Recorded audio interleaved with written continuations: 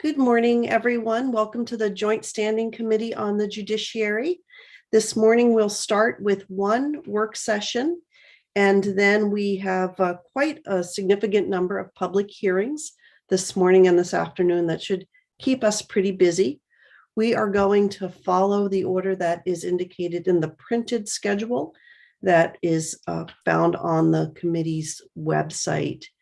It's not the bills with hyperlinks are listed in numeric order, but there is a separate printed document that is the actual order of bills.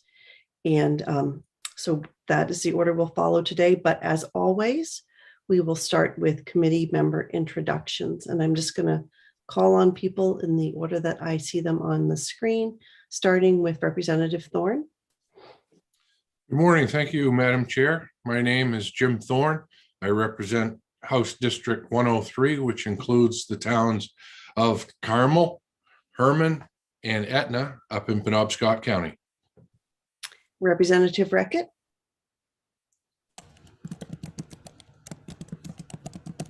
We're not able to hear you, Representative. Sorry, my name is Lois Reckitt, and I represent District 31, which is the ocean end of South Portland. Representative Harnett, co-chair. Thank you, Madam Chair, and good morning and welcome all. My name is Tom Harnett. I represent House District 83, which is the town of Farmingdale and the city of Gardner, where I reside. Senator Sanborn.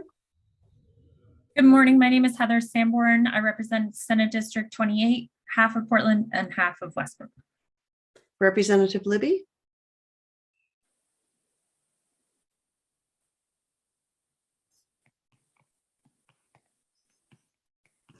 Good morning. I am Laura Libby. I represent District 64, which is part of Auburn and all of Minot.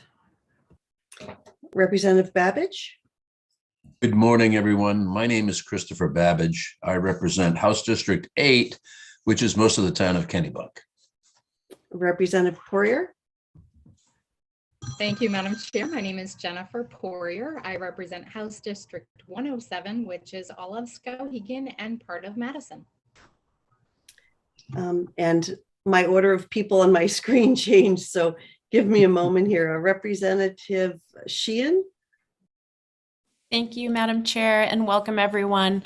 My name is Erin Sheehan, and I represent House District 12, which is part of Biddeford. Thank you. Representative Newell.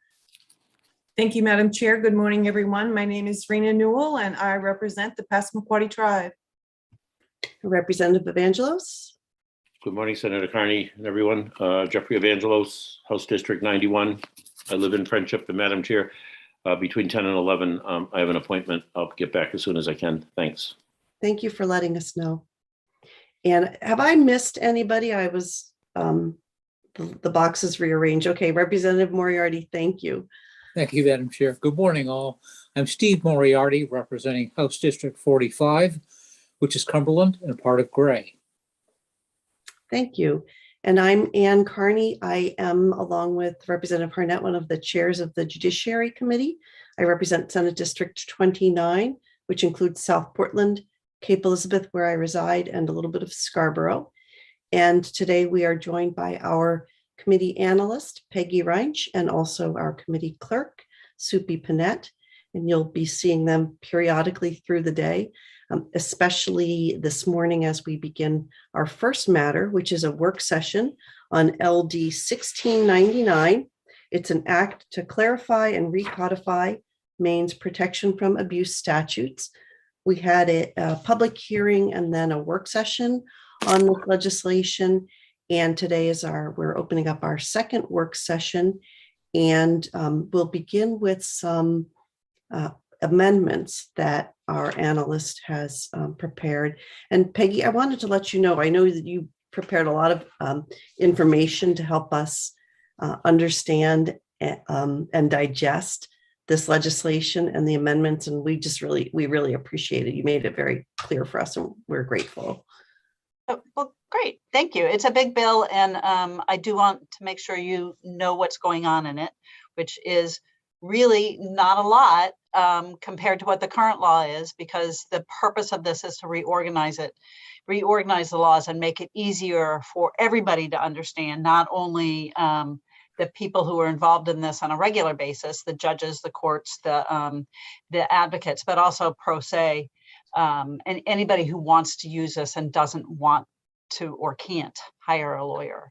So if you remember, we talked about a lot of issues, several issues.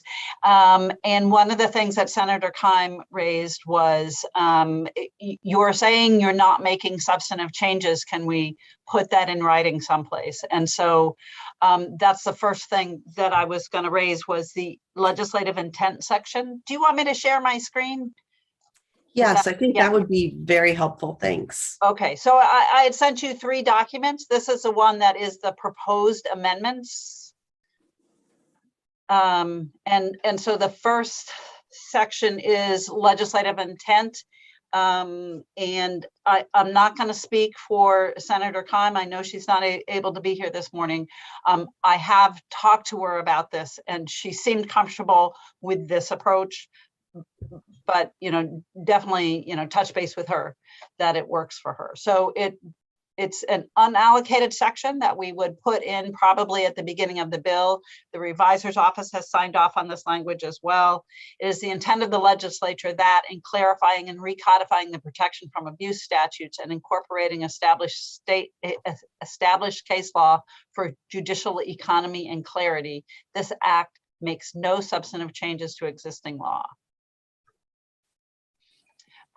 So the next thing we kind of talked about was the transition section. We're repealing the law that authorizes the Maine Commission on Domestic and Sexual Abuse and reenacting it. So we want to make sure that all those appointments are still good for their terms, as well as the Domestic Abuse Homicide Review Panel that is kind of embedded in that section of law. So that first one is keeping those appointments good, even though we're repealing the law and reenacting it in a different place. All contracts, agreements, and compacts of the Maine Commission on Domestic and Sexual Abuse in effect on January 1, 2023 continue in effect. The commission also certifies domestic violence intervention programs. And so this is just making sure that anything that they've certified under the old law continues to be certified under the current law. And then protection from abuse orders that were issued under what's current law, Chapter 101, before the effective date of this, January 1, 2023, are valid and remain in effect for the terms of those. But the extension and modification and termination of those orders are governed by this new chapter. So that means when an order comes up for renewal, or if somebody wants to modify it, you apply the new law. You don't have to go back and find what the old law was at the time. So I think those are all the transition things that need to happen. Can we pause there for a moment, Peggy, and just see if committee members have any questions about those two, the intent and transition sections? Do you want me to stop sharing? No, I don't see any raised hands, so I think you can move on. Thank you. Okay, so one of the things we needed to do was incorporate a change that was made by LD 803 that we did not include in the text of the bill, and that was this is for violations of a protection from abuse order. This is what LD 803 did. It amended section 4011, the violation section, that said it's a class C crime if a person violates a protective order issued under the current law, or an order similar to a protective order issued under this law in another jurisdiction. So that's what LD 803 did last year. That was one of your bills that you did.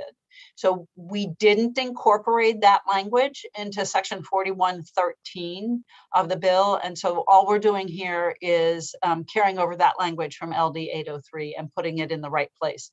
In the bill, it's section 4113. Keep going. Let me just see, committee members, any questions about that amendment, the third proposed amendment? Still not seeing any. Okay, go ahead, Peggy. Thank you. Great.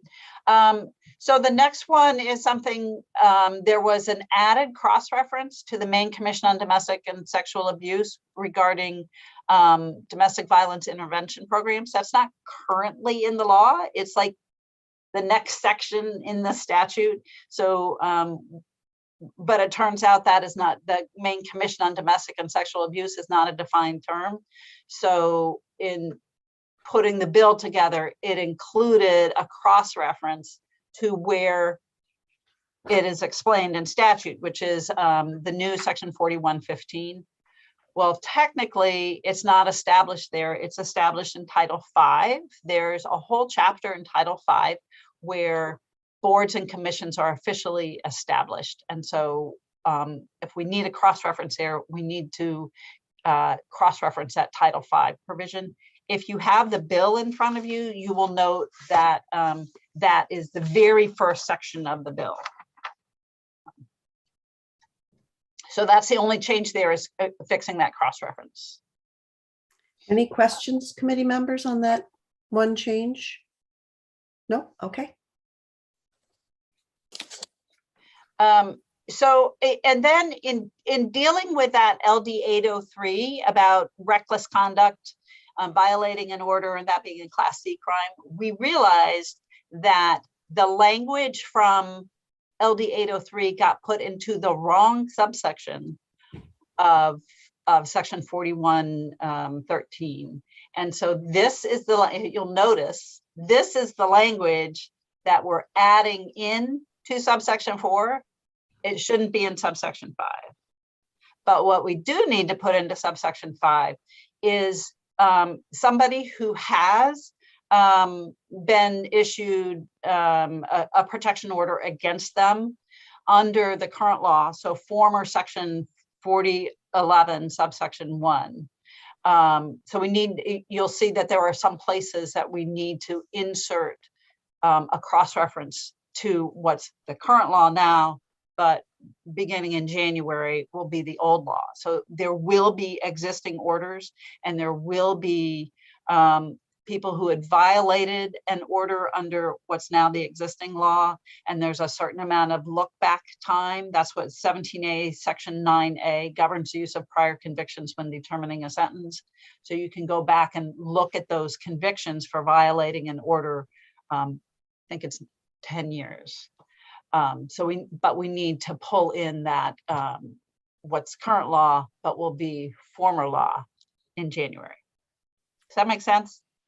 Did I muddy that up enough for you? No, I think it does make sense. And just one follow-up question, Peggy, if you don't mind. So this too is in the spirit of actually correcting an inadvertent mistake and also clarifying existing law, but not making a substantive change. Is that correct?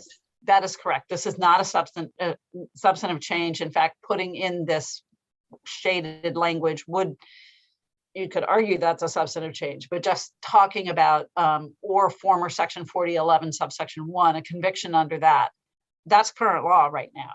So if you have a conviction under 4011 right now, that will count against you going forward. Okay. Thank you. Okay, and here's another place where we need to insert or an order issued under former section, I'm sorry, former chapter 101. We are, so this is when a law enforcement officer, this is section 4114 is law enforcement officers' responsibilities. And I mean, obviously this isn't going to last forever, having an order that was issued under former chapter 101, but as orders can last 2 years, or an extension may be for longer than 2 years in situations where the facts support that. You could have an order that's issued this year and it needs to be enforced in the future. So 5 years from now, you could probably go back in and strike out this cross-reference, because this is actually when somebody has an order, an active order against them, and they're in violation of it. So if an order were issued tomorrow, and then this law went into effect on January 1, 2023, this would just sweep in that order. Right. Okay. Right. Thank you. Okay, and now we have some cross references. I actually have a whole pile of cross references to, this is my pile of cross references, just to update without making any changes, just updating the cross references. What we've included here are anything where we've determined that there needs to be a reference to the former law, what is current law now. So this is actually in the animal welfare program employees that the commissioner may not hire somebody who has any of these convictions or a violation of former 4011, that's the violation of a protection order, or the new statute going forward, 19A 4113. Those are equivalent sections. So Peggy, this language that you're referring to right now, this is not in the Protection from Abuse Act. It's in a totally different title, but it refers to something in the Protection from Abuse Act.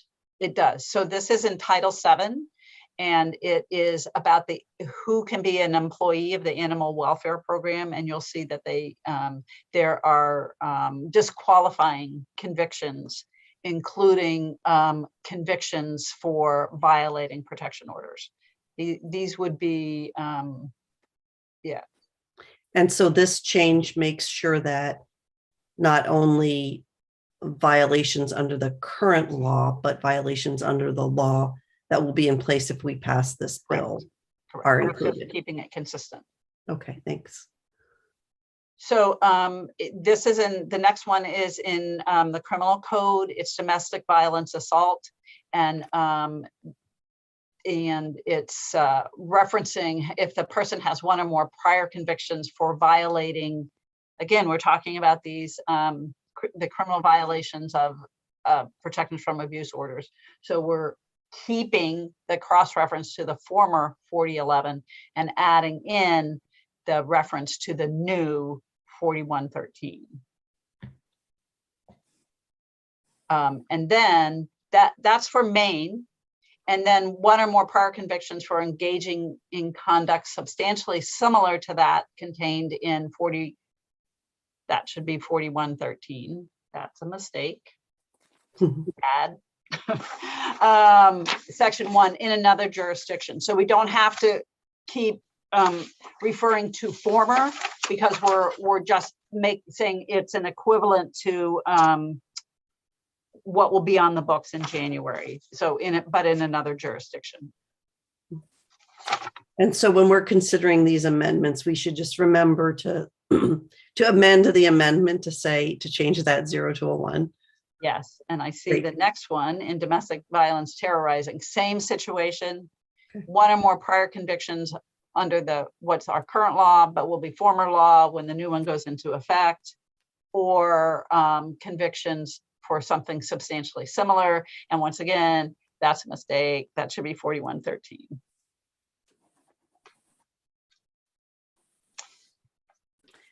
Any questions, committee members, about those? Nope. Okay, great. Thanks, Peggy. Okay, so there are 2 other documents that we'll get to in a second, but there's also an effective date, amend the bill to add an effective date of January 1, 2023. So now, if you don't mind, I'm going to switch to this document. And this is, if you remember, the definition of, and Andrew Mancuso put this colorful document together. You can see this, right? The color. We can. Okay. So if you remember, the definition of family or household member was all mushed into one big paragraph, and the bill breaks it out into separate lettered paragraphs. But part of that definition applies only to listed sections of the law, in the criminal code, the bail code, other places. So what Andrea has done is gone through and identified the places where it needs to be a limited definition, which means it's the sections that cross-reference the old definition, which is 4002 subsection 4, and aren't listed in that definition as for only these purposes, it includes this category of relationship. So what it does, what these sections do in that are highlighted in yellow are they limit it to paragraphs A through E. And do you need me to go back and explain that, or do you remember? I can do that. Yeah, I think explaining it would be helpful because that's something that I found puzzling, and I get it, but I found puzzling when I was originally looking through it. But before you get to that, Peggy, I just wanted to ask, so the other changes that you're going to take us through now, those are things that fall again outside of the Protection from Abuse Act, but have to be made consistent with it. Okay, great. Right. Thank you. Right. There are definitions. There are many statutes that use the definition that actually cross-references the definition of family or household member in Title 19A, Section 4002, subsection 2. Okay. And that's what we're going to be looking at as soon as I find it. Did I jump over it? Okay.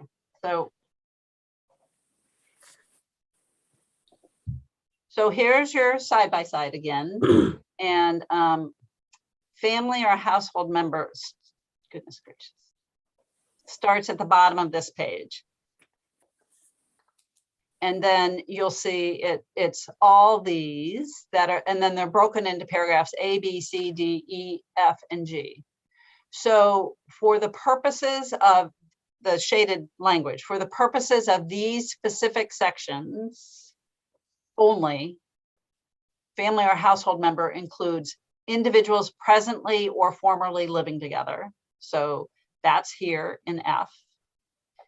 And individuals who are or were sexual partners. So that's G. So any place where 4002 subsection 2 is cross-referenced, but is not in this list of Title 15, these Title 17 sections, yeah, I think that's it, just 15 and 17. Then that means we really should just be applying A through E as parts of that definition. It should not be including individuals presently or formerly living together or individuals who are or were sexual partners outside of this little group of statutes. And so what, Peggy, again, that's in the spirit of making sure that this bill isn't changing the current law. Okay. Right, right. That's the whole reason we're dividing it out. And then, so now, hopefully this makes sense. We're going to look at sections in the statutes that use that cross-reference. They use the definition of family or household member as defined in 4002 subsection 4. But because this is not one of those sections of the law listed, that means we can't include F and G. So rather than saying it includes everybody in subsection 6, we're saying it includes subsection 6, paragraphs A through E. So we can go through all these. It also updates the definition of dating partner, which is changed to subsection 4 in section 4102. So this is a crime involving domestic violence, and it's not one of the Title 15 sections. I think these, this is one of the Title 15 sections. This is in the bail code. And so you'll see that is just says subsection 6. It's not limited to paragraphs A through E. And this is also in the bail code. This is also referenced in the definition in Title 19A right now. So that's just subsection 6. This also is in the bail code, but because it's not listed, we have to limit it to paragraphs A through E. This is a warrantless arrest by a law enforcement officer. This is listed in the definition, so subsection 6 is sufficient. Domestic violence assault, that is one of the listed cross-references, so we can use all of subsection 6. Domestic violence aggravated assault, it's also listed. Domestic violence elevated aggravated assault. Domestic violence elevated aggravated assault on a pregnant person. Domestic violence criminal threatening, all of these are listed. Domestic violence terrorizing. Domestic violence stalking. Domestic violence reckless conduct.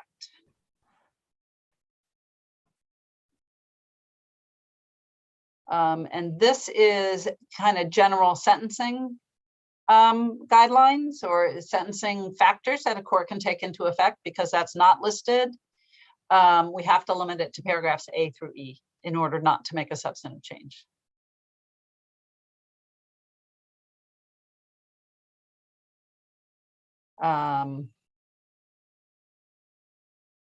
And I'm forgetting what 1801 is.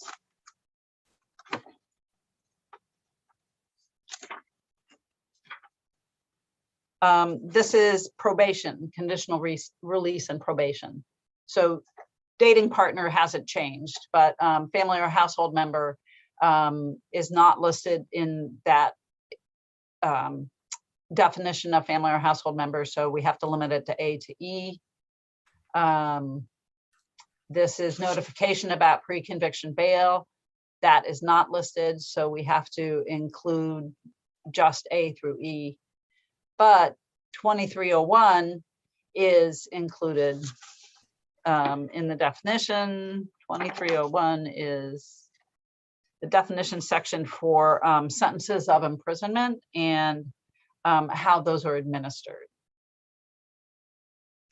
So that's what we have for catching up all the reference, any kind of cross-reference in all of the statutes that include 19A 4002 subsection 4. We're going to update them all. Wow, thank you. While we're still screen sharing, Peggy, let's just see. Committee members, does anybody have questions about either this process in general, updating these references, or about a specific section that's been updated with cross-references? Go ahead, Representative Moriarty. Thank you, Madam Chair. Peggy, if I could just summarize what I think you've told us. We have before us two sets of amendments. The first is various amendments that pertain to the protection from abuse statute. And it begins with the statement that the act makes no substantive changes to existing law. The second set of amendments, which you've just reviewed, are in fact to other statutes which cross-reference the protection from abuse. And is the same statement true, that the second set of amendments make no changes to existing law? No substantive changes, correct. Okay, that helps me. Yes, and just to go on from there a little bit, those were the sections that we thought it was very important for you to see, because it's that kind of weird limitation of the definition of family or household member. That's really all that second document does, other than picking up dating partners when it was also in there. There are actually about 50 other cross-references to things that are being repealed in Chapter 101 and being reenacted in Chapter 103. And I have not given all of those to you, but it will show up in the committee amendment. So it will take a little bit longer for the revisor's office to process. But those are straight cross-reference updates to things that are in Chapter 101. So anything between 4001 and 4015, maybe 16, all those have to be corrected if they're referencing Title 19A. So there are also some references within Title 19A that refer to Chapter 101, or outside Title 19A that refer to 19A, Chapter 101. We have to catch all those and update those too. So we think we have all those done. And I will certainly give you a chance to look at them once the revisor's office has completed them. They will double check every single one of our cross references as well. Okay, So, thank you. Yeah, thank you. But all of these are not intended to make any substantive changes. We've incorporated case law, and that's how the court interprets the current law as it is. And there was one more question about law enforcement agency, including the University of Maine system. And yes, there are sworn officers that serve in the different law enforcement agencies that are part of the University of Maine system. And they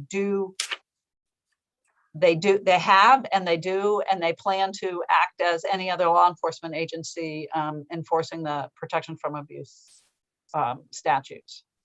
So I hope that answers the questions. And I do have the email from that conversation if anybody needs to see that. Okay, good. Thanks. Thank you. So the other document that I sent to you was the cases.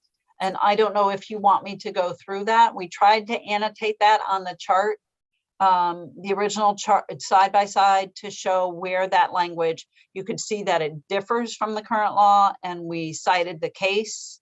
If you want, you can look at that table of cases for the PFA chart if you want to see exactly what those holdings were. I copied the language from the court opinions. I'm happy to walk through that if you'd like. Let's see if committee members would like to do that. Representative Thorne? Thank you, Madam Chair. I don't want to get too far away from the mentioned reference that Peggy gave to the University of Maine system.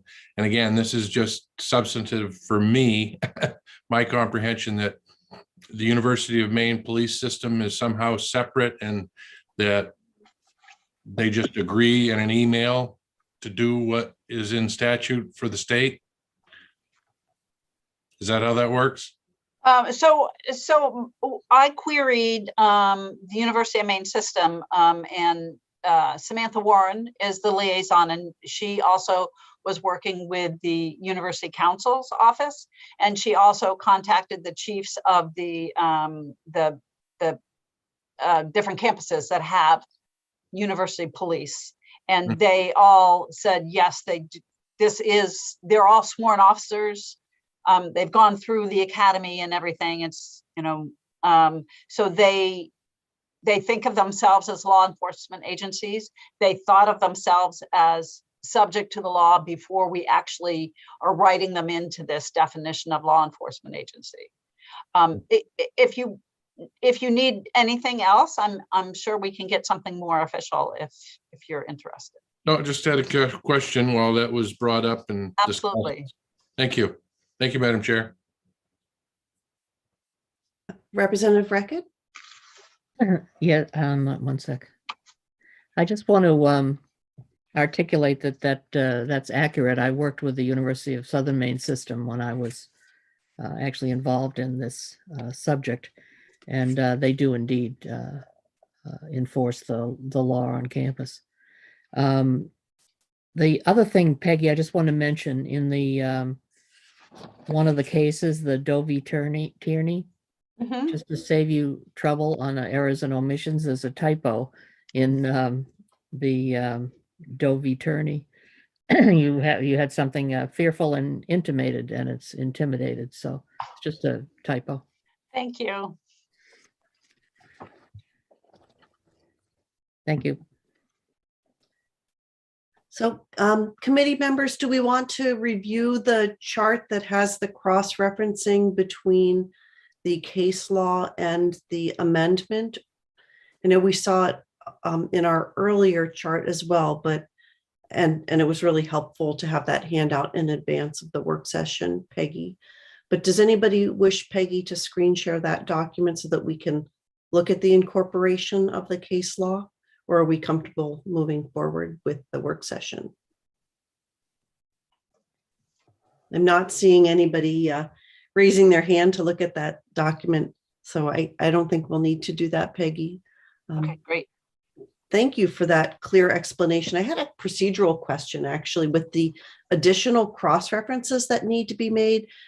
Is that something that we would review on language review, or is it something that we should have in front of us before we actually vote on this bill? I would hope you could do that in language review, and I'm not sure, the best way to do it. I can give you a chart that says when you use this, the old law refers to 4002, the new law refers to 4102. You can do that and we can go through that, but I really don't think that needs to slow down how you want to go forward with this bill. Okay. All right. Yeah, I think having the chart for language review would be really helpful to the committee. Thank you. Okay, committee members, any additional questions for Peggy about the information, the proposed amendments to LD 1696? Not seeing any additional questions for Peggy.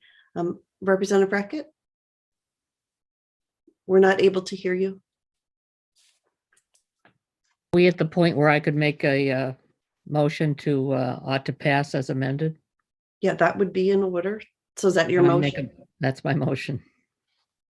So we have an ought to pass as amended, seconded by Senator Sanborn. Thank you. And that frames the discussion. So let's move into committee discussion of the bill. I do want to let people know that we have some advocates. We have Andrea Mancuso, Lucia Hunt, and Elizabeth Ward Saxel available in the attendee portion of the meeting. If anyone had questions for them related to the proposed amendments, I know they also spoke to us last week on this. So I don't know if there will be questions, but if you're interested in asking a question of any of the advocates who have been involved in this rewrite, could you please raise your hand and then we can bring them over?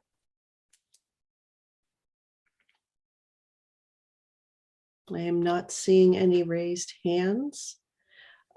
Committee members, is there any discussion on LD 1696?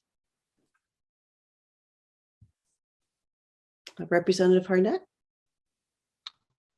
Thank you, Madam Chair. I just really want to thank Peggy.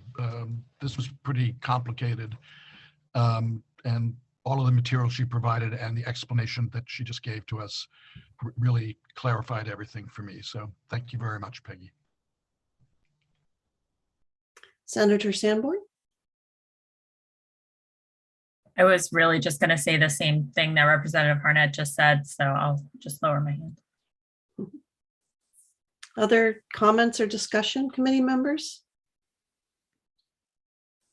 I would like to weigh in, one with thanks, but also just to reflect on how these changes will help people who are involved in protection from abuse claims. As an attorney, I didn't do a lot of work with this area of law. And so if I were helping a client who I represented in some other matter, like an employment discrimination case, I actually wouldn't be familiar with the case law necessarily. And so I think that one of the great strengths of these amendments is the fact that we're incorporating the case law into the statute so that everybody has access to it, whether you're an attorney unfamiliar with this area of the law, whether you're a pro se plaintiff or defendant in a protection from an abuse case. It just makes the law so much easier for folks to understand and apply. And I think that's a great strength of this amendment. And I want to thank everyone for their work on it. Representative Babbage? Yes, thank you, Madam Chair. I wanted to also thank those that contributed to this, and especially our analyst, Peggy Reich, for the non-attorneys on the panel. I personally am just amazed at the depth of knowledge that it takes to do cross-referencing. And I really appreciate the long work that makes my job so much easier. So thank you.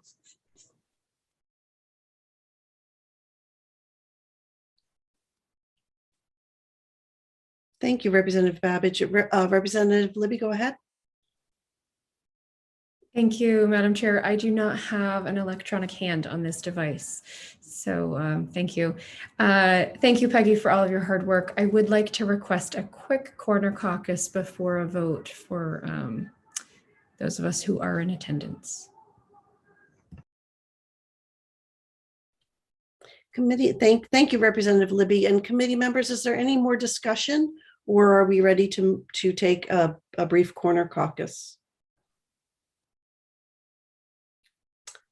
I'm not seeing any other discussion, so it is 9:44.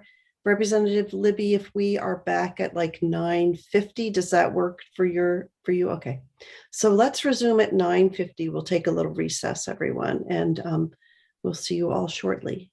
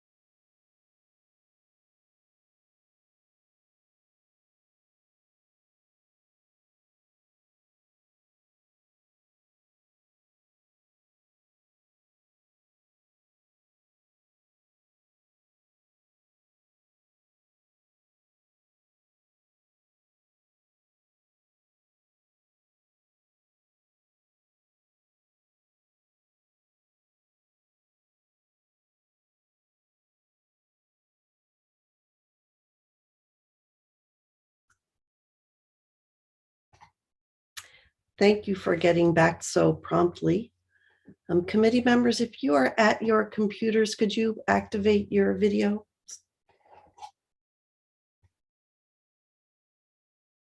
Representative Babbage, I think you have a residual hand up, but I just wanted to check in with you. Okay.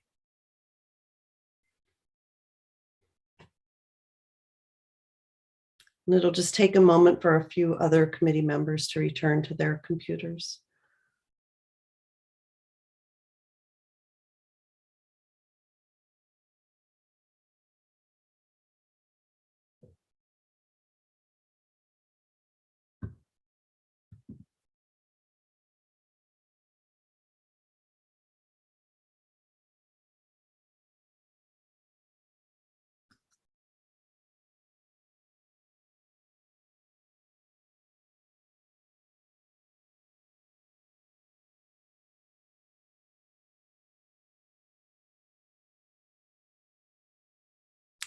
Looks like we are all back. And is there any further discussion before we move on to a vote on 1696? I am not seeing any hands up. So I think that the committee is ready for the vote. So we've been joined by our committee clerk, Supi Panett. So committee members,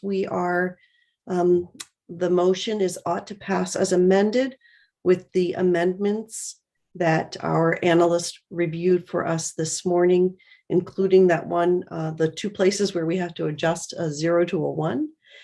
And with that, we will move to the vote. Go ahead, Supi, thanks. Thank you, Madam Chair. Representative Galgay-Reckett. Yes.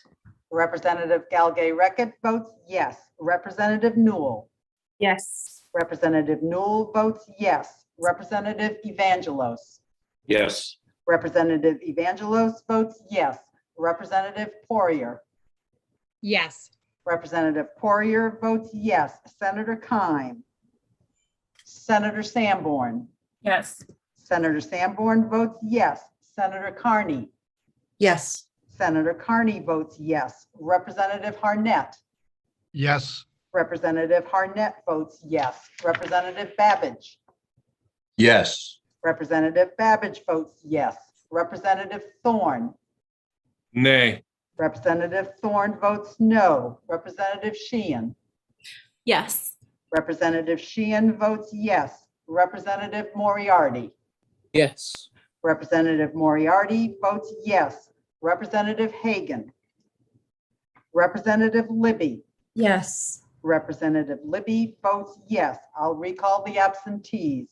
Senator Keim. Senator Keim is absent. Representative Hagan. Representative Hagan is absent. Madam Chair, I have 11 members voting in the affirmative, 1 in the negative, and 2 members are absent. Thank you very much. And with that, the motion ought to pass as amended carries. And Representative Thorne, could you let us know what your report is? Ought not to pass. Thank you very much. Thank you. And so with that, we have concluded our work session on 1696. We'll close that work session and move on to our public hearings today. And we will begin with a public hearing on LD 1904, an act to make technical corrections to the Maine Juvenile Code. That is being presented by our committee chair, Representative Harnett. And Representative Harnett, you can proceed when you're ready. Thank you very much, Madam Chair, Senator Carney, and esteemed colleagues of the Judiciary Committee. My name is Tom Harnett, and I represent House District 83, which includes the town of Farmingdale and the city of Gardner. I'm here today to introduce LD 1904, an act to make technical corrections to the Maine Juvenile Code. I'm submitting this legislation on behalf of the Criminal Law Advisory Committee. This bill is indeed simply a technical correction to Maine's Juvenile Code regarding the sealing of juvenile case records by the State Bureau of Identification. This change allows for two things: a notice of the court's order instead of a written copy of the court's order being provided to SBI, and it allows for the notice of the order to be sent by electronic transmission. You will hear from representatives of the Criminal Law Advisory Committee and the State Bureau of Identification who are present to give you a more detailed explanation of why this technical change will allow for the more efficient communication between the court and the State Bureau of Identification. These technical corrections will facilitate the process of sealing juvenile case records, thus improving the life prospects for young people adjudicated under Maine's Juvenile Code. I'm happy to entertain questions, but you may wish to defer your questions until the experts on this matter testify. Thank you very much for the opportunity to present this bill for your consideration. Thank you very much, Representative Harnett. Committee members, are there any questions for Representative Harnett? I am not seeing any questions. All right, so we will turn to the attendee portion of the meeting. And at this point, I would ask anyone who's in attendance at the meeting who wishes to speak in favor of this legislation to please raise your electronic hand and keep it raised until you've been brought onto the panel.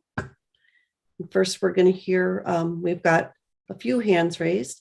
We'll bring over Laura Ustack and hear from her first.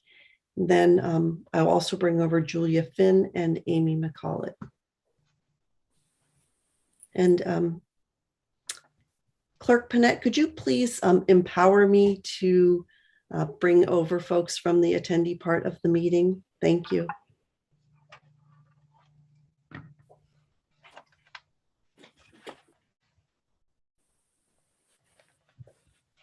This will just take a moment, everyone. Thanks for your patience.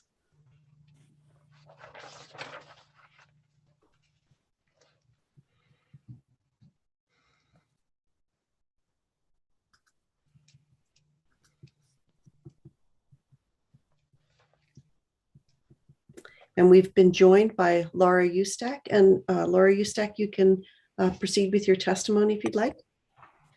Good morning, Senator Carney and Representative Harnett and members of the committee. My name is Laura Ustack, and I am here in my capacity as chair of the Criminal Law Advisory Commission. Some of you may know me in my role as an Assistant Attorney General. I'm not here in that role this morning, but I'm speaking on behalf of CLAC.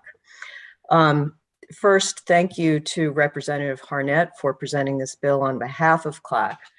This bill came to CLAC's attention from staff at the State Bureau of Identification and the court, who pointed out to us that some of the changes made last session were overly specific in that they required that notice of the order come over to the State Bureau of Identification in a specific written format. And that just doesn't reflect the way that it happens. Normally, the court notifies SBI of a disposition electronically. So the only thing this bill seeks to do is recognize that. It recognizes the current way that the court and SBI do business and facilitates implementation of the law that you enacted last session. This process is being able to do that is important because it makes this process much quicker and more efficient and less likely to mistake, quite frankly, because it doesn't require any manual entry. I also submitted written testimony, but I would defer to both the court and to staff from the State Bureau of Identification. I know they're both here this morning and they're much better at explaining the nuts and bolts of the IT process if the committee has any questions about that. And I'm happy to be here for any work session and to take any questions you may have. Thank you. Thank you. Committee members, are there any questions for Laura Ustack? I am not seeing any. I actually have a quick question for you. Could you please share with me the name of the person from the State Bureau of Identification who is? Sure, I'm sorry, Amy McCollett. Okay, all right. I was a little confused about hands going up and down. I'll bring her over as well. Thank you. And thank you for being available for the work session. Next, we'll hear from Julie Finn. And Julie Finn, you can proceed when you're ready. Thank you. Good morning, Senator Carney, Representative Harnett, members of the Joint Standing Committee on Judiciary. My name is Julie Finn, and I represent the Maine Judicial Branch. And this morning, I would like to testify in favor of LD 1904. The need for this bill was discovered while the Judicial Branch, together with the State Bureau of Identification, was implementing a new law from last session, LD 1676, an act to limit access to juvenile case records and protect the confidentiality of juvenile history record information, now codified as Public Law 2021, Chapter 365. The bill provides a quick fix to a minor problem in the new law. Title 15, Section 3308C, subsection 10, subpart E, involves the sealing of a juvenile file as a result of the granting of a petition to seal or an automatic sealing order. Current language describes a copy of the court's written order, which seems to preclude the transmission of electronic information. Because both the Judicial Branch and SBI are working to set up an electronic transmission system to send and receive this information, a change is needed to clarify only the method of transmission. The bill simply allows the Judicial Branch to send information regarding the sealing of juvenile records to SBI by electronic means. We urge you to support this bill and vote ought to pass. You just spent a lot of time talking about non-substantive changes to law, and I would submit that this is another one of those. This is a non-substantive change. It only involves the method of transmission. Thank you very much for your time. Thank you. Committee members, any questions for Julie Finn? Not seeing any. Thank you so much for being here today. Thank you. And Amy McCollett, could you please begin whenever you're ready? Yes, thank you, committee members. My name is Amy McCollett. I am the Business System Administrator of the State Bureau of Identification, which is a part of Department of Public Safety. I present this testimony on behalf of the administration in support of LD 1904. As you've heard from Julie Flynn and Laura, the State Bureau of Identification is consistently obtaining data from various partners, the agencies, to create the most complete and accurate criminal history record possible. In order to conduct our business in the most effective and efficient manner, this LD 1904's technical changes help facilitate a more error-proof mechanism. So SBI, when we receive the data directly from the court's computer system, it'll automatically be integrated into the system. Currently, SBI receives these paper sealed records in paper form. We have to sort through these. Staff has to manually enter or update the records. With the LD 1904 technical updates, the electronic transmission will provide, obviously, the electronic disposition that wouldn't be subject to human error, lapse in time, or just the human review in the data entry portion of it. This technical update would allow the courts and SBI to have a seamless sealing process once the petition is granted and then submitted to SBI. Supporting this LD allows the agency to timely and efficiently receive the needed juvenile sealed record notices from the courts. For this reason, again, the administration is in support of LD 1904. Thank you very much for your couple minutes of time. If you have any questions during the work session, please feel free to ask. Thank you very much. Committee members, any questions for Amy McCollett? I'm not seeing any. We appreciate you being here today. And that concludes all who have raised their hand to speak in favor of the legislation. If you are in opposition to LD 1904, and would like to speak, please raise your electronic hand. And again, keep it raised until you've been moved to the panel. And I'm not seeing anyone wishing to speak in opposition. If there's anybody in the attendee portion of the meeting who wishes to speak neither for nor against, please raise your electronic hand. And again, keep it raised until you've been brought onto the panel. And I am not seeing any raised hands for neither for nor against. So with that, we will close the work session. The public hearing on LD 1904. And we will now move to the work session on the next bill. And I'm going to hand the virtual gavel over to Co-Chair Harnett. Thank you very much, Madam Chair. And I will now open the public hearing on LD 1856, an act to eliminate conflicts of interest with respect to the payment of fees to bail commissioners. And I would call upon my co-chair, Senator Carney, as the sponsor to introduce this piece of legislation. Thank you. Thank you very much. Good morning, Representative Harnett and esteemed colleagues on the Judiciary Committee. As you know, I'm Senator Ann Carney, representing Senate District 29, which includes South Portland, Cape Elizabeth, and a little bit of Scarborough. I'm pleased to sponsor this and introduce this legislation today. The judicial branch offers LD 1856 in recognition of two pressing concerns. First, Maine's bail code requires criminal defendants to pay a $60 fee to the bail commissioners who set bail to allow those defendants to get out of jail while awaiting trial. The first concern is that the current system creates an appearance of a conflict of interest. Second, it makes no arrangement for defendants who cannot afford the fee.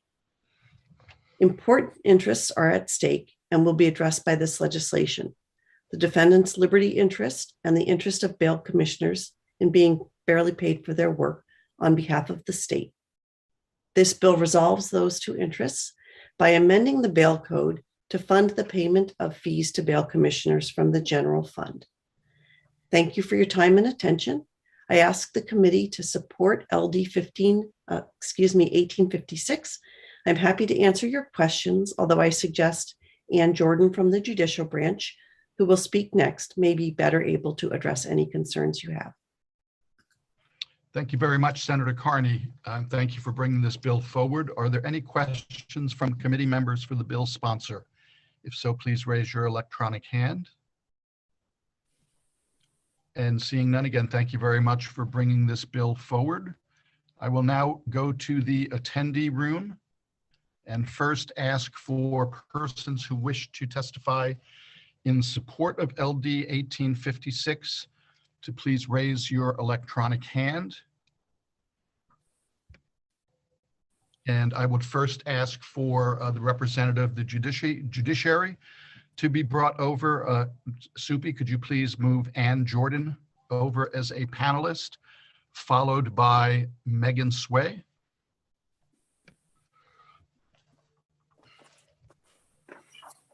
And we'll just wait a few minutes for people to travel over.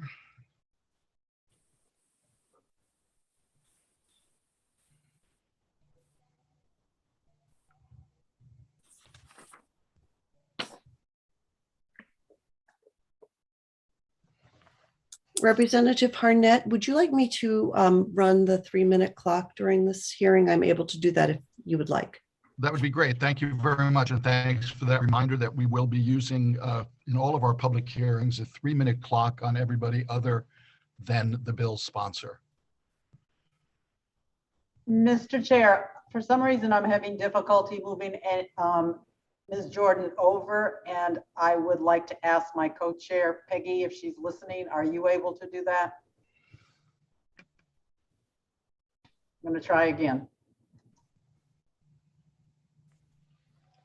I don't see her. I see her in the. Oh, there she is. Okay. I'm seeing her in the attendee space, but I've hit promote about 15 times and I can't get it to move.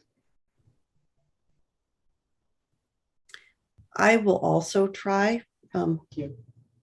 Oh, I'm seeing a message that she declined to be promoted. And sometimes that happens when somebody had to step away from their computer momentarily. So maybe it would be good to move on to somebody else and then try her again in a few minutes. Thank you, Madam Chair. Thank you very much. Then I would ask Supi if you could please move over Megan Sway, followed by Amber Tucker. I apologize.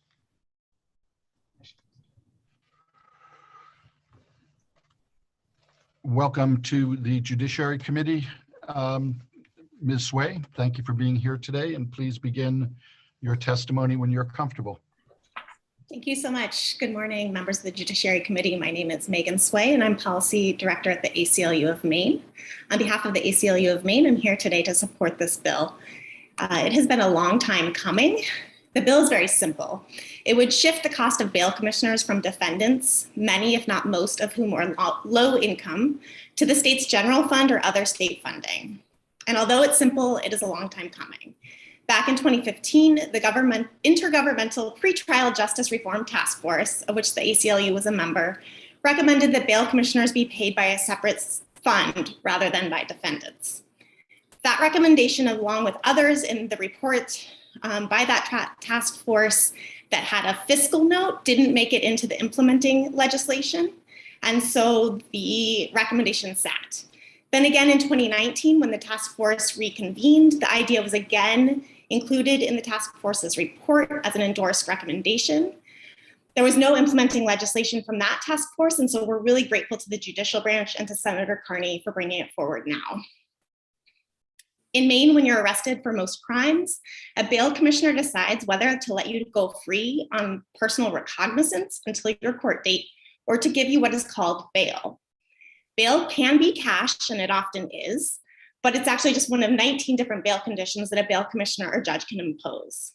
In order to be released by a bail commissioner, a defendant must, on top of satisfying all the other conditions imposed, pay the bail commissioner $60. This fee is due even if a bail commissioner decides that cash bail is inappropriate and does not impose cash bail as a condition of release. The fee is non-refundable, even if the defendant is later found not guilty. Although there are court rules and statutory law that says that a defendant may not be held pre-trial if they can't afford the bail commissioner fee, the current fee structure creates a problematic incentive that threatens the integrity of the bail process and hurts poor defendants. Bail commissioners are considered judicial officers. They're appointed by the chief judge of the district court, they enjoy immunity from liability, and they're required by law to receive training by the judicial branch. Despite this, they are paid differently from all other judicial officers. They're paid with a $60 fee, which they only receive if they agree to grant bail, and if the defendant can comply with the bail conditions, which usually means they can afford to pay a cash condition. This fee structure incentivizes bail commissioners to act less speedily to release someone who cannot afford to pay their fee in order to wait until another defendant who can afford to pay comes along. This means that poor defendants have to wait longer than wealthier defendants to get out of jail. It's also unfair to bail commissioners themselves. They're required to work for free if defendants can't pay. Depending on who is arrested in a certain time frame, this means that certain bail commissioners may get paid every time they set bail, while other bail commissioners may only get paid for every other or every third bail they set. With this pay structure, it's hard to attract and keep good bail commissioner candidates. This legislation will address a small but important part of our justice system and reduce the chances that a person's poverty keeps them incarcerated longer. We urge you to vote ought to pass. Thank you. Thank you very much, Ms. Sway. Are there questions from committee members for Ms. Sway? If so, please raise your electronic hand. Thank you. Have a great day. Thank you. I am not seeing any questions. We appreciate your time today. I would next call upon Amber Tucker. Good morning, Ms. Tucker. Welcome to the Judiciary Committee. Please begin your testimony when you're comfortable. Thank you. Good morning, committee members. My name is Amber Tucker, and I've spent nearly 17 years practicing criminal law. I spent 4 years at the Public Defender's Office in Tampa, Florida, several years here in Maine as a drug prosecutor for the Attorney General's office, and the balance of my time has been spent in private practice doing criminal defense. I am the current president of the Maine Association of Criminal Defense Lawyers, and I am here this morning in that capacity. MAPDL supports LD 1856. The indigent accused should not be incarcerated longer than those who are not indigent simply because they cannot afford the $60 bail commissioner fee. The practical effect of the existing statute has done exactly that. Some accused have reported that they were told by jail staff that they would not be released until they're able to come up with the bail commissioner fee. Although that is in contravention to the law, it does happen. The resultant effect is that indigent people remain in jail longer because of the time it takes to call numerous friends and family members to raise the non-refundable bail commissioner fee, or simply their ultimate inability to come up with the funds. Persons accused of a crime are innocent until proven guilty, and for every moment they sit in jail, they are deprived of freedom. The state should not knowingly continue to endorse a system that has created such disparate treatment for the indigent accused. Moreover, bail commissioners should be paid for their work. They should not be required to work for free simply because a person who has been accused of a crime is of limited financial means and is unable to raise the $60 to pay his or her bail commissioner fee. Unfortunately, the practical effect of the existing statute provides little incentive for a bail commissioner to go to the jail when there is no likelihood of getting paid, and it creates conflict for that individual in carrying out his or her duties. Bail commissioners are charged with knowing the law and are entrusted with confidential information. The state asks a considerable amount from its bail commissioners, and they certainly should be paid for their work. LD 1856 is long overdue, and MAPDL is grateful to Senator Carney and Representative Harnett in leading this effort and for the time, attention, and consideration of the Joint Standing Committee on Judiciary. Thank you. Thank you very much, Ms. Tucker, and I will now turn to committee members to see if there are any questions. Representative Evangelos. Thank you, Mr. Chair, and good morning, Amber. Good morning. First of all, I want to thank you for the role you played in December 9th for asking the right questions. And I do have a couple of inquiries regarding indigent defendants on this matter. Can you tell me when an accused who is assumed innocent, when they reach this stage negotiating this or trying to find this solution to their bail problems, at that point, is an indigent defendant counseled or uncounseled? To my knowledge, it would be uncounseled unless they've already been appointed a counsel prior to that. Okay. And, you know, I'm really, really deeply concerned about this 27,000 case backlog.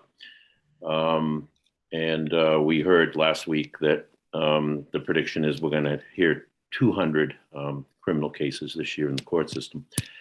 So, I mean, how many people have we got stuck in jail in violation of their Sixth Amendment right to a speedy trial? I mean, we're talking thousands of people here. I don't have an exact number, but it is quite high. It is concerning. I just, I mean, the system is literally breaking.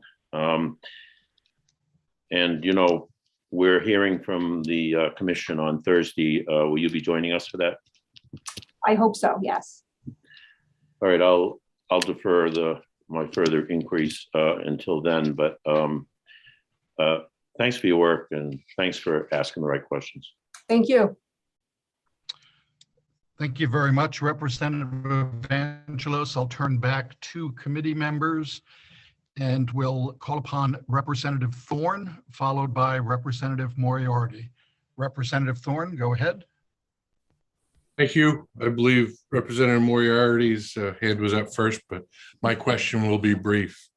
Ms. Tucker, curious if there's any statistics about how many of these indigent people that are stuck in jail because of a bail they can't pay end up being convicted of the crime they were accused of. I do not have any statistics for you, unfortunately, right now, but I can certainly look into that and get back to you on that. Okay, thank you. Thank you. Thank you, Representative Thorne. And I apologize. Sometimes it's hard to know whose hand is up first. As chairs, we do the best we can. Representative Moriarty. Nothing to apologize for, Mr. Chair. Ms. Tucker, I'm sorry if the answer is staring me right in the face, but I note that the general fund will be the source for payment of the bail commissioner's fee. But I wonder about defendants with adequate resources to pay themselves. Are they expected to pay, or does this apply only to those who are unable to pay? My understanding in review of the proposed bill is that it would apply to everyone across the board. Was there any attempt to limit the general fund's exposure to those who simply couldn't afford to pay?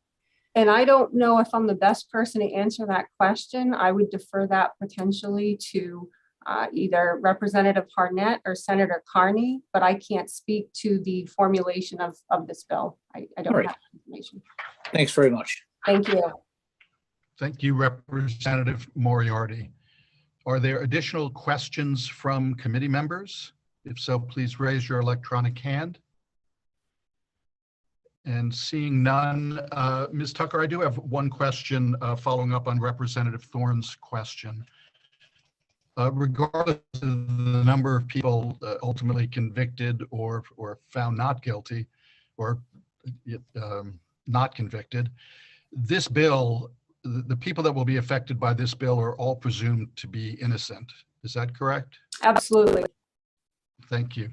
Well, and there was one other thing too that I was thinking about, just anecdotally, a response to Representative Thorne's question. I had a trial in September of this past year, and that individual had waited in jail almost 2 years for his trial.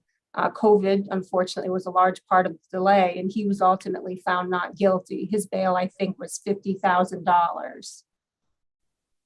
Thank you very much for that. Thank you. Are there additional questions for Ms. Tucker? Seeing none, thank you very much for your time today. We appreciate your attendance. Thank you. Supi, if you could please move over Peter Fessenden, and I am not seeing Ms. Jordan in the attendee room at all at this point. Yeah, she's joined the panel. She has. Oh, okay, then with all due respect to Mr. Fessenden, we had been waiting to hear from the judiciary. If we could move Mr. Fessenden over, but I would turn to Ms. Jordan. Thank you for your Herculean efforts to join us today. Please begin your testimony when you're comfortable. Good morning, Senator Carney, Representative Harnett, and members of the Joint Standing Committee on the Judiciary. My name is Ann Jordan, and I represent the judicial branch today. I am the manager of criminal process and specialty dockets, and one of my responsibilities is overseeing bail commissioners and bail commissioner training. This bill is the only judicial branch bill offered this session. LD 1856 was proposed as a result of two problems with the current requirement in the Maine Bail Code that defendants must pay the $60 fee to the bail commissioner. First, if the defendant lacks the funds to pay the fee, there is no other source of funding. As a result, the bail commissioner does not get paid. Title 15, Section 1023(5) mandates that if an individual is unable to pay the $60 fee, the bail commissioner must nevertheless prepare and execute the bond in related paperwork. It further states the bail commissioner may not refuse to set a bail or execute a bond for an individual who cannot pay the fee. The fact that a defendant must pay a fee to the person responsible for setting bail, allowing him or her to get out of jail, has long been problematic. It creates the perception of a conflict of interest, which is particularly unseemly in the context of the criminal justice system, where the defendant's liberty is at stake. The second problem derives from the fact that there is no other source of payment if the defendant is indigent and unable to pay the fee. While the current law does provide that the counties can set up a fund to pay for this, at this time, none of the counties have that system set up. In the past, I can tell you that Kennebec County under former Sheriff Liberty had such a fund. You should be aware that bail commissioners are often contacted in the middle of the night and must drive to a county jail or local police station to assess the case and fill out and execute the bail bond and related paperwork. This frequently involves filling out multiple bonds for multiple cases for a single defendant. Bail commissioners are only paid per defendant. They are not paid per bond. When bail commissioners are not paid for this work, that sends a message that despite their heavy responsibility of making decisions regarding a person's liberty, their skill is not acknowledged, nor are they respected enough to be paid for their work for the people of the state of Maine. In the last week or so, I have tried to gather numbers from our bail commissioners as to the number of bail bonds they executed and the numbers that were for free bails. The committee should be aware that a bail bond can be executed in 3 different ways. It can be executed by a bail commissioner. In cases where the PR, that's personal recognizance or unsecured bail, has been set by a judge, trained jail staff with the permission of their sheriff can also execute a bond. And at times, court clerks, if the individual is present in the courtroom, is also able to prepare and execute the bond. Our numbers from 2021 show that the percent of free bails executed by bail commissioners varies widely, from some bail commissioners doing no free bails to as high as 34% of all bail bonds being executed. The statewide average is approximately 12%. There is no pattern geographically that distinguishes the differences. We went back and looked, and of my bail commissioners who responded, there were some who were unable to do so because of illness, family illness, or because they are out of state. Bail commissioners, only 15 of my bail commissioners executed 0% to 4. 20% of them executed between 5 and 10% of all their bonds. And we had a number of bail commissioners who executed bonds, and more than 20% of all the bonds they executed were free bonds. That includes 3 individuals, bail commissioners in York County, 4 individual bail commissioners in Cumberland, 1 in Aroostook, 1 in Knox, 1 in Androscoggin, and 1 in Kennebec. Unsurprisingly, it has been increasingly difficult to recruit qualified individuals to work as bail commissioners. I started with the Maine Judicial Branch approximately 10 years ago, and at that time I had 112 bail commissioners available to respond to execute bails. Today, there are only 77. When advertised, applications to become a bail commissioner have also dropped significantly. In my last round of advertising, I advertised for 8 positions. I was able to fill 3. We asked that a reliable source of funding be identified to pay bail commissioners fairly for their work. People deserve to be paid for their work for the state of Maine. Please vote ought to pass on LD 1856. Thank you for your time, and I would be happy to answer any questions concerning the statistics we have available, the process, or any other questions you may have. Thank you very much, Ms. Jordan. The committee appreciates your time and testimony today. Are there questions from committee members for Ms. Jordan? Representative Thorne. Thank you, Mr. Chair. Welcome, Ms. Jordan. Appreciate you being here today to help us figure this one out. Multiple part question, if you'll indulge me, Mr. Chair.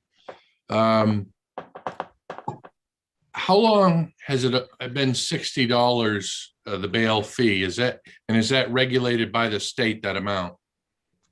The $60, Representative, the $60 fee is written into the statute, and it has been $60 since I've been with the branch for at least the last 10 years. Before that, it was 40, and before that, during the time when I was a prosecutor, 1984 to 1990, it was $25. I don't know when the changes occurred, but it's written into the statute, up to $60. Okay. And if I may, a follow-up question, Mr. Chair? Yes, you may, sir. I'm, again, just curious about the structure-wise of it.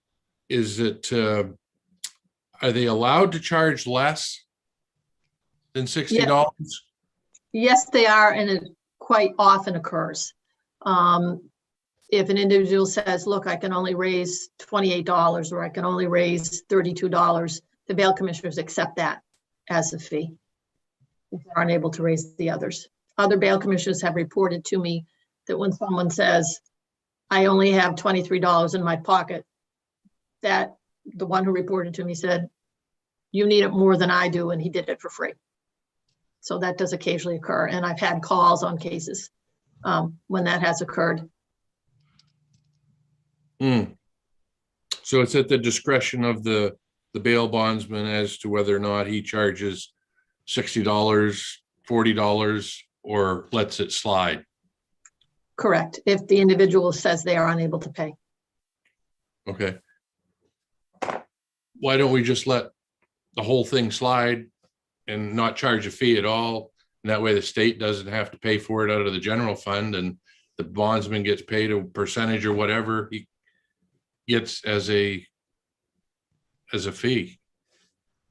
Just curious on that, rather than have a straight standard fee that some bailsmen charge, some don't, some charge less. That seems, like it's not a component of why the person is incarcerated. And if we're trying to just keep presumed innocent people from being incarcerated, why don't we just waive that fee altogether, and then there'd be no discussion, and then the fee is based off whatever the fine is if the person is proven guilty. So, Well, I think the problem I would suggest to you, Representative, is that if bail commissioners are not paid, you're not going to have any bail commissioners left coming out at 2 o'clock in the morning. yeah. Okay. All right. Save that question for another day. Thank you. Okay. Thank you, sir. Thank you, Representative Thorne. Are there additional questions from committee members? Representative Babich. Thank you, Mr. Chairman. Good to see you again, Ms. Jordan. You too, Senator. I just, just to be clear for me, the free bails that you spoke of have nothing to do with the bail commissioner's decision. It's the amount of times that a fee was paid for them. Is that what you're saying? That's correct. It's the free bails is the amount of times a bail commissioner did not get paid for responding to execute the bonds. Thank you. I'm interested in the conflict of interest concern here. Perhaps it was given to us as information, but for how long have we had a defendant paid bail fee? Well, it's been during my experience in the legislature for sure. Does it go back for your entire legal career, or? I was sworn in as a lawyer and as an assistant DA in 1984, and they were paying the fees then. Thank you. So I can tell you that much. Thank you. Before that, I couldn't tell you. Thank you, Representative Babich. And if you could lower your electronic hand, that would be great. Representative Sheehan. Thanks, Mr. Chair. I'm not sure that you're the right person to answer this question, but out of curiosity, how common is this fee structure for compensating bail commissioners, I guess, across the country? From the research that I've done, and it hasn't been a 50-state search, so I have to be honest there. I believe that the separate fee, we are unique in the nation. Most states, 44 states, the last time I checked, had a system where there were commercial bail bondsmen.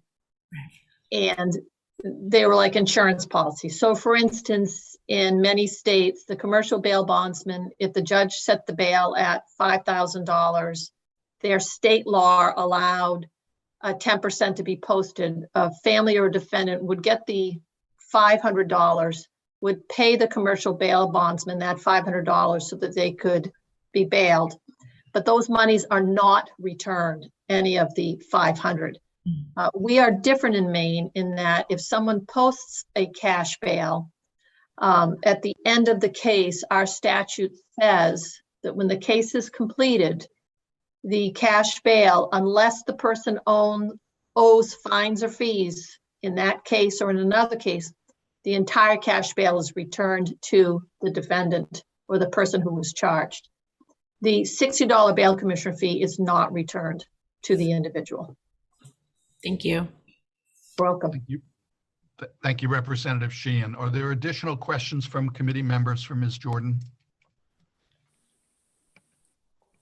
Seeing none, thank you very much for your attendance here today. We greatly appreciate your input. Thank you. I'm going back to the attendee room, and I would ask for the committee clerk to please move Peter Fessenden over, also testifying in favor of LD 1856. And Mr. Fessenden, as soon as you are ready, please activate your camera, unmute yourself, and begin your testimony when you're comfortable. And thank you for being here today.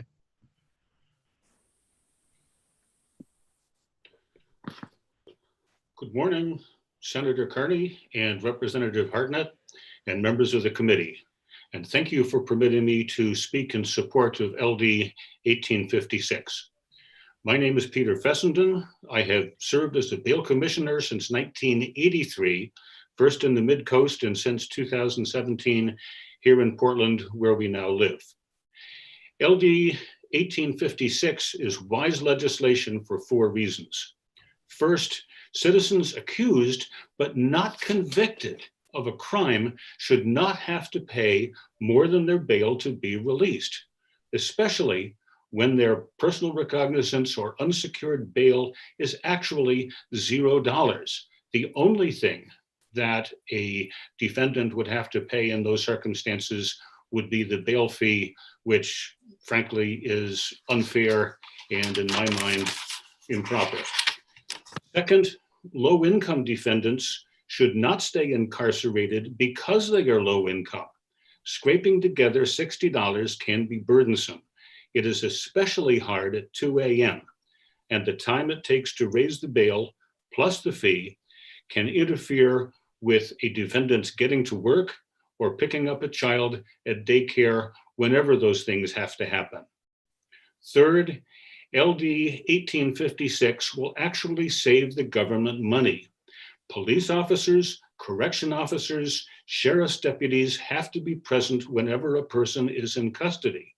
An extra 2 or 3 or 4 hours of their time is an expense that can be saved by a more prompt release of the accused, whether that expense is incurred by the county or whether by the state, it's still tax dollars.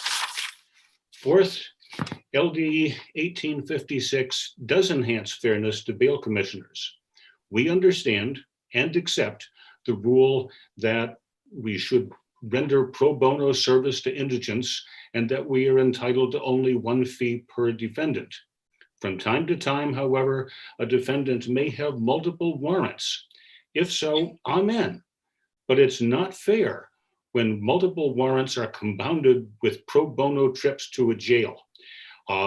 On July 23 of last year, I was called in to execute 17 or 19, I forget which, unsecured and PR pro bono bail bonds for 4 different indigent defendants. I was at the jail from 6:30 until 10:50 p.m. And by the time I got home, my spouse was unhappy and my dinner was cold. Under 1856, I would have received 4 fees, 1 for each defendant for that work, which might have made my spouse feel better, although it would not have done much for my dinner. As was mentioned by several others, getting paid for work that is actually done is in fact only fair. I have complete records of my work as a bail commissioner and will be happy to share them with the committee or its staff if requested. Thank you for your attention. If there are any questions, I will do my best to answer them. If it would assist the committee further, I would be happy to return for any additional inquiries at further sessions of the committee. Thank you.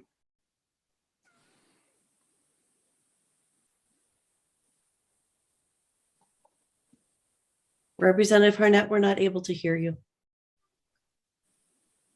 What I get for muting myself. Thank you very much, Mr. Fessenden. We appreciate your testimony and your willingness to come back if necessary at any future work sessions.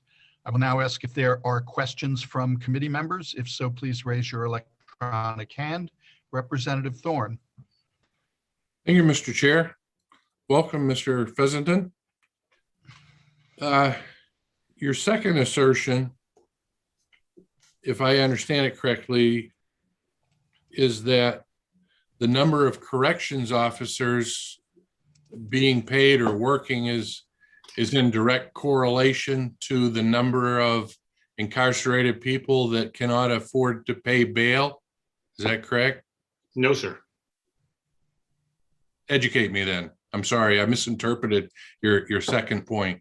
It's not a direct correlation, but when a person is arrested and taken to the it's not less the county jail than to a police department lockup, somebody has to be there with them.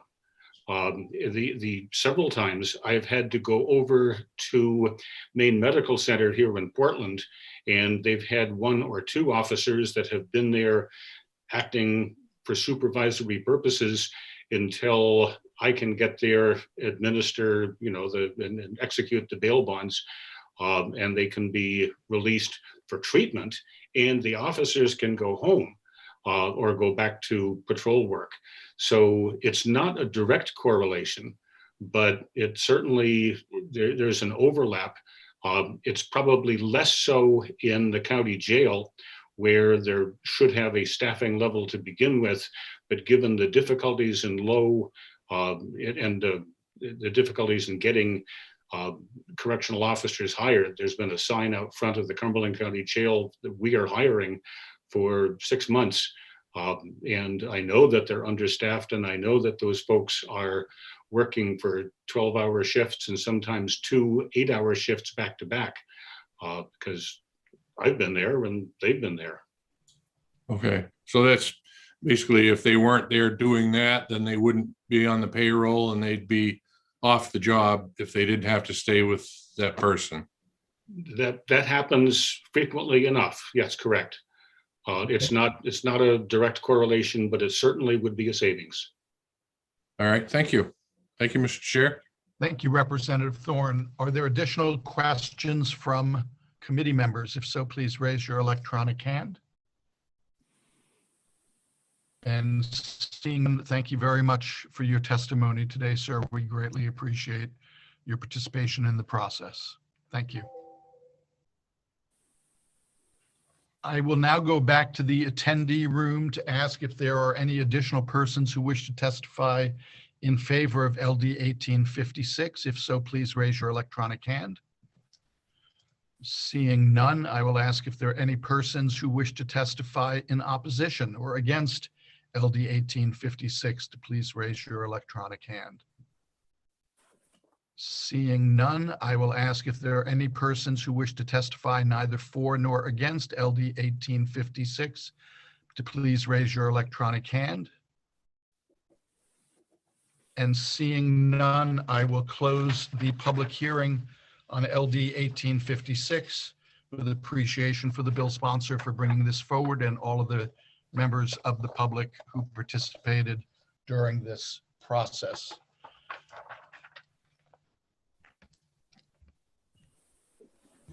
I will now open a public hearing on LD 1888, which is an act to amend the laws affecting sex offenders and petitions for child custody. And I would ask for the committee clerk to please bring over the bill sponsor, Representative Lori Gramlich. Representative Gramlich, as soon as you are able, if you could activate your video and unmute yourself so that we can see that you are here.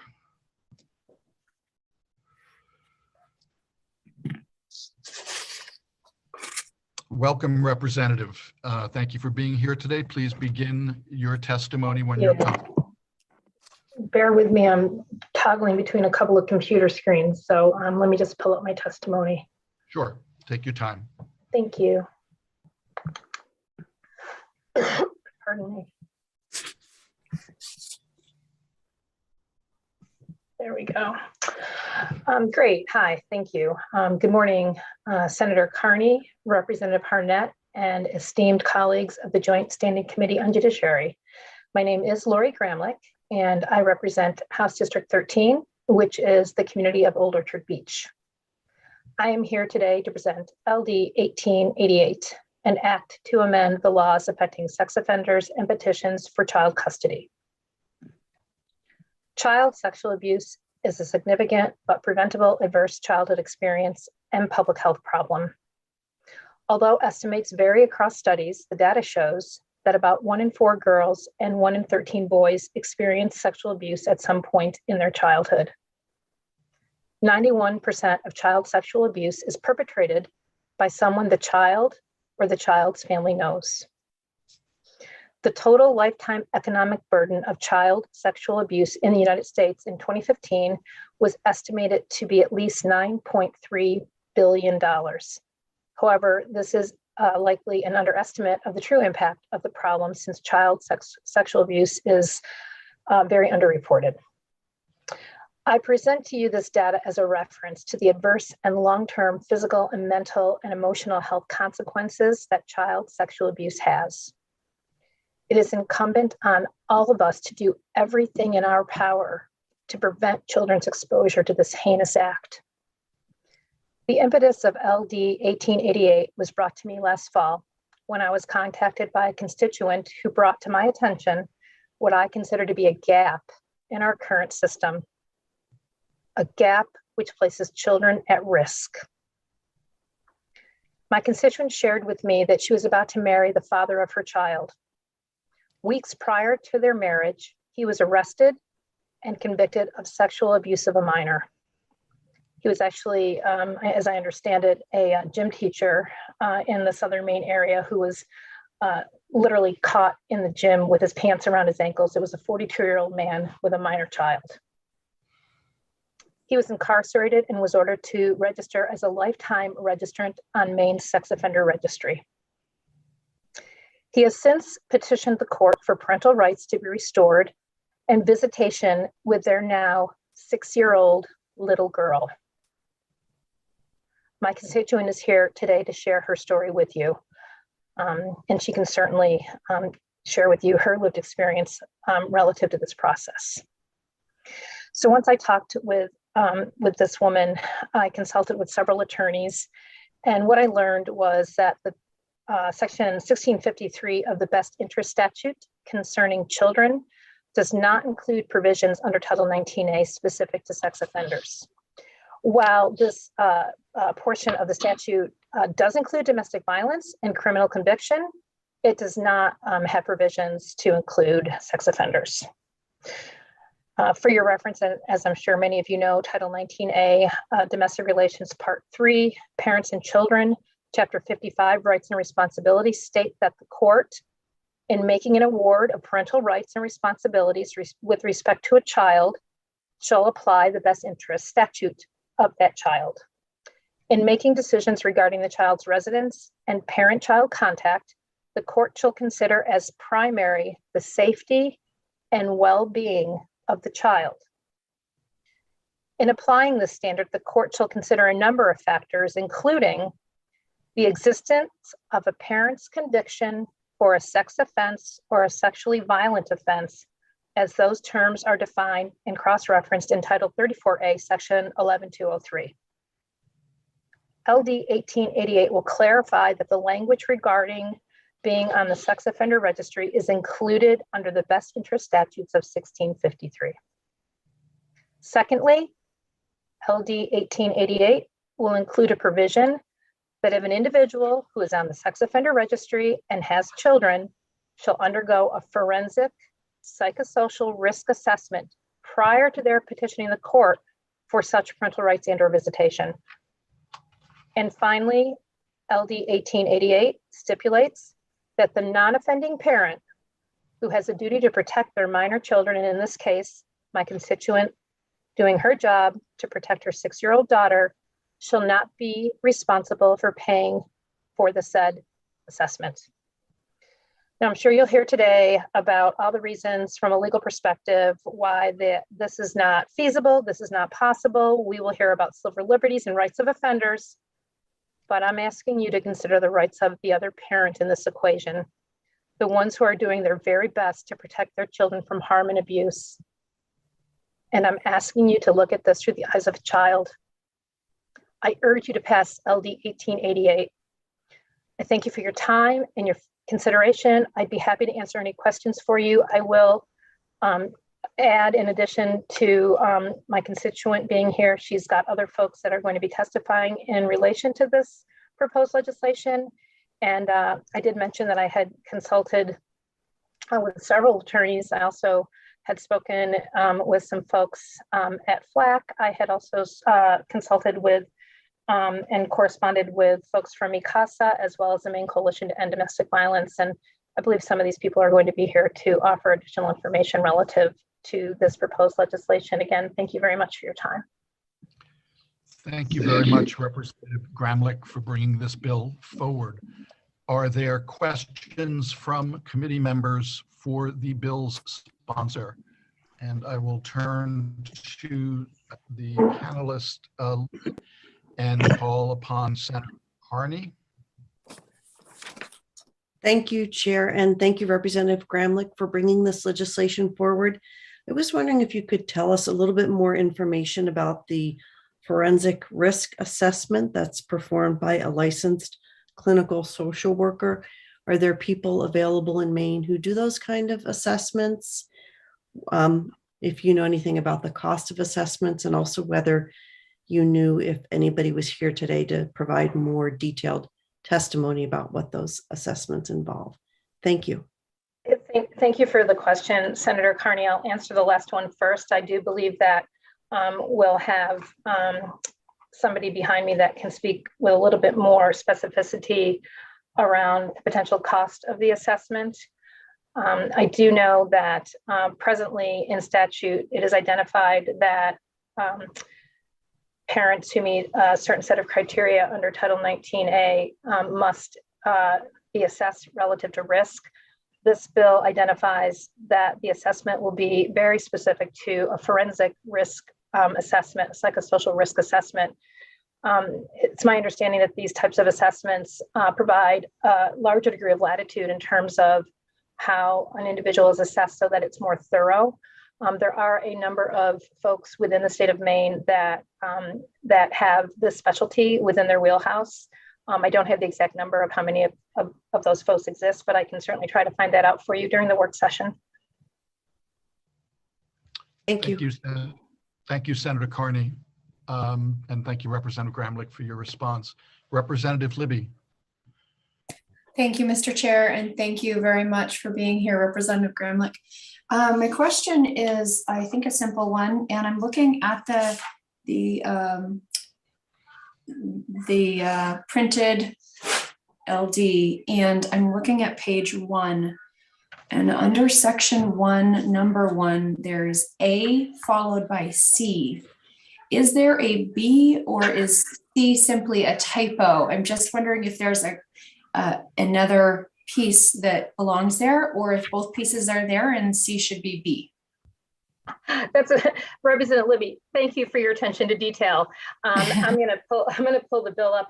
That may very well be a typo. Certainly, I did not specifically, as you know, craft the legislation, but I just want to make sure there's not and or another piece there. Yes, I understand that we want to assure that we're not missing anything. I'm going to double check on that, and I will most certainly get back to you. Thank you for bringing that to our attention. Thank you very much. That's all I had, Mr. Chair. Thank you, Representative Libby. Are there additional questions for the bill's sponsor from committee members? Seeing none, again, thank you very much, Representative Gramlich, for bringing this bill forward. We greatly appreciate it. Thank you. Thank you, Representative Harnett, and thank you to the committee for your indulgence. And I look forward to working with you all to find a solution that we can all agree upon. Thank you. Thank you very much.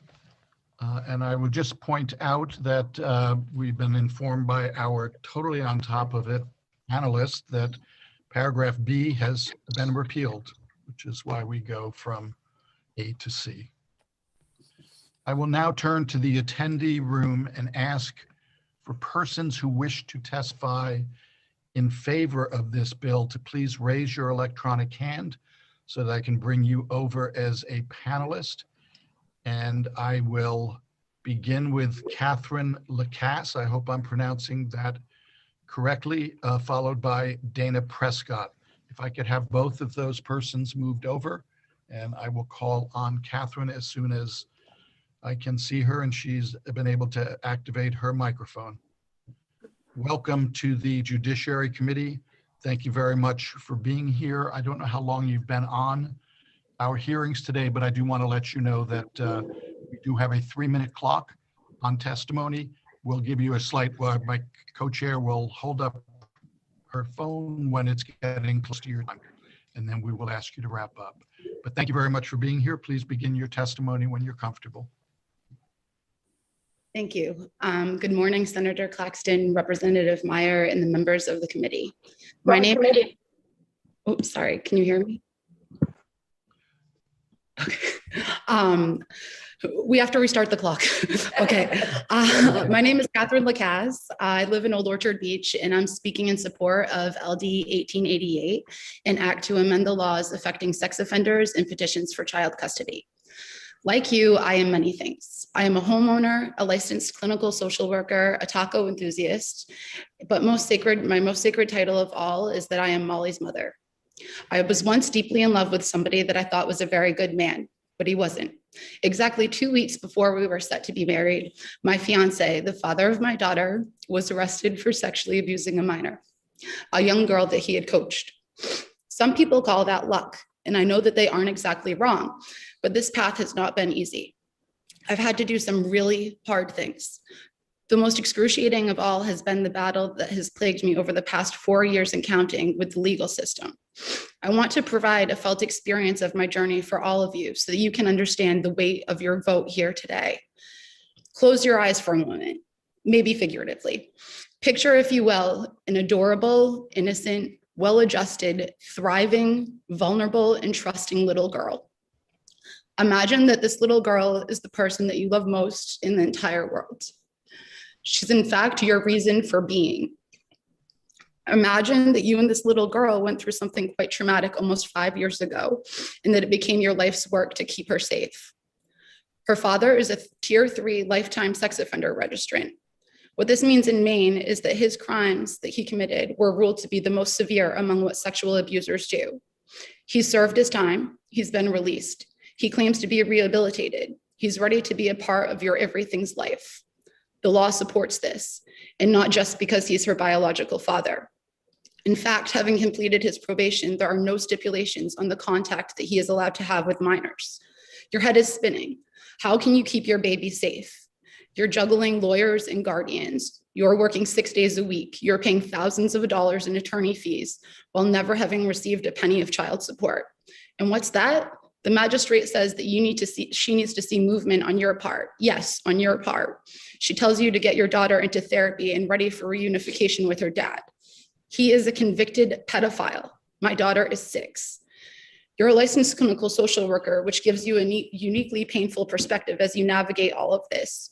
You know the damage that this reunion could cause. Placing your baby girl in a room with him is the equivalent of looking her in the eyes and telling her that he is safe to love. But every fiber of your being knows that this is not the truth. So you fight. You fight for forensic psychosexual evaluation. The drama of it all continues, and you wonder why it feels like this system is protecting the rights of a convicted felon and not yours, not your daughter's. What is our system telling our little girls about their worth? You call your mom so you can cry. You ask your dad to borrow more money for legal fees. You hold your little girl while she sleeps, and it reminds you of what you were fighting for. You've persevered. Oh, you preserved her innocence for one more night, but you fear that you're running out of time, just like I'm running out of time right here today. I can't even see the clock, but I'll be okay. Things are getting better. I'm getting stronger. This testimony today is really for all of the other Mollys and Catherines in our world, the versions of us that are less fortunate, the versions that don't have a mom to cry to or a dad to borrow money from, or a village to support them, the versions of us that are paralyzed by fear. They need you. And that's why I'm urging you to please support the passing of LD 1888. Thank you very much, Ms. Lacasse. And I can't imagine how difficult it is to present your testimony today. Are there questions from committee members for Ms. Lacasse? If so, please raise your electronic hand. I am not seeing any. Again, thank you very much for your testimony today and for your time before the committee. We greatly appreciate it. Thank you. I did want to let you know that my mom and I are sharing computers, so when I could raise a hand, an electronic hand again when it's time for someone else to testify, that would be why. Okay, if your mother is available right now, she can begin her 3-minute testimony. That would be, as soon as she's comfortable in presenting that testimony, it would be the easiest way to proceed. Welcome to the Judiciary Committee, ma'am. If you could please state your name for the record and begin your testimony when you're comfortable. All right, thank you so much. Thank you, especially the chairs, Senator Carney and Representative Harnett. My name is Lena Knight. I'm a resident of Old Orchard Beach. I'm here to speak in support of LD 1888 to amend the act to amend laws affecting sex offenders and petitions for child custody. My experience with child-related sex offenders, it feels like an F5 tornado that leaves a trail of destruction as it moves on its path. But unlike the destruction left behind a tornado, a sex offender leaves behind damage that at times can't be repaired. And maybe it's just a continuous work of a lifetime to have adequate repairs. He also leaves behind collateral damage, and I am the witness to that. That is where I come in. My daughter was his fiance, and she was in the wake of his tornado. I witnessed all the trauma that his actions put her through, knowing that she would never be the same. Every step of the last 4 years has not been easy. I've watched you rise to the ashes and simultaneously loving her little 2-year-old and protecting her. She's felt the pain for herself. She's felt the pain for her daughter, who someday Molly will endure the truth. She'll know the truth of what happened. The pain and anguish is heartbreaking and life altering. And just recently, the wounds were reopened when he is trying to legally unify with my daughter, with his daughter, not my daughter. He didn't think twice about this little girl 4 years ago when he had his bad actions, but now he's in. But he did serve under 2-year sentence. He is on the sex offender list for life. He says he's remorseful. He had a quick evaluation based on his testimony of himself, which stated that he probably won't reoffend. But then his current girlfriend posted something that really, I had been hearing already, but that he had an error of judgment, or that it was a mistake 4 years ago. She also said that smart people realize that there's more to a press story than just what's reported. And this just confirms for me that he doesn't have any remorse. He doesn't have any accountability. He takes no responsibility, and he's not cured. For the most part, he's picked up his life where he left off. And yet there are those in the storm still digging out from all the debris that he left behind. He was 43 when he was arrested, but the beginning of his crime started when he met the victim. She was 13 then. This is like the relationship building period, right? It's a process. It's a process that creates the events. He's practiced, he's sly, he knows how to engage that victim and to build that relationship. These sex offenders are just like the good room. That room at your mom's house that was always clean or could quickly be cleaned, if you were having company. Everything in the good room is supposed to reflect the life of the family. It's beautiful. There's pictures hanging. It's well organized. It's clean. It's charming and interesting and very welcoming. But in what we don't see when we're in the good room is all those rooms with the closed doors. Those rooms are stored all those things, the secrets that he holds or his deep truths. Those rooms are also stored up with all the things that were messing up the good room. The good room is what the sex offender shows to his fiancée, to his evaluator, to the new people and children he meets, and to his new girlfriends. He convinces everyone that the good room is his best self and who he really is. He keeps everyone in his good room so they don't question why those other rooms have doors that are closed. Only his victims, unfortunately, see what's behind those closed doors. It's evident that he hasn't wrestled with all of his demons yet. I don't want my granddaughter or anyone else, young or old, to be lured in by his smile, his charm, and his good room. So I suggest that I'm very sorry to have to, if you could wrap up with one sentence, please. I can wrap up by saying children should never, ever need to know what's behind the closed doors of those rooms. Thank you very Please much. support LD 1888. Thank you very much, Ms. Knight. And again, I can't imagine how difficult it is to present this testimony today, and I thank you. Are there Appreciate your time. Thank you. questions from committee members for Ms. Knight? If so, please raise your electronic hand. And I am not seeing any. Again, my heartfelt thanks for being here today with us. I would now call upon Dana Prescott. Mr. Prescott, welcome to the Judiciary Committee. Thank you for being here. Please begin your 3-minute testimony as soon as you are ready to go. Thank you, Senator Carney and Representative Hartnett and honorable members of the committee. My name is Dana Prescott. I've been a lawyer in Maine since 1983. My practice has been in family law, and I'm a rostered guardian ad litem as well. In addition, though I don't talk about it as much, I hold an MSW and a PhD in social work, and I teach in those fields and do various interdisciplinary trainings. I mention that because, not merely because of the pain from the people who testified so far, but when I was asked to take a look at this bill, I thought the committee might benefit from a couple of points in terms of the legal system and its intersection with these other disciplines in forensic and risk assessment. First, in Maine, we have probably the lowest standard for modification of existing parenting orders. And by that, what I mean is parties are free in Maine to engage in serial litigation in child custody cases. It's an important point because what happened here in this particular case is actually quite common in Maine. The standard is supposed to be a substantial change in circumstances affecting the best interests of the child, but the Maine Supreme Court has interpreted that over many years as requiring a hearing and a fairly low tripwire standard. So there are persons, parents who continuously come back and forth to court over many years seeking to modify existing parenting orders. When I saw this legislation as proposed by Representative Gramlich, from my perspective, it filled a gap in the definition under 1653 6A in terms of those who are on sex offender registries.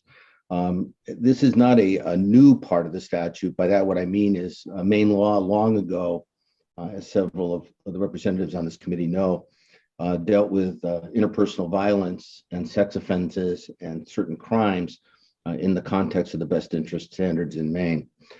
In addition, for forensic risk assessments in Maine are commonly done by DHHS in juvenile and criminal cases, by state forensic, by forensic psychologists and others who are properly licensed in Maine.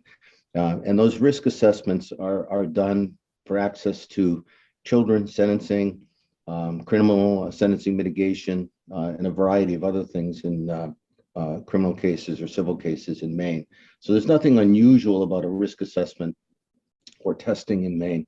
What this bill does that is different is it provides for those who want to come back to court and have been convicted and are on the registry, a threshold requirement that they receive a qualified assessment. And second, and a feature that was alluded to here, it is one of the aspects of court proceedings that the party who's asking for the assessment may be the parent of the child who is not convicted and may be required by a magistrate to. Mr. Prescott, I'm going to apologize for doing this, but your 3 minutes is up. If you could wrap up in a sentence or two. What I wanted to emphasize is the cost of this should not be borne by the other parent in any court proceeding, and so the legislation is effective at that, at doing that. So thank you, and I'm available in any capacity in which I can be helpful to the committee. So thank you for your time, and I appreciate that today. Thank you very much, sir, and we greatly appreciate your being here today and your willingness to assist us at a work session if necessary. I will now turn to committee members for questions, and I'll recognize Senator Carney. Thank you. Thank you, Dana Prescott, for being here today. You mentioned that Maine has a low standard for modifying custody. Are you advocating that that standard should be changed in any way? And could you describe that to us a little bit further, please? I tend to have my approach of people having open access to the courts. So I've struggled with this for years. But I think, as with other states, there is a real need to require a much higher standard for the modification of existing parenting orders. Some states have limited returns to court, say, for 2 years, unless there's a relocation or jeopardy. Serial litigation in Maine over parenting orders does tremendous harm to parents and children. And there's no mechanism today to dismiss those cases, like a de facto parenting case, where you have to establish standing. The Maine Supreme Court years ago said that judges couldn't dismiss these cases on the face, no matter what the facts are. It is an incredibly important issue that's doing significant harm to families. And there are parties who, bearing in mind, just for the committee, that I don't think that data has changed, about 70% of the litigants in Maine in child custody cases are unrepresented on one side or both sides. So you can pull down the forms and file a motion anytime that you want. Thank you, Senator Carney. Does that conclude your questioning?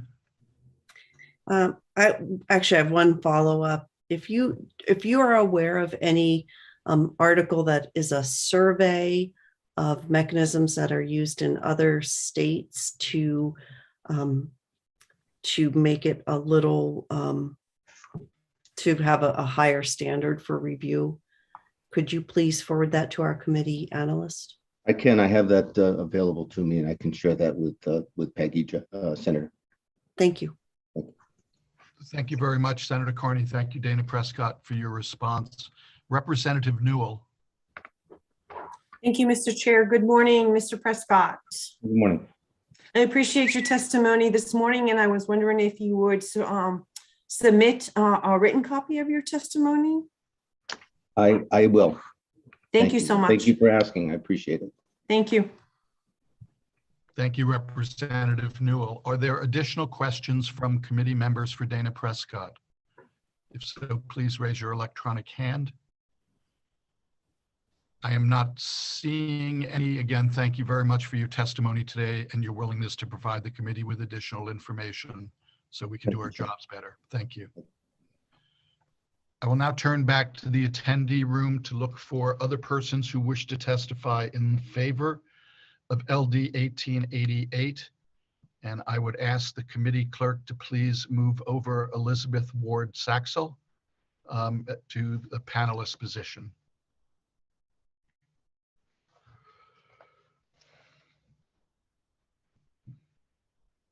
Good morning, Ms. Saxel. Nice to see you again before the committee. Thank you very much for being here today. Please begin your testimony as soon as you feel comfortable.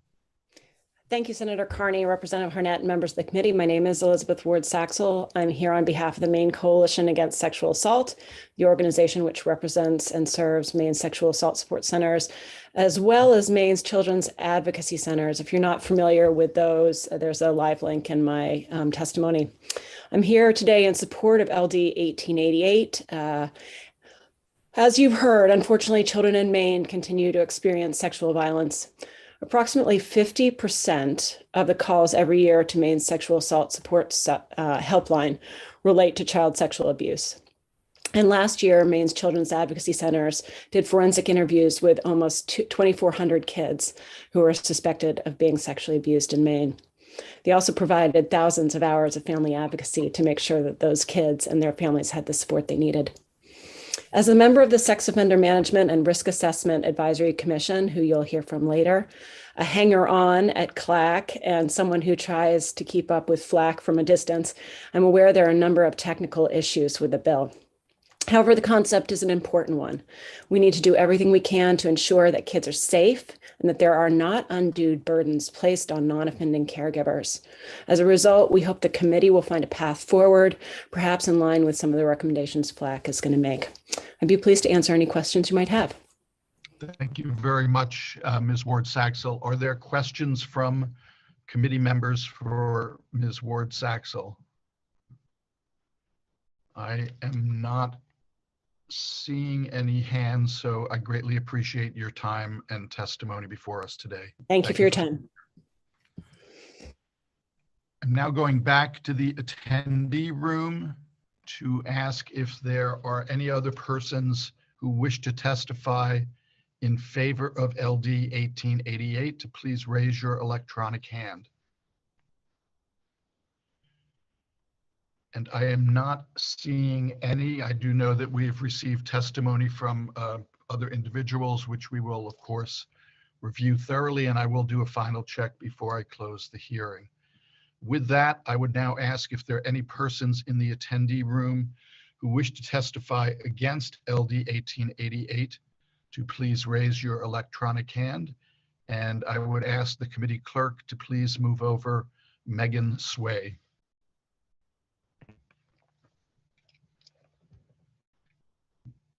Good morning again. Welcome back to the Judiciary Committee.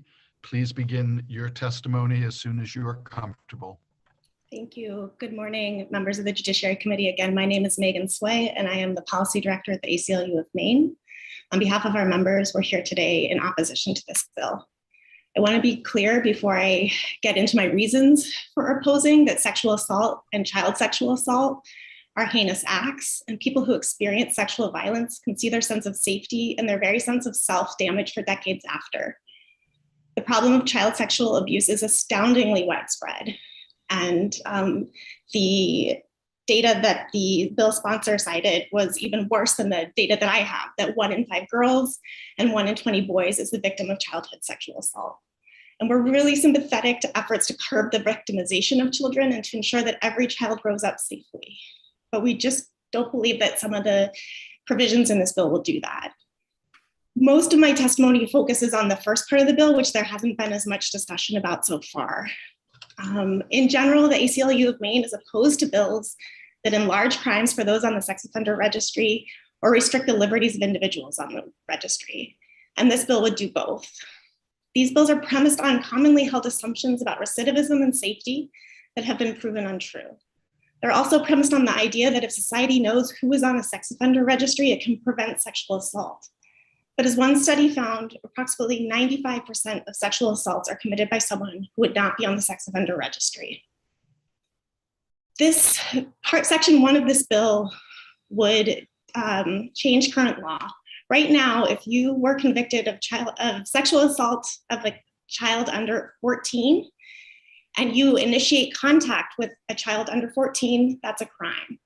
This bill would enlarge it so that if you were convicted of sexual assault against a child under the age of 14, it's now a crime to initiate contact with any minor over this. So anyone 14, 15, 16, 17.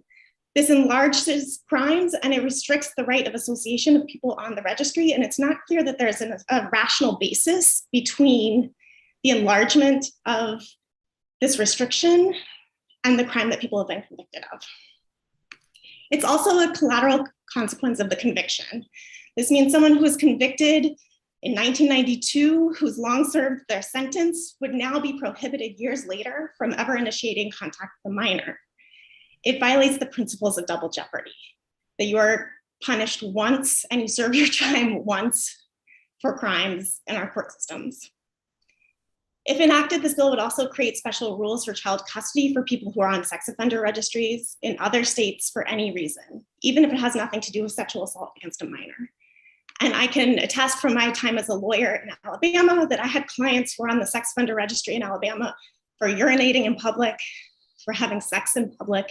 These had nothing to do with crimes against minors, but they were on lifetime sex offender registrants because of this. And so I would urge the committee, if they do go forward, to amend the language, because just being on the registry does not necessarily affect your safety with regard to children. Thank you so much for your time. Thank you very much, Megan Sway, for your testimony today. I'm going to go to my committee members and ask if there are any questions for Megan Sway to please raise your electronic hand so that I can call upon you. And Representative Sheehan. Thanks, Mr. Chair, and thank you so much for your testimony. This is probably pretty technical and legal, but I'm wondering what is the definition of initiating contact? Oh, that's a great question. I think that's in the statute. I can get that for you. Sure, perfect. Thank you. Thank you, Representative Sheehan. Are there additional questions from committee members? Representative Sheehan, I see your hand is, oh, thank you. I do not see any additional hands up. So again, thank you very much for your testimony and time today. We greatly appreciate it. I'm going back to the attendee room, and I'll ask once again if there are any persons who wish to testify against LD 1888 to please raise your electronic hand. Seeing none, I will ask if there are any persons who wish to testify neither for nor against LD 1888 to please raise your electronic hand. And I would ask the committee clerk to please move over Julie Finn as a panelist.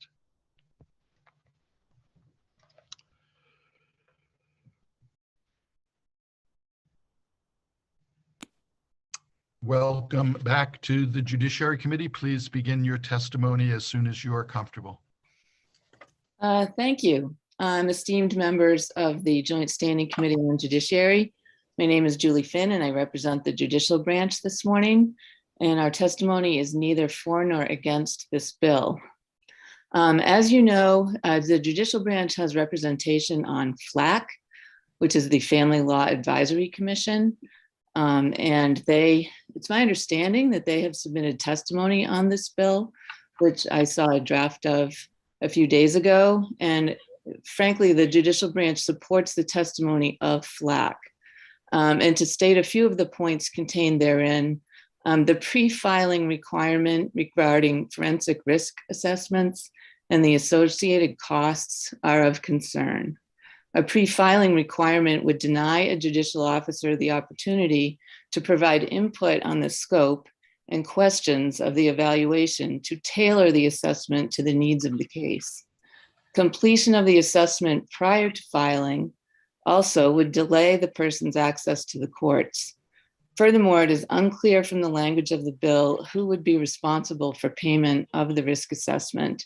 If it falls upon the filing party and that party cannot afford to pay, it would deny that person access to the courts. These concerns are addressed by an amendment suggested by FLAC, and the judicial branch supports this amendment. Thank you for your consideration this morning.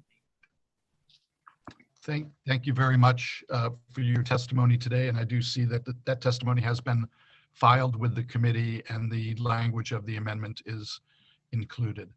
Thank you. I will turn to committee members and ask if there are any questions from committee members for Julie Finn. Please raise your electronic hand. And I will call upon Representative Babbage. Thank you, Mr. Chair. Ms. Finn, I'm not sure you're the right person to ask, but perhaps you can help me. I want to circle back and just ask if risk assessments are currently being used on people who have been convicted and who are on the sex registry to determine recidivism by the courts. Are they used by the courts currently? Not to my knowledge. And Representative Babbage, I really don't have a solid answer to that question. The courts would not be in a position to pay for them. And in family matters cases, the parties generally pay for, they pay for mediation, they pay for guardians ad litem when necessary, and the court does not fund additional measures in general. Thank you.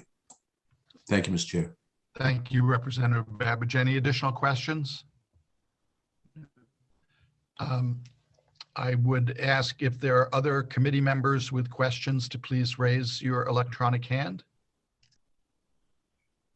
And seeing none, I would ask Representative Babbage if you could lower that hand and thank Julie Finn for your time and testimony today. The committee greatly appreciates it. Thank you. I will go back to the attendee room to ask if there are any persons who wish to testify neither for nor against LD 1888 to please raise your electronic hand. And I will just do one more sweep of the room. If there's anybody who wants to be heard in any capacity on LD 1888, to please raise your electronic hand. Seeing none, I thank the bill sponsor for bringing LD 1888 forward, and I thank all persons who participated in today's hearing. And with that, I will close the public hearing on LD 1888 and move on to our next piece of legislation. Thank you all very much. Have a good rest of your day. Thank you, Representative Gramlich. I will now open the public hearing on LD 1857, which is an act to prioritize the prosecution of child murder cases. And I would recognize the bill's sponsor, Senator Diamond. Senator Diamond, welcome to the Judiciary Committee. Please begin your testimony as soon as you're comfortable. Thank you very much, Senator Carney, Representative Harnett, and respected members of the Judiciary Committee. My name is Bill Diamond, and I represent Senate District 26. I live in Wyndham. And might I add, I do have submitted written testimony for you for your reference. And I would add that thank you for the work you do, knowing this previous bill and others that I've been involved with. Thank you for always your fair and deliberate considerations. It's so important.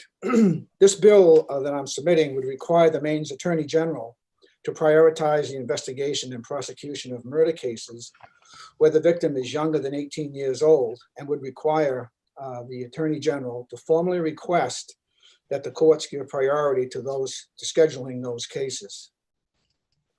Last July 14th, the Legislature's Oversight Committee, Government Oversight Committee, held a public hearing to gather information pertaining to a potential OPEGA investigation of Office of Child and Family Services because of the never-ending child deaths happening in Maine, specifically the 4 deaths which had occurred the month prior. In 3 of those cases, those of Jaden Harding, a 6-week-old from Brewer, and Haley Godding, a 3-year-old from Old Town, and Maddox Williams, a 3-year-old from Stockton Springs, in all of those cases, a parent has been charged with murder or manslaughter. At the July hearing, the Deputy Attorney General testified that because of backlogs, the trials to prosecute those charged in the June deaths would not be held for at least 18 to 24 months, 1.5 years to 2 years, before any of us would learn what really happened. Since those horrific child deaths, the problem has gotten worse. In August, Silas Melvin, a month-old baby from Milo, died, and a parent has been charged with murder. In November, Carson Malloy, a 14-month-old from Oakland, died, and a parent has been charged at the moment with drug trafficking. In another case, Harper Averill, a 3-month-old from Turner, died in July of 2020, and a parent was just charged with murder this past September, while Harper still waits for justice. Not only do we have a serious problem of children continuing to be murdered, but with the delays in scheduling trials, the problems are compounded. Most of the facts surrounding the death of a child, especially those who are under the supervision of the state, are confidential in nature. Thus, the public, the media, you and I as legislators have no idea where the system failed these children. However, once the trial begins, these failures in the system are exposed, and we get to see every detail of how and why the tragedy occurred. Let me give you just a couple of examples. You've heard of Logan Marr, the death that was so tragic. She died on January 31st, 2001. Now, we learned at the trial of her foster mother, Sally Schofield, who was found guilty of manslaughter, that Logan had repeatedly complained to her DHHS caseworker that she was being hurt by the foster mother, Even though Logan's complaints were videoed during visits by her biological mother, the department did nothing. We then learned via reporting from the trial that Schofield was a former caseworker at DHHS and therefore was well entrenched with her former associates, thus possibly explaining the lack of scrutiny and willingness to investigate Logan's complaints. Many other facts became known through public testimony, such as how the department repeatedly ignored clues of harmful treatment to Logan that should have initiated an assessment and probable removal of Logan from the foster home. Another example is Ethan Henderson, 10 weeks old, died May 8, 2012. His father was convicted of manslaughter, sentenced to 30 years in prison, all but 20 suspended. Testimony at that trial revealed that the department, again, along with several mandated reporters, failed to act appropriately to protect Ethan when the evidence of his abuse was obvious. This past September, Ethan's grandfather in an article was quoted as saying, "He died 9 years ago, and in my perception, there isn't a lot that has changed since." We learned that just days before Ethan died, child protective caseworkers were in the home to investigate bruises reported by an employee at his daycare. But the caseworker didn't actually assess Ethan because he was sleeping and instead accepted the parents' explanation without investigating further. A few days later, he died. The evidence at the trial further revealed that the Department of HHS caseworkers investigated reports of abuse or neglect in the household before Ethan was born, meaning older children were believed to be at risk as well. Yet Ethan was never removed from the home, and it was also learned that Ethan was treated for a broken arm, and those who treated him didn't report it. All of this came out during the trial. Marissa Kennedy, 10 years old, died in February 2018. Both her mother, Sharon Carrillo, and her stepfather, Julio Carrillo, were found guilty of depraved indifference murder. The trial revealed that in the 14 months preceding Marissa's death, the Department of Health and Human Services received 5 reports of suspected abuse and neglect from neighbors, teachers, and others. The department closed those reports, 3 of them, and 2 of them were referred to the Alternative Response Agency, usually used for lower risk cases. I talked with the principal of one of the schools Marissa attended during the time she was being beaten and tortured at regular intervals at home about his frustrations with those who should have protected Marissa but didn't. I attended both Carrillo trials, and in the continual failures by the state to protect Marissa were heartbreaking. A social worker associated with the department testified that she noticed bruising and lacerations on Marissa during a home visit. When she questioned Marissa was non-responsive and even appeared to pass out on the couch at one point. However, the stepfather said her problem had been she had been harming herself. The social worker testified at the hearing that Julio, the stepfather, was so charming, she didn't suspect any wrongdoing. And then we have Kendall Chick, 4 years old, Wisconsin, who died in December of 2017. Her grandfather's live-in girlfriend, Shauna Gatto, was convicted of depraved indifference murder. I also attended this trial, and testimony revealed continual failures of the department to protect Kendall. It was learned that DHHS neglected to do home visits for months at a time.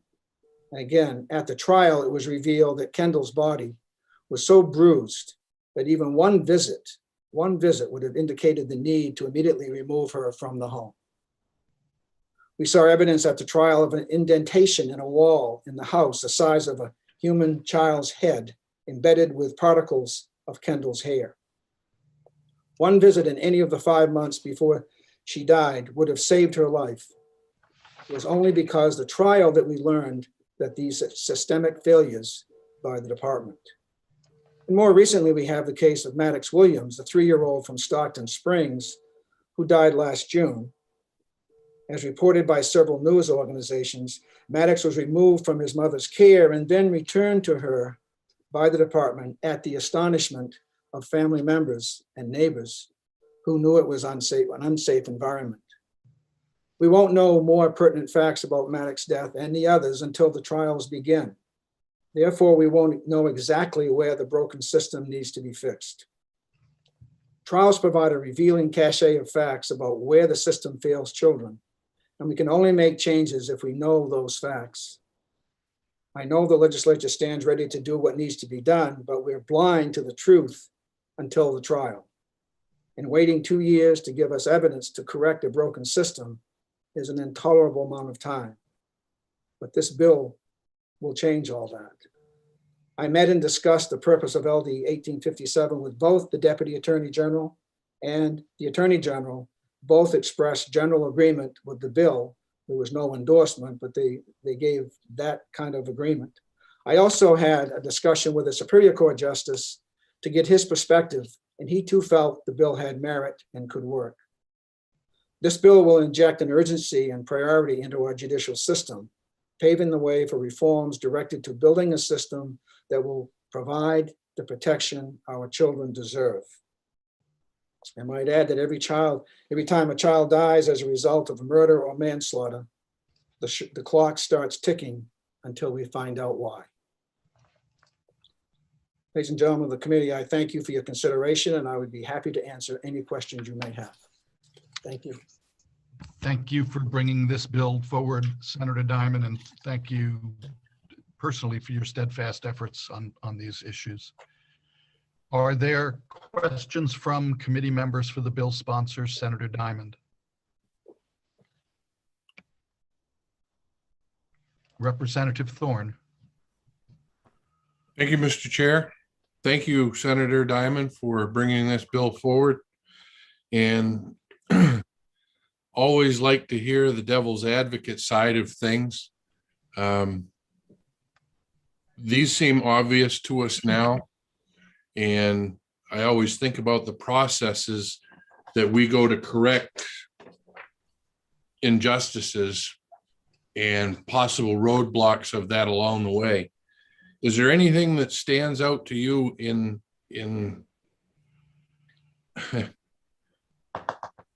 not prioritizing, but pursuing, and are those two separate things? And this is step one, and then we get into the actual pursuing of the things that we discovered after the fact in Marissa Kennedy's case, like, you know, in the house, the wall, that doesn't violate privacy without just cause. I know that's kind of a roundabout question, but is this step one of steps to come so that we can protect the lives of the young and innocent? I don't know, but I know this is step one in terms of, and as the bill says, it encourages the judiciary to prioritize, doesn't mandate, doesn't direct any of that. But I think this is, Representative Thorne, I think this is a step that really needs to be taken. And I think that as when I was talking with the Superior Court Justice, he concurred that if the legislature said we need to prioritize those, and the Attorney General is willing to do that, then I think that that says a lot. And getting to these facts, in every case there are facts, and I couldn't believe the details that I heard. I don't attend trials, but in these cases I have, and I do not. It's amazing to me the fine details that come out. And the good, for me, the helpful part is you get the counter position of all those presentations, so it's not one-sided.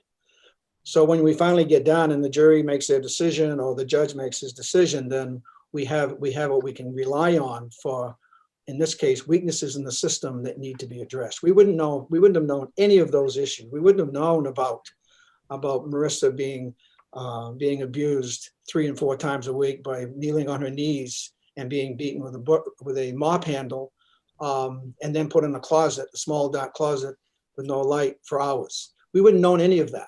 And we wouldn't have known that the police and the schools and the neighbors especially had complained about all the evidence that they had seen until the trial came out. So that's why we need to hear that evidence sooner than later. And if the judiciary feels that that's appropriate in terms of the priority and the Attorney General makes that recommendation, to me, that all comes together in a nice fit. Thank you for bringing this bill forward. Thank you, Mr. Chair. Thank you, Representative Thorne. Representative Galgay-Reckett. Hi, Senator Diamond. Good to How are see you you? again. Nice to see you again. I think you may have answered my question before I stated it in your last response to Representative Thorne. I thought I heard you say that you had talked with the Attorney General about this bill. Is that the case? That was my question, is whether or not you had had interaction with them and Yes. whether they're in agreement. Are they testifying today, to your knowledge? I do not know, and they did not endorse the bill. I was looking for issues that they thought should be changed, and they didn't present any at the time. I talked to the Deputy Attorney General and the AG all at the same meeting. Mhm. And that's when we all agreed there should be some discussion with a justice as well, which is what I did. Thank you. You're welcome. Thank you, Representative Galgay-Reckett. Are there additional questions from committee members? Seeing none, again, thank you very much, Senator Diamond, for bringing this bill forward. Thank you. I stand ready to join any efforts you would like me at in terms of work session or other information. Thank you. We appreciate that. Thank you. I will now turn to the attendee room. I did not see anyone signed up to testify on LD 1857, but that does not preclude you from doing so. If there are any persons in the attendee room who wish to speak in favor of LD 1857, please raise your electronic hand so that I can recognize you. Seeing none, I will ask if there are any persons who wish to speak against LD 1857 to please raise your hand. Seeing none, I would ask if there are any persons who wish to testify. I recognize the Attorney General Aaron Fry. If the committee clerk could please move over the Attorney General to panelist status, I would appreciate it. Welcome, Attorney General Fry. Thank you very much for being here today on LD 1857. Please begin your testimony when you're comfortable. Good morning, and I just want to make sure that this is neither for nor against. I may have jumped ahead of where the chair was because my testimony is neither for nor against. Is this the right time? This is fine. There was nobody who raised their hand to testify in opposition to the bill. So thank you very much, Representative Harnett, Senator Carney, members of the Judiciary Committee. I am Aaron Fry. I serve as Maine's Attorney General, and I'm here today to testify neither for nor against, and instead to talk a little bit about my thoughts about how this proposal might work in practice. First, the criminal investigation and prosecution of cases involving allegations of homicide are conducted with diligence by this office. Under Maine law, the homicide of a minor may be charged either as murder or manslaughter, and I believe the intent of this bill is really directed at the prosecution of all of these murders and manslaughter cases involving minor victims. Homicide cases do consume not only significant attention from my office, but also attention from the investigating agencies, defense and defense counsel, and the judicial branch. While a homicide case may take some time to work through the judicial system, it has been hard to identify specific points of time where time is unreasonably spent on how these cases are processed. So in the event that a prosecutor may identify an opportunity for a case to receive greater attention, the statutory direction that the Attorney General prioritizes those cases where a homicide victim is a minor, please consider that really only acts on my office.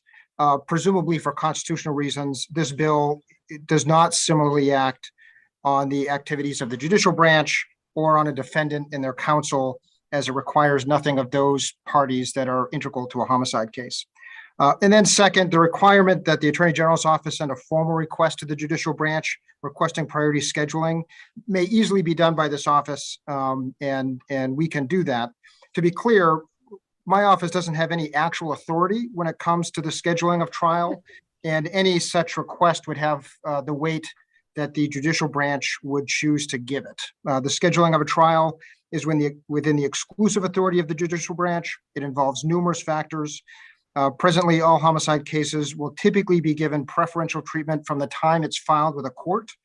At the outset, the case is specifically assigned to a Superior Court justice. Counsel is assigned to the defendant. The Superior Court justice is responsible for the scheduling of all court activities, and the speed of that homicide case will be based on the extent of the investigation required, the time it takes for defense attorneys to prepare a defense, and the availability of the justice to preside over the trial. So this legislative requirement that's proposed that would require the Attorney General to send a formal request, it may persuade the court to treat these homicide of minor cases with a greater level of weight. My office just can't make the court do that. So it is my understanding, and I did appreciate the outreach from Senator Diamond. I appreciated the conversation about what was behind this. I appreciate that my office may be able to play a role in increasing the weight and attention that's given to these very serious cases. And so to the extent that this is the goal, to increase transparency by having these cases addressed more promptly, I'm certainly happy to play whatever role this committee, this legislature feels is appropriate for these cases to be vigorously pursued. Thank you. Mr. Attorney General. We apply the clock to everybody equally. I appreciate your being here. I did note that you don't have testimony filed. Could you have a copy of your testimony submitted to the committee? Certainly, that's discouraging to hear because I thought I was both signed up to speak and I think I submitted 2 copies of my testimony. So I will make sure that that's rectified as soon as we disconnect. Thank you very much. And I will point out that I just refreshed my screen and you did submit testimony and you did submit it twice. So you can ignore that request. Are there questions? And thank you for being here and providing testimony today. I'm looking at the committee list and I see a question from Senator Carney and then Representative Thorne. Senator Carney, go ahead. Thank you, and thank you for your testimony, Attorney General. Could you describe for the committee, because I think it will help us understand the situation a little better, what some of the typical factors are that might mean that there's a significant amount of time between when a child is killed and when the trial happens? Certainly, Senator. So of course, at the very beginning is the investigation into really any homicide, but we'll stay specific to the homicide of a minor. That could be a straightforward investigation. It could be clear who did it. It could be clear what the cause was. That is not always the case. So the investigation starts off, medical examiner's office is involved, law enforcement is involved. There may be some experts that need to be pulled in and reporting done. That evidence, that information is then, of course, turned over to defense, right? As it goes along. I forgot in there that there will be a point in time at which the evidence supports a charge being filed and the defendant being usually arrested in a case like this and brought before the court. That individual is assigned counsel at that point. And then, like I said, all the information through discovery is provided to defense counsel. A Superior Court justice is assigned, it is specifically assigned the case, and that justice will follow the case all the way through. Each justice sets their own schedule. So there's at least one justice that I'm aware of who will actually set a target for a trial a year out for all cases, but this includes child death cases. Other justices are not as are not as stringent on setting that trial up front. Defense, of course, should and is given time to review all material, prepare their defense, engage with their defendant, and sometimes it's 1-2 attorneys to ensure that defendant is getting adequate defense as the Constitution requires. And then the homicide trials, child homicide, all homicide, they typically move on a separate track from other criminal activity. So it's not like you have homicide cases that are necessarily being put in the same status conference day, docket day as as like an operating after suspension or an OUI, right? And so the court will work with both the state and defense on scheduling, making sure everybody has the time they need, making sure everything's tied up, and then we'll set a trial.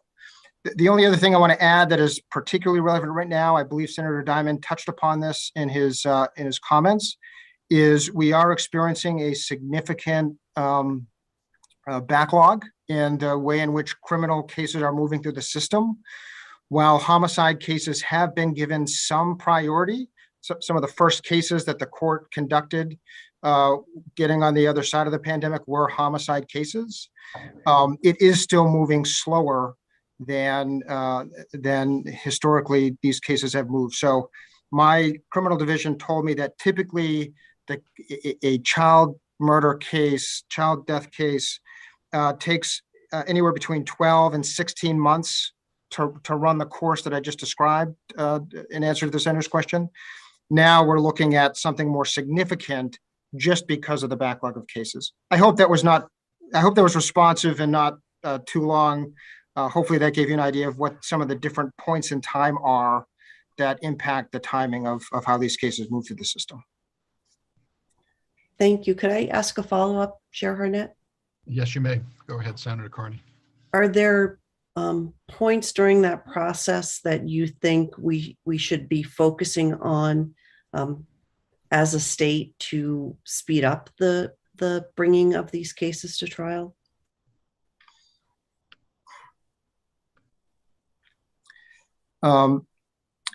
If I may, I'd like to bring that question back to my team. I will have my division chief for the criminal division available for the work session.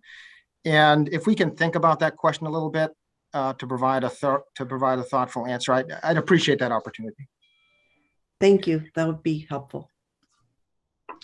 Thank you, Senator Carney. Representative Thorne. Thank you, Mr. Chair. Thank you, Attorney General Fry, for coming and helping us to understand this more clearly. And keeping in mind that this is a public hearing and not work session, I will keep my question brief, but ask it so that we might think about it going forward.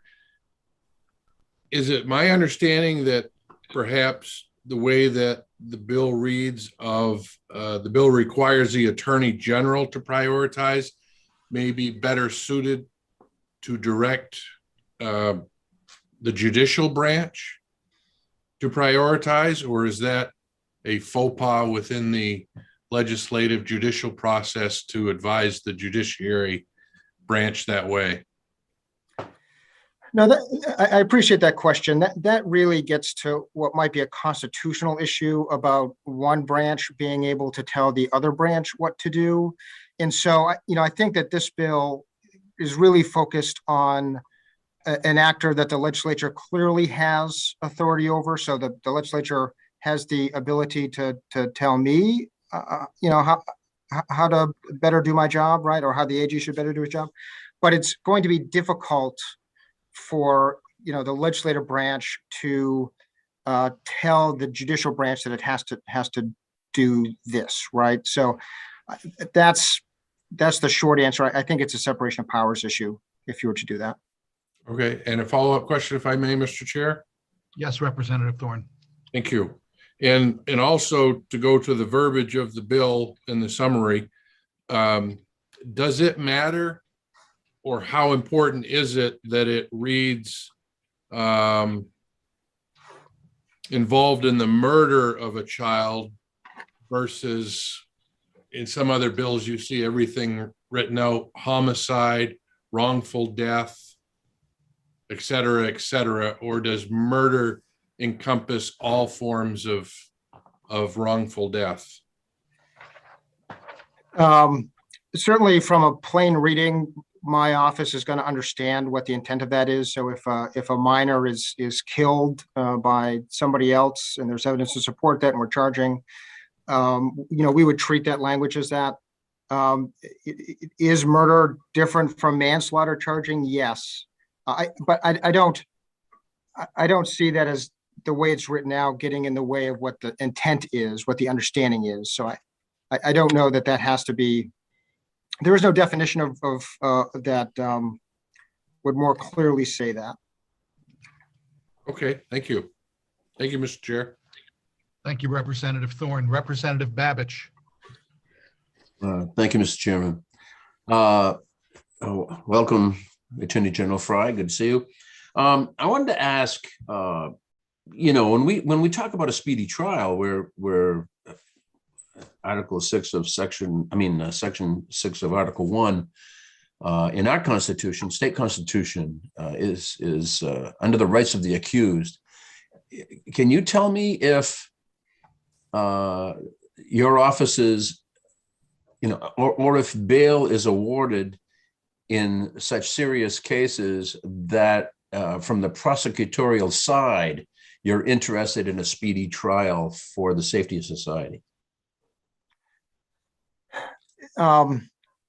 So hoping I understand your question, Representative, when we've thought about how this directive might impact on speedy trial rights that relate to all defendants, right? Courts, when they are, and this is from my private practice, when I was in private practice, what I observed, this is what has been observed by this office.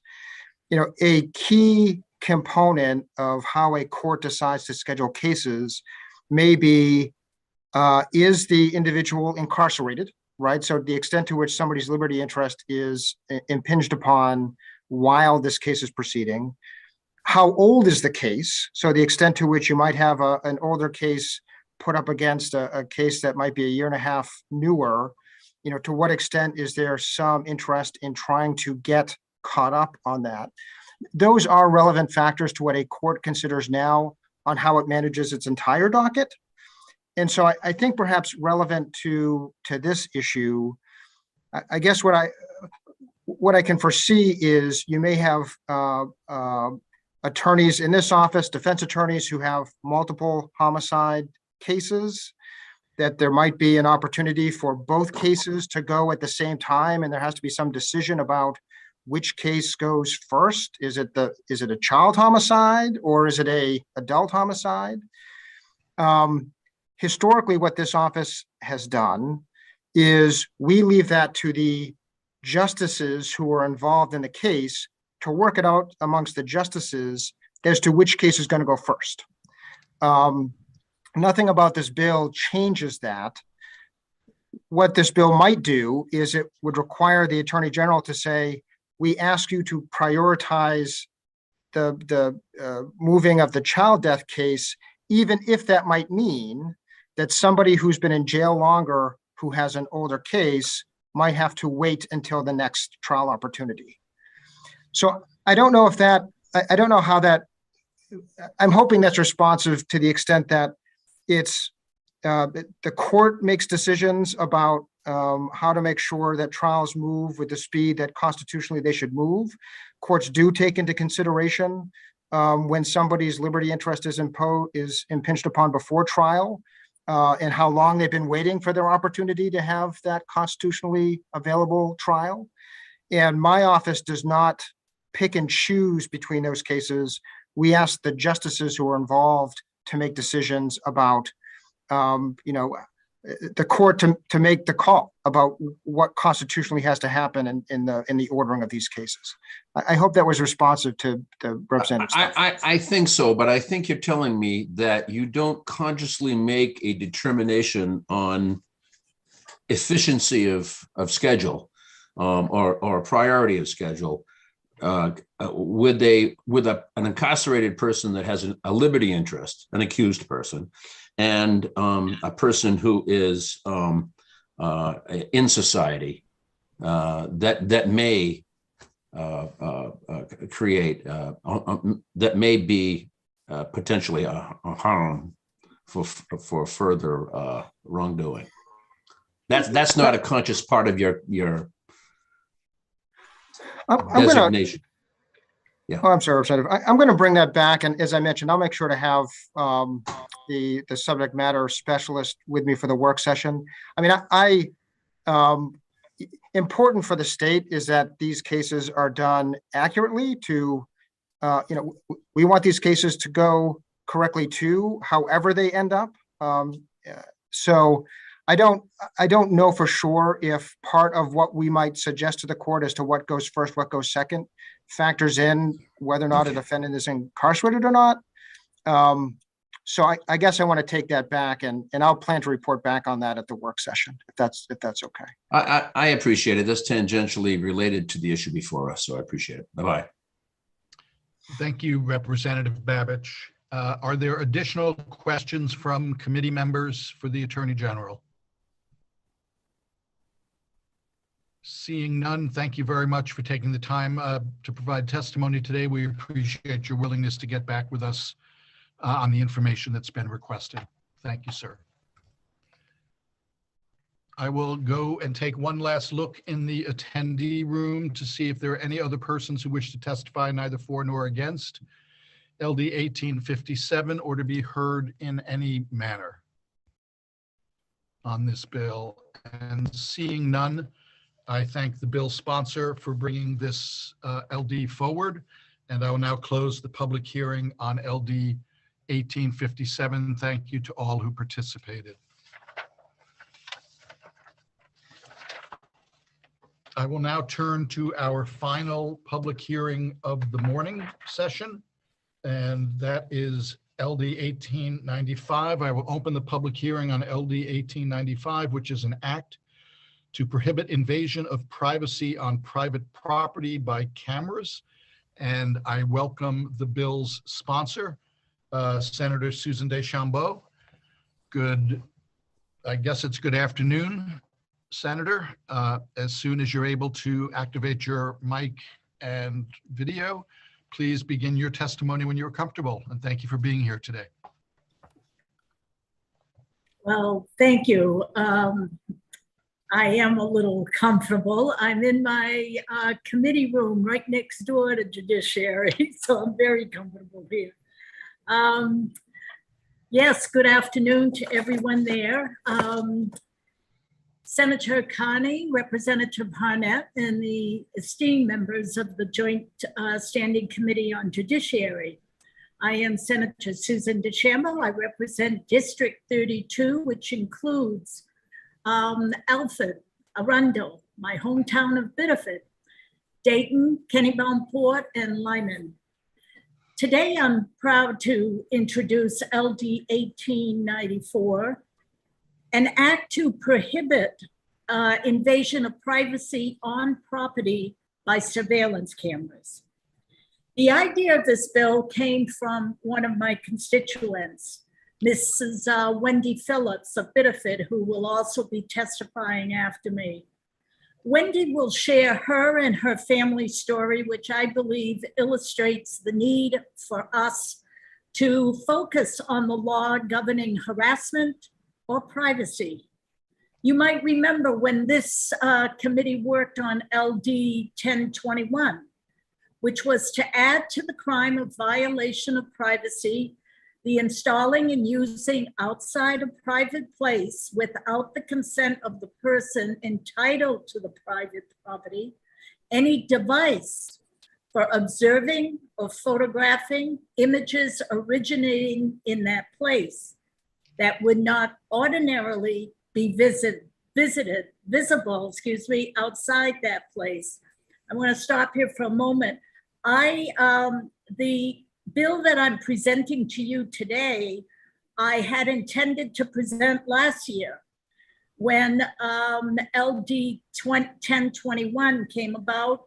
We really believe that maybe it would cover what we were looking at.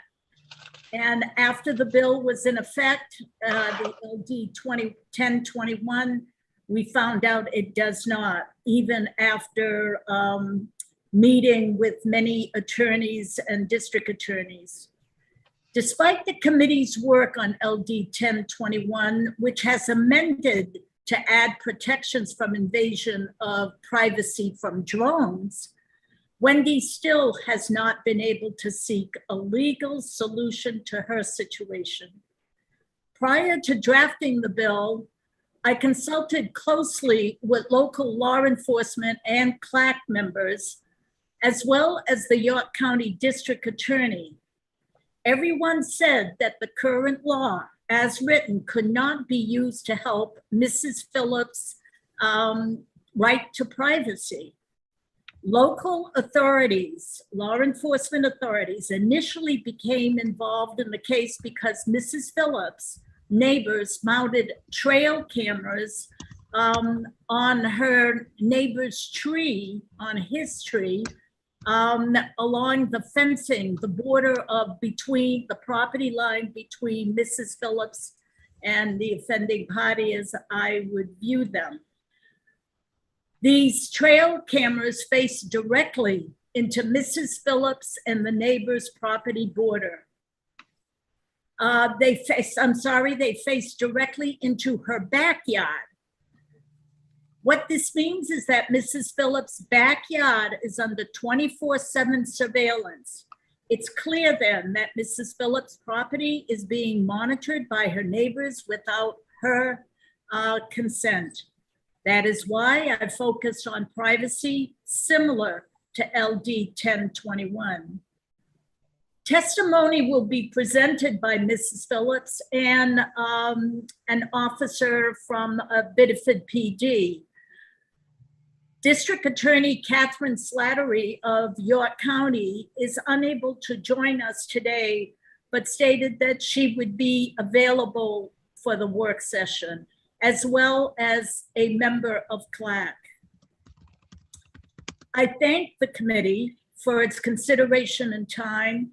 And at this point, I'd be happy to accept, to take any questions you might have, but also there are other people that are more well-versed in privacy or harassment issues. Again, I thank you for your time. Thank you very much, Senator DeChambeau, for bringing this bill forward. And I will ask if there are committee members for questions for the bill sponsor to please raise your electronic hand, and I will begin with Representative Moriarty.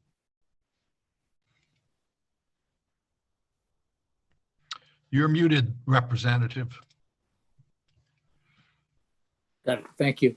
Thank you, Mr. Chair, and good morning, Senator DeChambeau. In the first session, I was the sponsor of LD 1021, which was often known as the drone bill and prohibited the use of drones and the stalking of individuals in their private places and so forth. So I have an interest in this area, and I note that this bill principally focuses upon the use of a fixed device. What do you intend to mean by the use of that descriptive term? I'm looking, well, the one, it didn't apply. What we have is, if you're taking a camera, we have in our law, taking a camera and videotaping and moving around, and the issue of private versus public. This one is even more ominous in a way. It's a people's home, and their backyard is not an entertainment yard other than they've got a garden in the yard or what have you, and they walk that path to the end of their property line, which abuts the Saco River, which they seem to enjoy and the family enjoys. So the fixed cameras in this particular case, there is a fence that belongs to the neighbor. It's one of those weather fences, those orange fences, probably 5 feet, 4 or 5 feet high. And right behind that on the neighbor's property are trees. I didn't see much foliage on the trees, but there are cameras maybe 6 or 8 feet high that are affixed and point directly into the backyard and not the neighbor's yard. So it's not like they're looking for animals that are coming into their yard. So it's the affixed is right there, just pointing at one particular area. So I take it that the use of a handheld camera would not be included within the scope of the bill. Yeah. Okay, good. Thank you. Thank you. Thank you, Representative Moriarty. Representative Thorne. Thank you, Mr. Chair. Representative Moriarty just asked my question. I appreciate your response, Senator. Thank you. Thank you, Representative Thorne. Are there additional questions for the bill's sponsor, Senator DeChambeau, from committee members? Seeing none, thank you very much for bringing this bill forward. We appreciate your testimony today. Thank you. I will now turn to the attendee room to ask if there are persons who wish to testify in favor of LD 1895 to please raise your electronic hand so that I can have you brought over as a panelist. And I will begin by asking the committee clerk to please move over Wendy Phillips, followed by Christopher Parr. And we will give them a couple of moments to get over.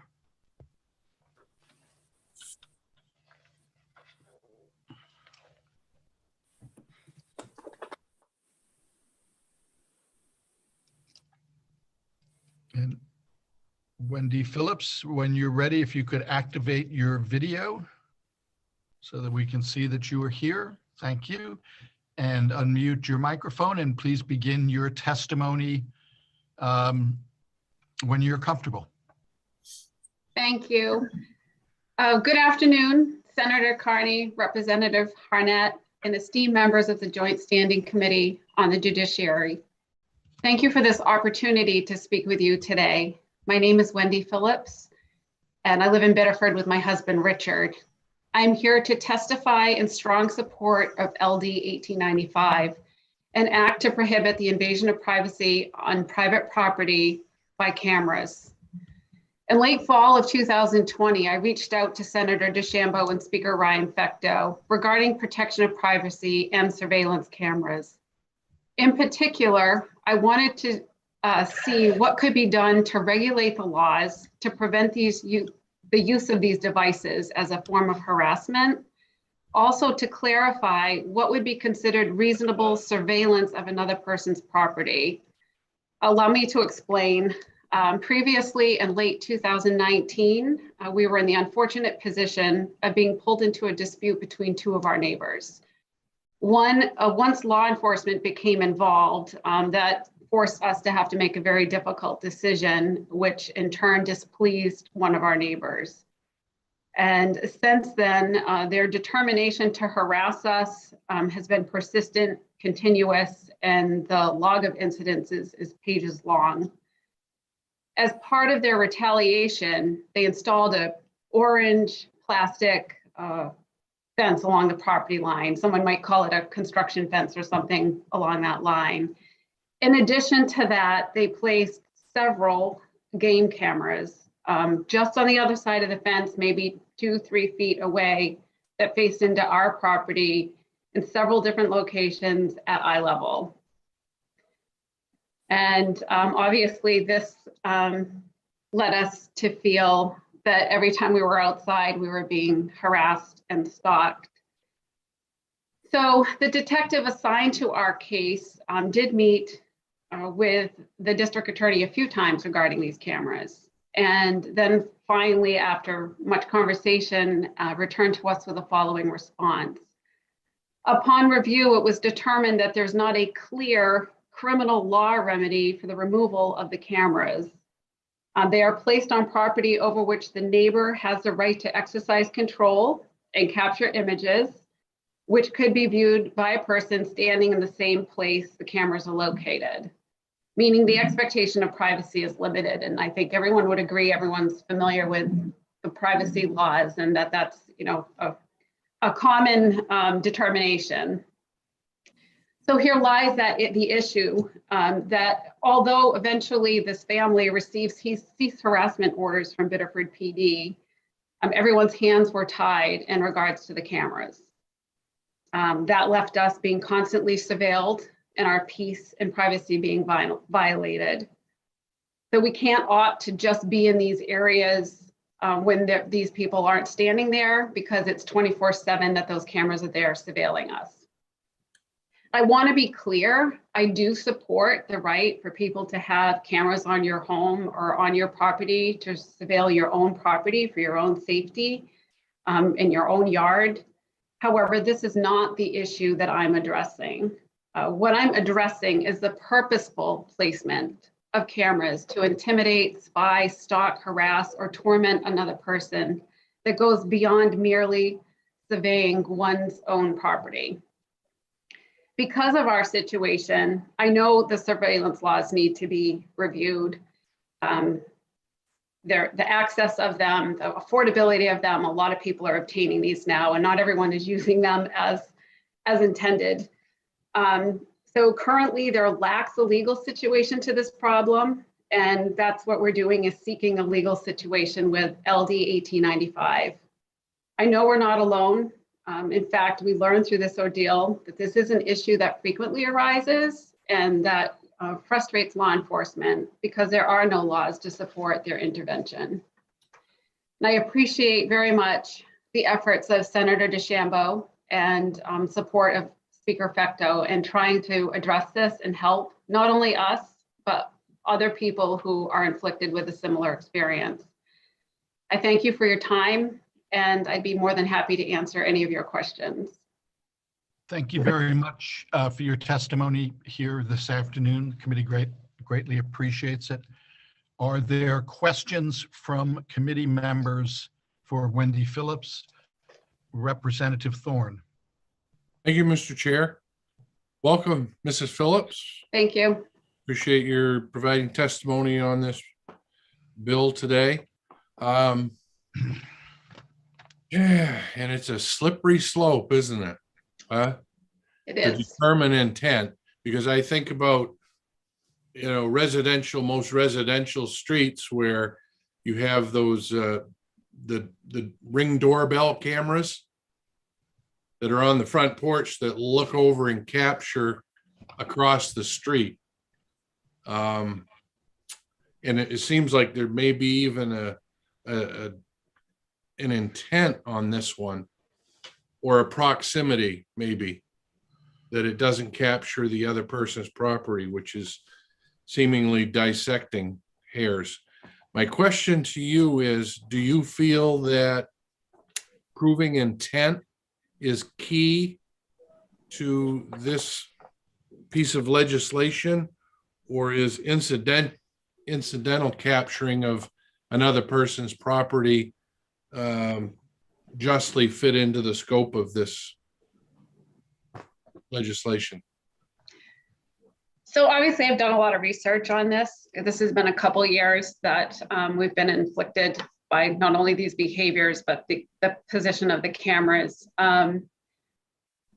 My husband's retired law enforcement. We have Ring cameras on our home. These particular neighbors also have recently installed kind of commercial-based security cameras that run 24/7. And I do feel that's different. I know that that does still make other people uncomfortable, but I think the incidental capture of someone else's house in the background while surveilling your own property, there's that gray area, but I think that's okay. I'm respectful about it to my neighbors, and I guess I'm sure there's people that would abuse that. But I think in this situation, this is definite intent to harass. It fell right along with their other pattern of behavior and their course of conduct. And I was hoping back then that the course of conduct piece would fall into play, thinking that this would prove to be harassment. But everything kept staring back to the issue of privacy because it's cameras, which is where I started to reach out for help on clarifying our laws. I don't know if I answered your question. I probably went around in circles, but I do think there's the gray area with the ones on your home, the Ring cameras, things like that. That's not what I'm speaking of. It's the intent, for sure. One quick follow-up, Mr. Chair. Yes, go ahead, Representative. Mindful of the time.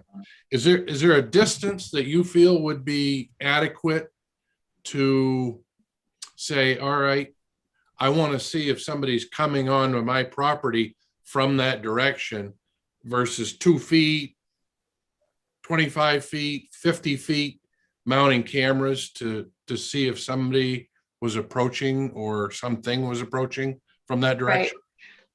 I think that would vary depending on one's property. So I know, if you're in a development and your homes are only 20 feet apart from each other, that's difficult, right? And those people still have a right to protect their property with a surveillance camera. In our situation, behind those cameras are 250 plus feet of this family's property and 3 feet between the camera and the fence facing into ours. So do I think that's reasonable? Do I think they're protecting their own property in that position? No. So I think it would vary on what people have for space to make that acceptable. So I think it would be hard to put a number on it, but I want to say common sense, but we'll leave it at that. Thank you, Mrs. Phillips. Thank you very much, Representative Thorne. Are there additional questions from committee members for Wendy Phillips? Seeing none, thank you very much for your time and testimony this afternoon. We greatly appreciate your input on this bill. Thank you. Thank you for having me. I will now return to the attendee room, but before I do that, so my clerk is always ahead of me. She's already moved over Christopher Parr, who has registered to testify in support of LD 1895. Welcome to the Judiciary Committee. Christopher, it's good to see you again. Please begin your testimony when you feel comfortable. Thank you very much. It's nice to see you too. Good afternoon now. My name is Chris Parr, and I'm here to testify on behalf of the Maine Department of Public Safety in support of LD 1895. Based on our initial review of the newly enacted law that amended Section 511 of Title 17A last session, in our knowledge of the circumstances that led to the introduction of this bill, we didn't think that this bill was necessary. After listening to the discussion of the bill that occurred at the 7 January Criminal Law Advisory Commission meeting, however, we do think Section 511 might be able to be further clarified to ensure that flagrant violations of personal privacy can be addressed and prosecuted under Maine law. For that reason, the department encourages the committee to move and endorse an ought to pass report for LD 1895 or any amended version thereof that would strengthen Section 511 of Title 17A. I would just add to my statement, to my written statement, a few things. I'm not sure if the solution necessarily is that reflected in the proposed bill. I think that subsection 1, paragraph C, that was enacted last session, could be clarified possibly to address situations like this, and or that the harassment statute in Title 17A might be clarified to address this sort of thing. A few thoughts as far as some of the questions that were asked. As far as a fixed versus a handheld camera, for lack of a better description, that one might carry, I actually think that paragraph 1C as newly enacted would address the handheld camera as opposed to the fixed camera in a situation like has been discussed just a few minutes ago. I have had a chance to read through the testimony that was submitted.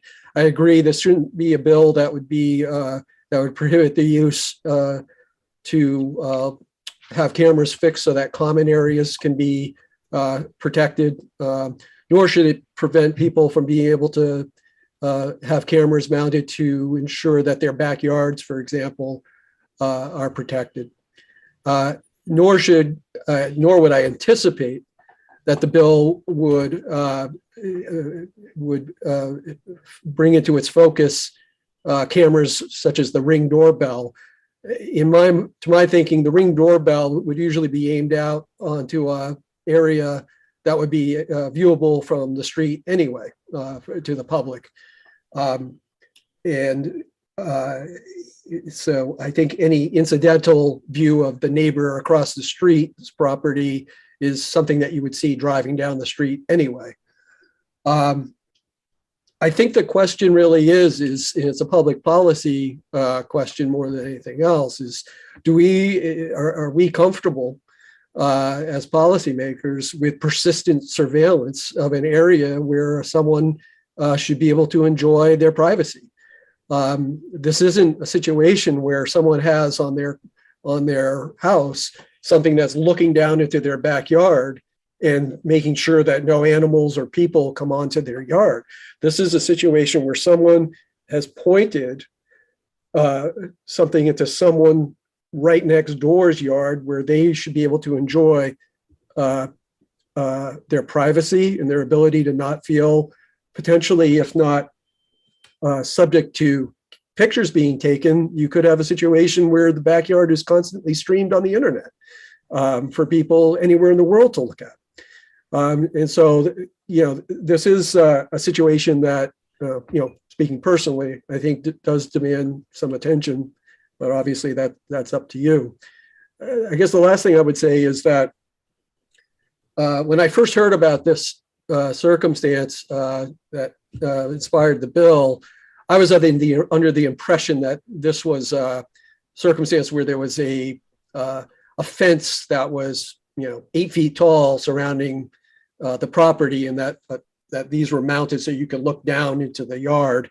I think that here you have a situation where there is obviously persistent surveillance happening.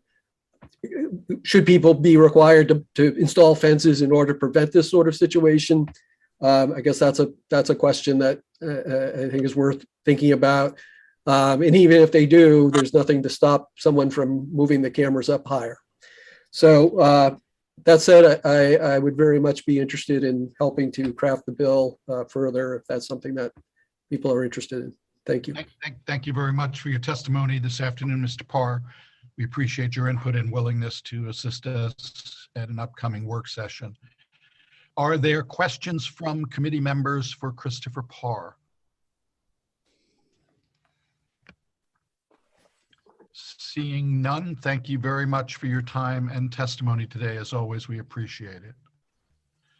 I am going back to the attendee room and I will check again to see if there are any persons who wish to testify in favor of LD 1895 to please indicate with your electronic hand so that I can recognize you. And at this point, I am seeing, I know that you have one other person who registered to testify in support, but I understand he is tied up and may be joining us at a later time. So with that, I will ask if there are any persons in the attendee room who wish to testify against LD 1895 to please raise your electronic hand. And I see that we have William Ferdinand, and I would ask the committee clerk to please move William over to panelist status. Thank you. And I will wait for the transfer to be complete. Mr. Ferdinand, when you are over, if you could activate your video so that we can see you and unmute yourself. Thank you very much. Good to see you again. Thank you for being here this afternoon. Please begin your testimony when you're comfortable. Good afternoon, Representative Harnett and Senator Carney and members of the committee. I'm Bill Ferdinand. I'm a lawyer with Eaton Peabody. I'm speaking on behalf of the Maine Real Estate Managers Association today. There's written testimony in the file submitted by Sharon Vale. This association is one that are the landlords and managers of affordable housing properties. So they have multi-unit dwellings all over the state. And looking at this bill, Chris Parr raised the issue that we were concerned about, is that oftentimes we have surveillance cameras in common areas, parking areas as a security measure, or cameras are used for different types of inspections for insects and things like that. And we want to still be able to put surveillance cameras on our own properties to protect our residents in these places, obviously not in their apartments or dwellings, but in the common areas. So we're looking for an amendment that allows us to continue that that practice. There's obviously a less of an expectation of privacy in those common areas. I think most of our tenants appreciate having that security there too. And so we're just trying to find a way to allow the installation of cameras and surveillance devices by the owner of the building for purposes of keeping security or doing inspections and things like that. So we hear the issue, and this is just a drafting issue that it has to be clarified, I think. Thank you very much for your testimony this afternoon. Greatly appreciate it. I'm going to turn to see if there are any committee members with questions for William Ferdinand, and I will begin with Representative Babich. Thank you, Mr. Chairman. Mr. Ferdinand, can you tell me if the cameras that you speak of among the folks you represent are used to monitor compliance with rules of the property? Yeah, they are. Sometimes if you have if you have rules that, how to use a common area and things like that, they can monitor it and deal with it at the time, or they can use it as evidence if they need to. That would if they broke a rule or something like that. Yeah, they can use it that way. Yeah. Thank you. Thank you, Representative Babich. Are there additional questions from committee members? Seeing none, again, thank you very much for your time and testimony. I assume, well, it's not safe to assume, but that you will assist if yes, drafting of an amendment is deemed necessary by the committee? Yes. Thank you very much. We greatly appreciate that. I'm going back to the attendee room, and I will again ask now if there are any persons who wish to testify against LD 1895 to please indicate. And I am seeing none. I will ask if there are any persons who wish to testify neither for nor against LD 1895 to please raise your hand. And I am not seeing anyone in the attendee room. So I will take one more chance, provide one more opportunity. Is there any person in the attendee room who wants to be heard in any manner on LD 1895? If so, please raise your electronic hand. I see a committee member, Representative Sheehan. Thanks, Mr. Chair. And if there is no one else here to testify in any capacity on the bill, I just wanted to flag the testimony provided by Sergeant Steve Gordon, who is a member of the Biddeford Police Department, as a law enforcement officer who attended to this situation. I think his testimony is particularly valuable for our committee to read. So Thank you very much, Representative Sheehan. I note that Sergeant Gordon's testimony is in the electronic file, and I would encourage committee members, as I know you all do, to look at all testimony that has been provided on this LD. So thank you, Representative Sheehan. And I'm going to take one last look in the attendee room and ask if there's anybody else who would like to be heard. And seeing none, at this point, I want to thank the bill sponsor, Senator DeChambeau, for bringing LD 1895 forward, and express my appreciation to all those who testified on this bill. And with that, I will close the public hearing on LD 1895. That concludes the committee's work for this, I wanted to say for the day, but that would just not be true, for the morning and part of the afternoon. I want to give the committee members a bit of a break and also our committee staff. So I will, unless I hear objection, ask for us to reconvene at 1:15 this afternoon. We have 4 public hearings scheduled. So if we could all be back by 1:15 so we could start right up, I would greatly appreciate it. Again, thank you to committee members, committee staff, and all persons who participated in today's work session and public hearing. And we'll see you in about 40 minutes. Take care. And remember to shut off your mics and cameras.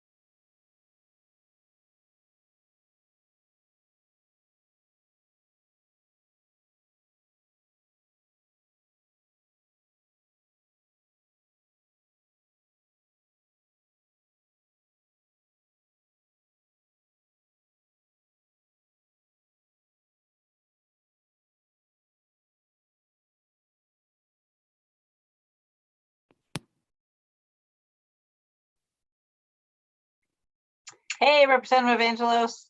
Peggy, The hearing this morning ran a little long, so they're not going to start till 1:15. thank you. Just what I was looking for. See you in a while. All right, see you soon.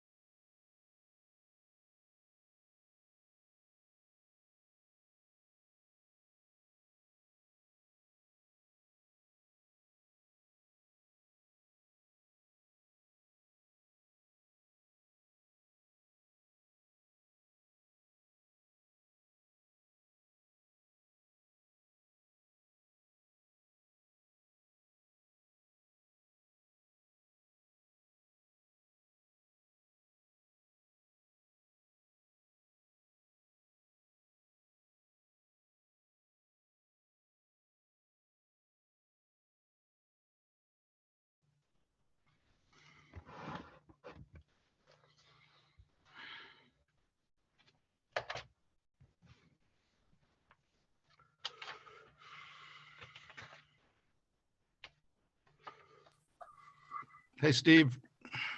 Hey, Tom. Hi, Steve. Hey there, Tom. How's it going? Hi, Aaron, Peggy.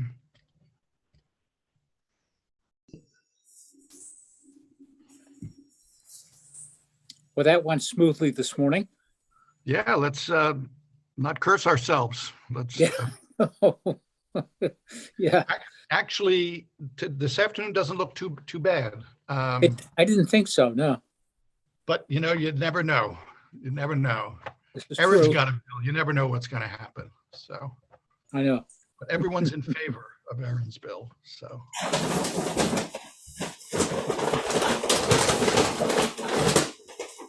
I don't even want to know what that is. Whoa. It's my husband taking the recycling out. Oh, okay. Oh, okay. I thought that someone's wall collapsed. It sounds like you have a lot of cans and bottles.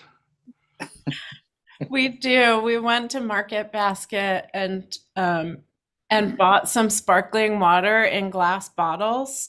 And like, much to my dismay, we drank through the entire 12-pack of tall bottles in 3 days. So good to stay hydrated.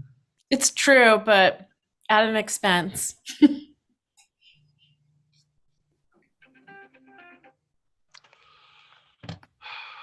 Have you fed the cow, Jeffrey?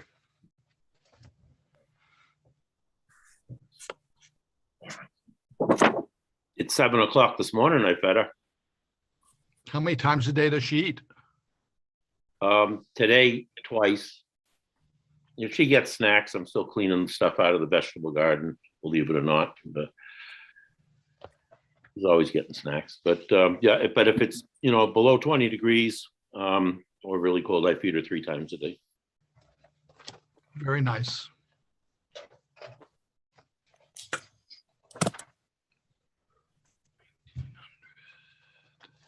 One, 2, 3, 4. And oh, by the way, Representative Harnett, yes, sir. The work on my farm, I need a union to protect me from me. I'll remember that, Representative Evangelist. Well, you remember last spring, I put myself in the hospital, remember? I do. I do. You're becoming a regular customer. And it's not a good idea, but that was because of my garden, because I was outside for 10 hours trying to beat the rain, and I did, but it wasn't good once I got inside. Well, we'll just wait to get a quorum. We have 4 hearings this afternoon. I'm going to do the first doubleheader, then Senator Carney will do the second doubleheader. Would you like me to continue to time? I sort of forgot on 1 or 2 of them toward as we were getting close to lunch, but I'm sharper now. To the extent you remember, that would be great. Okay. But would you like me to do the same on your hearings? Sure, thank you. Okay. You have that fancy little Post-it that really tells people what's going on. Yeah, I didn't want to, I wanted it to be courteous. So I hope my language choice is okay. It was courteous yet subtle, or both, I don't know. Got 1, 2, 3, 4, 5, 6. 7. See if we have our sponsors. Ooh. Good afternoon, all. It's a little after 1:15. We do have a quorum, but I'm just going to give committee members a minute or 2 before we start up, but this is pretty close to being on time. I like to note those occasions.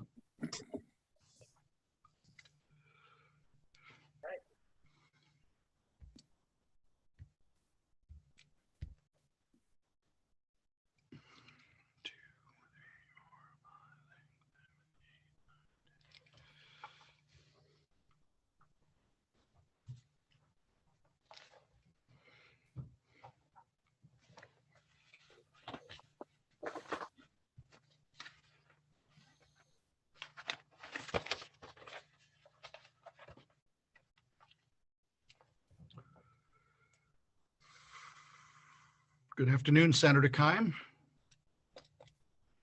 Good afternoon.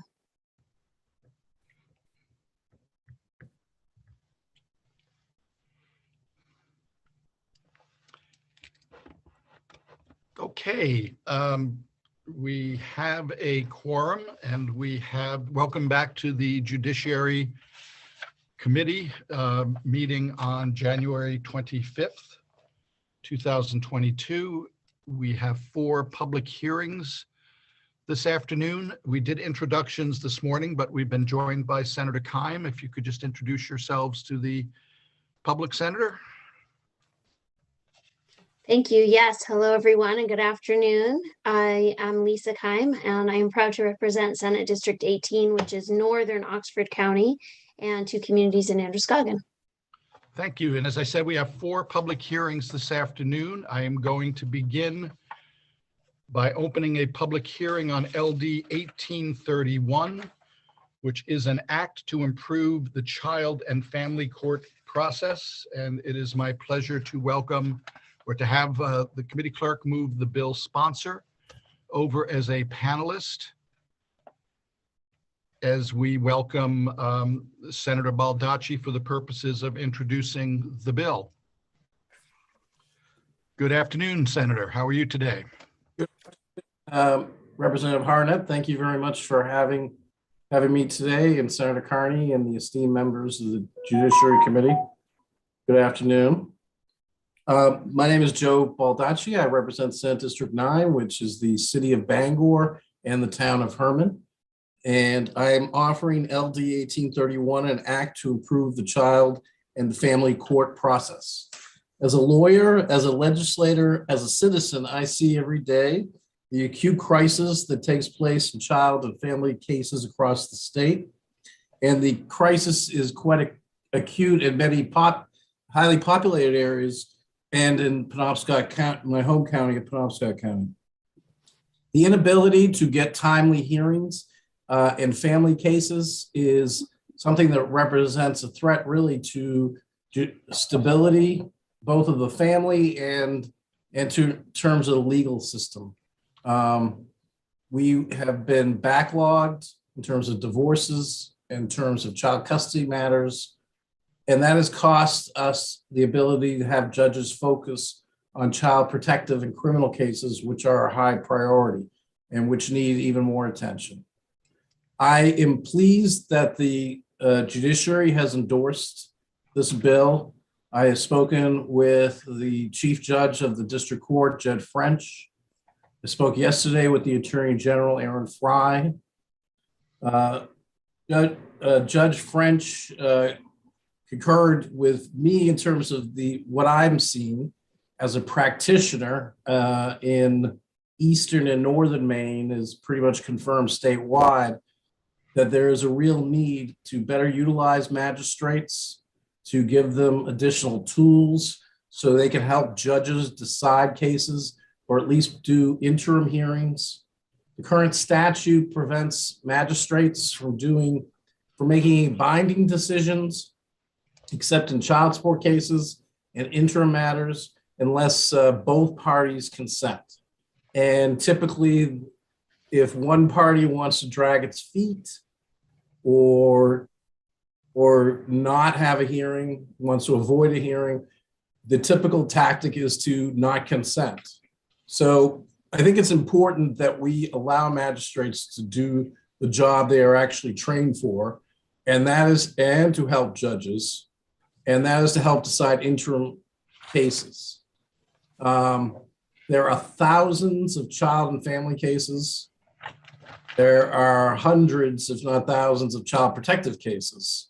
They all deserve more attention, more thought.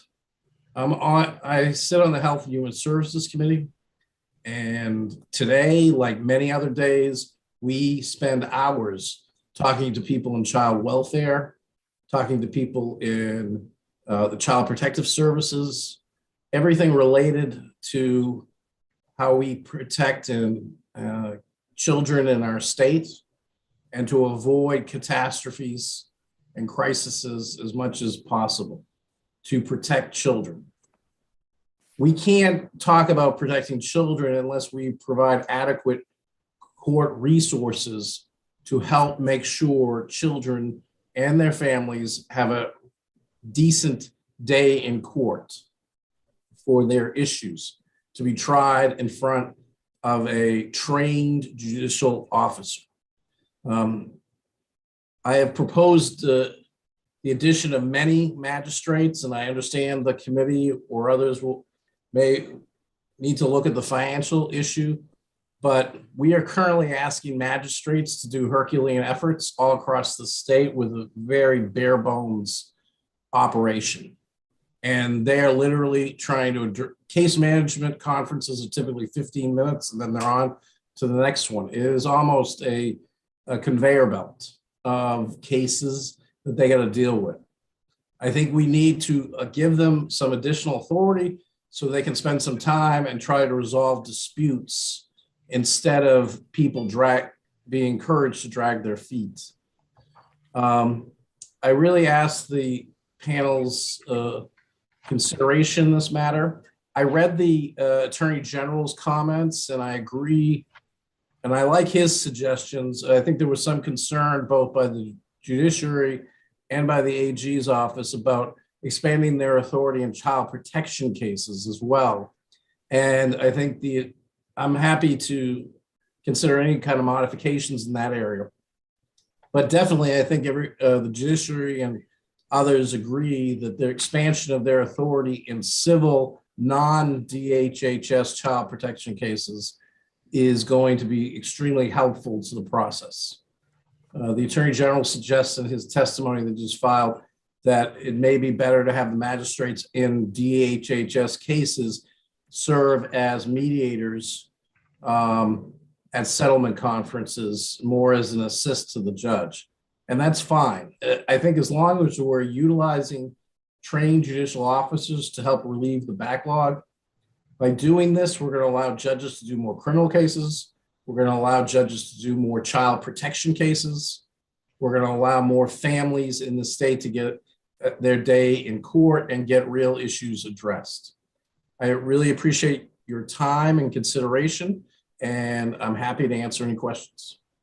Thank you very much, Senator Baldacci, for bringing this bill forward. We greatly appreciate your testimony this afternoon, and I will now call on committee members as I saw their hands go up, beginning with Representative Thorne.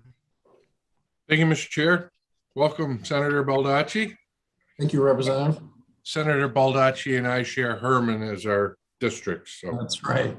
And we're taking good care of Herman. My question to you, and I don't know if you had an ability to share your opening testimony on the public testimony written, if that was possible. I have not had a chance, Representative. I apologize. Okay. And my second question to that effect is, you may have stated, and I might have missed it, it looks to increase the magistrate to 24. And I missed what it is currently. It is currently 8.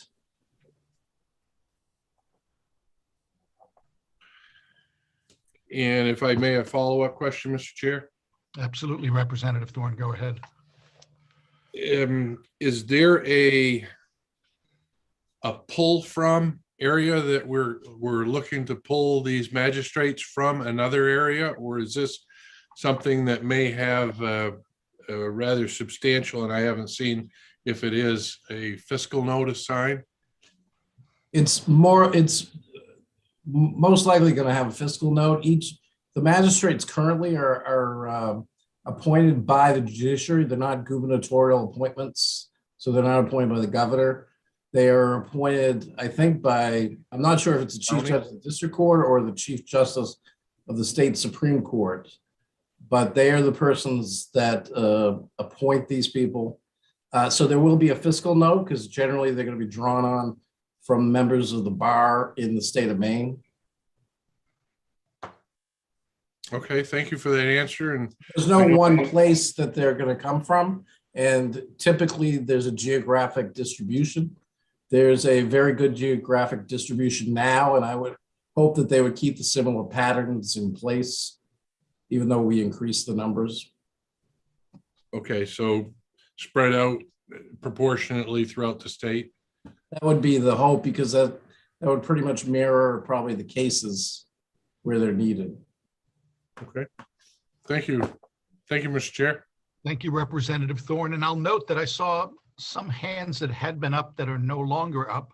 So if I miss anybody, please let me know, and I will continue to go on the order, in the order that I saw hands being raised. Turning next to Senator Keim. Thank you. Nice to see you. Good afternoon, Senator Baldacci. I am wondering if you would just talk to me a little bit about what you see as might be problematic with increasing the scope of the magistrates, and also why you would be seeking that as opposed to having just more judges, or a combination of the two, because I was just hoping to get your thought process around that. Thank you very much. So I think that the consensus I see is that people generally think there's a value to expanding their authority in non-DHHS cases, which would be general, private, civil, family, divorce, child custody matters. So those cases can get a hearing earlier and not be backlogged for 6 months or 12 months. In the child protective cases, I think that there's concern about how it's going to affect the process, because there are constitutional rights involved, and to make sure there's a certain very rigid path they have to go on. So I think that they want to tread lightly in that area, and I understand and appreciate that. So I think that I'm sensitive to that issue. I think that they could manage it. It's going to, but it may require time, and I think having them act as mediators in the child protective thing, or somehow assisting the judge, may be a better way to start down that road in those cases. But in the general civil family thing, I think that they're prepared now to take on this role. And to be honest with you, I felt this was a better, I mean, we could increase judges, and I'm not against that, but this would be a quicker way to handle the backlog without having to create a lot of new judgeships, which would be more expensive. But still, I thought it would be quicker and more cost effective, to be honest with you. And magistrates, in my experience, have done a very good job in terms of working with the parties. So I just think that having this expanded somewhat, so there's not a huge backlog, can be done a lot quicker than appointing new judges, having them nominated, going through that process. Thank you for that. And one more question. I noticed there's a piece in here on training, and it seems like this is for the judges. So I wonder if you could just explain what you're seeking there for the additional training. Well, I just thought we are dealing in HHS with a lot of discussions, as you can imagine, about child protection and about the child protection system, as I'm sure you have and other legislators have. I just want to make sure as we do this that the issues of domestic violence and those type of things, that those are regularly dealt with in trainings for both the magistrates and the judges. And I know that to a certain extent they probably are, but I wanted to make it regular and routine in this statute. Okay, thank you so much. Thank you. Thank you, Senator Keim. Senator Carney. Thank you, and welcome, Senator Baldacci. It's nice to see you. See you as well. I have a very practical question for you, because I was involved in the commission to study the probate court system. And I'm curious as to whether you know if the judicial branch has the office and courtroom space to fully deploy 24 magistrates. I know that is a concern, and I think just increasing the number of magistrates without ensuring that they have a courtroom or other setting to do their work maybe would would not fully utilize the impact that they could have to benefit Mainers? I think that's a very good question, but I, just speaking from my own experience at the Penobscot Judicial Center, there's a lot of times that many of the courtrooms are not used at all. Primarily, the magistrates are doing their work by Zoom or by phone, and judges use Zoom now in non-DHHS civil cases, including family and child cases.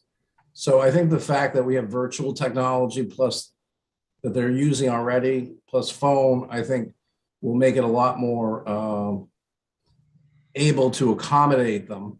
But a lot of courtroom space at the Penobscot Judicial Center is not. There's typically go in there, and if there's a protection from abuse day, there are 3 courtrooms on the 2nd floor. There's only 1 that's being used. I think, from my own experience, I think that's a problem that can be handled. But I do agree we need to make sure that that's the case. I think the judiciary is wants these additional positions because there's already an acute crisis in terms of dealing with these cases in a timely manner. So I think by the use of virtual technology and the fact that a lot of courtrooms aren't being used because of COVID, that we can find a solution. Thank you. Thank you, Senator Carney. Are there additional questions from committee members for the bill sponsor, Senator Baldacci? Seeing none, I do have one, Senator. In section 7 of your bill, it will authorize the court administrator to appoint staff for 24 for the new number of magistrates. Do you have any idea, and this may be a question better suited for Ms. Finn, do you have any idea what personnel count that is?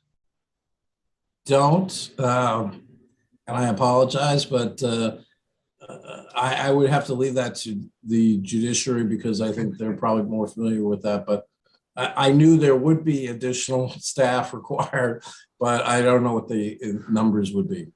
Okay, thank you. Thank you very much. Thank you for bringing this bill forward. And as the bill sponsor, you're welcome to stay with us for the remainder of the public hearing as a panelist, if you would like. I appreciate that. I'm going to head back over to Health and Human Services, but I will catch up with everyone later. And I appreciate everybody's time. Thank you. Okay, thank you, sir. Thank you.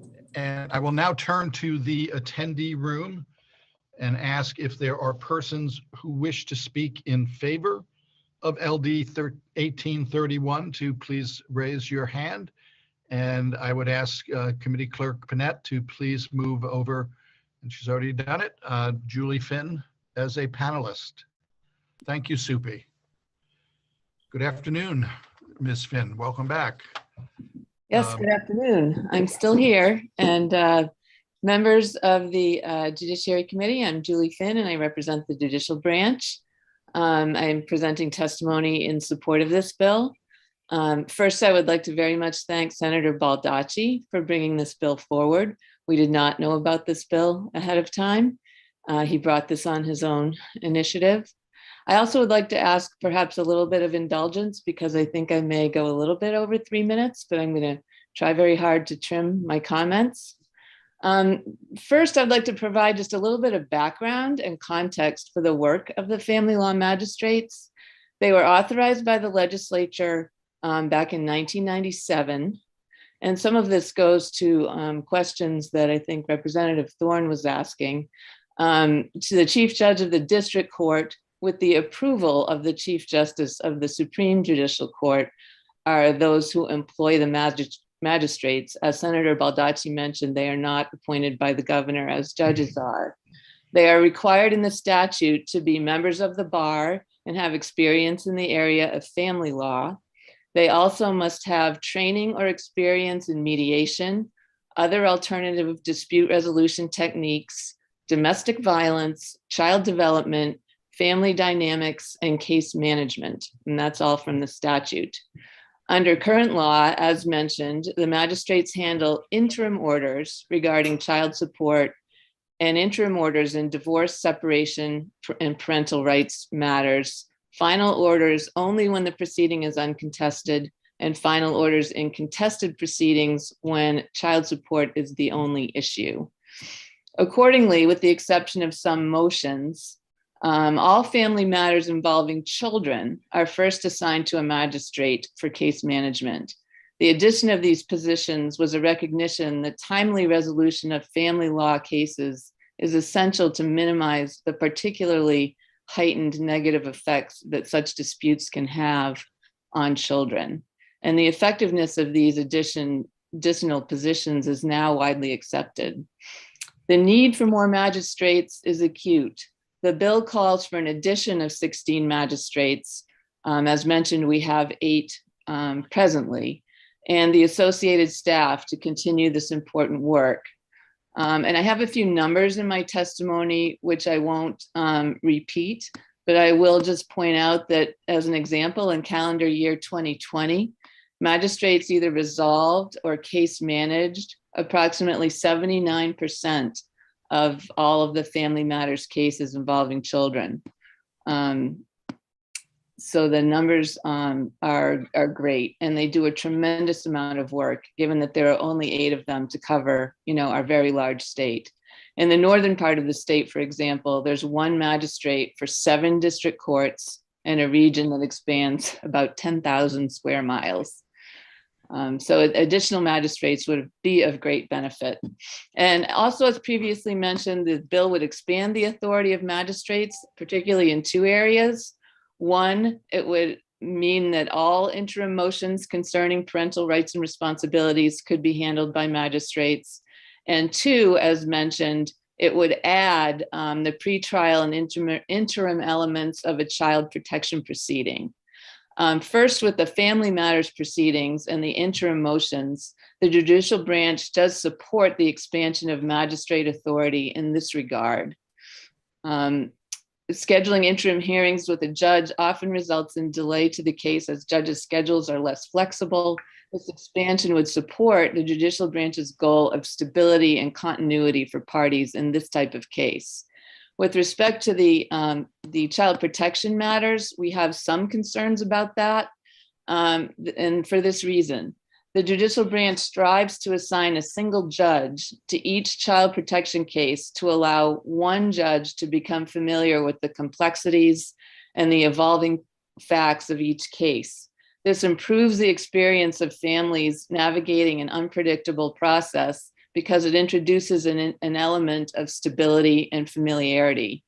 If a magistrate were to handle the pretrial elements of a child protection matter and a judge were to handle the jeopardy hearings and the termination of parental rights hearings, the back and forth could be a little disruptive for families and undercut the benefits of the one family, one judge model. And with respect to funding, I think Senator Carney was asking about our resources. We will have to work very hard on a fiscal note for this matter and consider some of the all other categories in terms of overhead and physical space in courthouses, which in some of the larger courthouses would not probably be a problem, but in some of the smaller courthouses it could be. We will propose a number that we feel we could accommodate within our existing buildings and physical resources, while also considering, our new processes of Zoom and remote hearings and the like, which Senator Baldacci also mentioned. We are kind of living in a different world now with respect to remote proceedings, as we are doing right now. So we'll work very hard on the fiscal note, which will be complicated, and have that to you hopefully as soon as the work session, maybe, but we're definitely going to be working hard on that and are working on it now. So that is the extent of my comments. Thank you very much for your consideration, and I'll answer any questions if I can. Thank you very much for your time and testimony this afternoon. Committee members, are there questions for Julie Finn? Representative Thorne. Thank you, Mr. Chair. Welcome, Ms. Finn. I guess my question is, when I look at this bill, Senator Baldacci is looking to increase the number of magistrates by 200%. That seems like, a pretty high number versus, let's double them. And I don't know, he said there's 8 magistrates currently that just handle family law or handle everything. They just handle family law. That's correct. Okay. And you may not know the answer to this. How many magistrates are there total in Maine that cover all aspects of the law? Well, they are only authorized and hired in the realm of family law. We don't have magistrates in any other area. Okay. That was my answer. Thank you. Learn as I go. You're welcome. Thank you, Representative Thorne. Representative Moriarty. You're muted, Representative. Sure was. Thank you, Mr. Chair, and good afternoon, Ms. Finn. I just wanted to clarify your testimony regarding the use of magistrates in the pretrial stages and its possible inconsistency with a one-judge policy. Is the department sort of neither for nor against, or are you just a bit concerned about that? That's a good question, Representative. We do feel that the one child, one family, one judge model, when it can be implemented, has worked well, both for the participants in the child protection court and for the judge. I think Senator Baldacci mentioned he was amenable to possibly some changes in this regard, and he mentioned that the Attorney General's office might have a few concerns with this area as well. I mean, we wouldn't, we are in favor of the bill, and if it were to pass in this format, we would adjust appropriately, but we do feel that the current model has been working. Okay, it's good to hear. Thank you. Thank you, Representative Moriarty. Representative Babich. Thank you, Mr. Chair. Ms. Finn, expansion of family law magistrates would not impact accountability. Is that right? In other words, they are supervised by district court judges? I don't think supervised is the correct term. Their authority and jurisdiction is limited. So they have authority for, like, a lot of the motions and matters that they handle are interim, which means that it might be changed during trial by a judge. But the word supervised probably isn't the right word, because they don't report or work for a judge in any way, but a judge can change their orders in a subsequent hearing if need be, because their original ruling was interim in nature. I hear you. If I guess just the one follow-up I would have is, are they accountable in the same way that judges are regarding ethics training and any action that could be taken regarding a particular unethical action? Well, whether which code of ethics applies to magistrates is actually a question I do not know the answer to. There's one for attorneys and there's one for judicial officers. Right. One of those clearly would apply because they are required to be members of the bar. So they have all the ethical standards that are required by the Maine Board of Bar Overseers. I'm not entirely sure if the Code of Judicial Conduct applies. I can get back to you on that, though. Appreciate it. Thank you. Thank you, Representative Babich. Are there additional questions for Julie Finn? Representative Thorne. Thank you, Mr. Chair, allowing me a second question, and it's quick. Are magistrates appointed versus confirmed, or just curious? You mentioned Representative Babich touched on the process, and I'm just curious, what is the vetting process in this case? Thank you. So they are hired as other judicial employees are hired. The chief judge of the district court, has the hiring authority with consultation from the chief justice of the Supreme Court. And they, as the statute indicates, they must be members of the bar and they have to have experience in family law, and there's certain other requirements. So they are not appointed by the governor. They're not appointed by anyone. They're hired by the judicial branch under the statute as it was passed in 1997.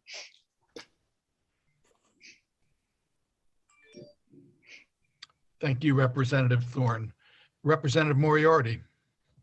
Thank you, Mr. Chair. Ms. Finn, I just had one other question that occurred to me. Actually, it's a request. As we look forward to the work session, as you've indicated, you're going to be examining the capacity of existing courthouses to house additional magistrates and so forth. And so I wonder if through that process, you might be able to tell us at the end if 24 is the right number or if it's too high. And if so, what would a more reasonable number be given all of the circumstances? Yes, when we are assessing our overhead and our space needs, we will absolutely come back with a proposed number of what we can accommodate within our current structures. Great, thanks.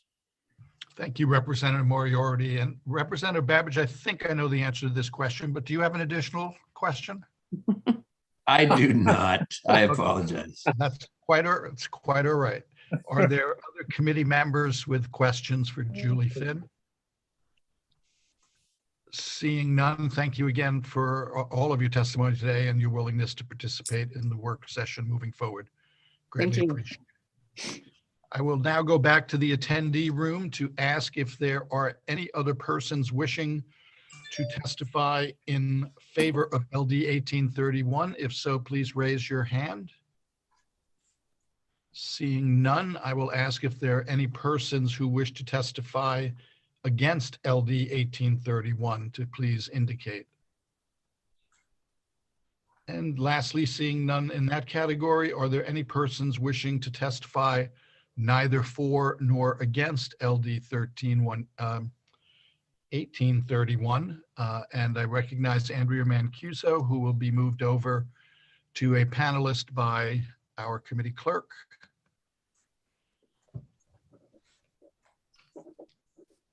Welcome to the Judiciary Committee again.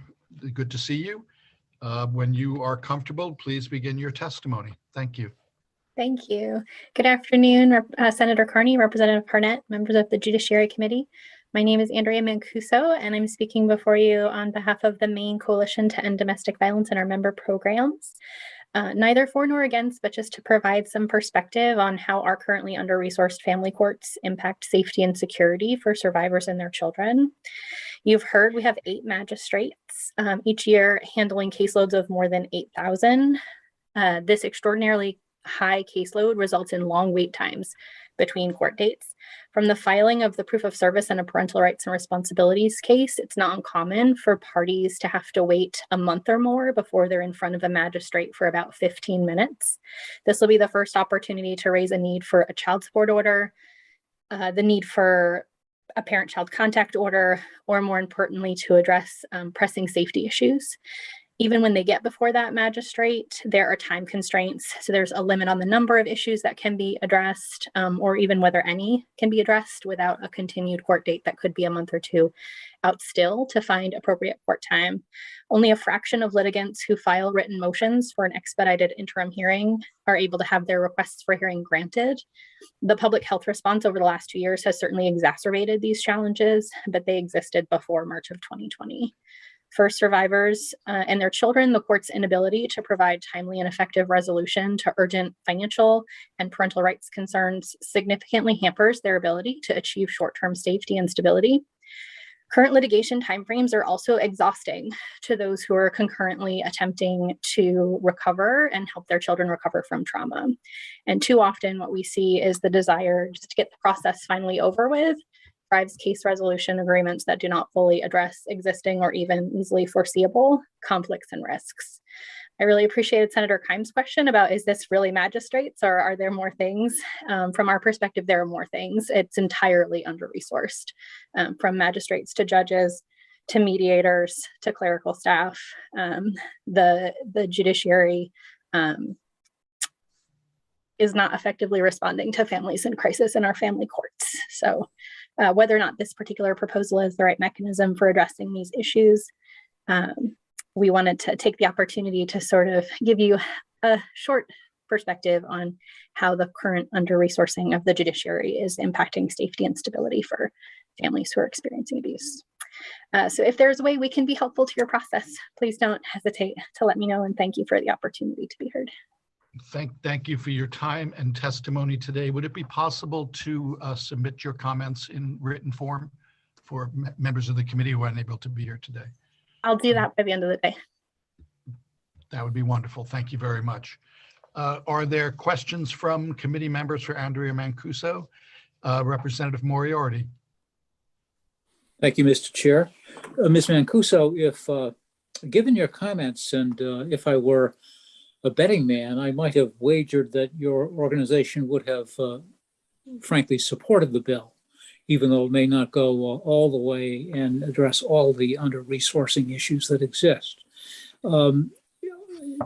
Does your organization have reservations about the bill in terms of its substance or the increased authority of magistrates? I would really look to the judicial branch to provide the technical assistance on exactly what the solution is for the to better resource the judiciary for case processing. I think we're here neither for nor against, because I don't have the appropriate perspective to say exactly what the mechanism is to address the issue. But we did feel like it was important for you to hear about how survivors are experiencing the family court, and that from an on-the-ground perspective, is woefully under-resourced to be able to provide timely and effective resolutions. We have survivors who might file a motion saying, I have a real problem and I need the court to address. And even if it is a problem that is appropriate for the court to address through an expedited interim hearing, folks are waiting 30 to 60 days before they can get into the court. And that's really no fault of the clerical staff or the judges or magistrates. It's just by virtue of resources. Thank you. Thank you, Representative Moriarty. Are there additional questions for Andrea Mancuso? Seeing none, thank you very much for your time and testimony today. Thank you. I will go back to the attendee room for a final check. Are there additional persons who wish to testify neither for nor against LD 1831? Seeing none, I will now close the public hearing on LD 1831. I thank the bill sponsor for bringing it forward and for all persons who participated in the public hearing. Thank you. We will now move on to our second public hearing of the afternoon, and that is LD 1900, an act to amend the laws governing name changes. And I recognize I actually do recognize the sponsor, our colleague, Representative Sheehan. Please begin your introduction of the bill when you're comfortable and ready. Good morning, Senator Carney, Representative Harnett, and esteemed members of the Judiciary Committee. I'm Erin Sheehan. I use she, her pronouns, and I represent Biddeford's House District 12. I'm pleased to introduce LD 1900, an act to amend the laws governing name changes. Mainers change their names for a wide variety of reasons.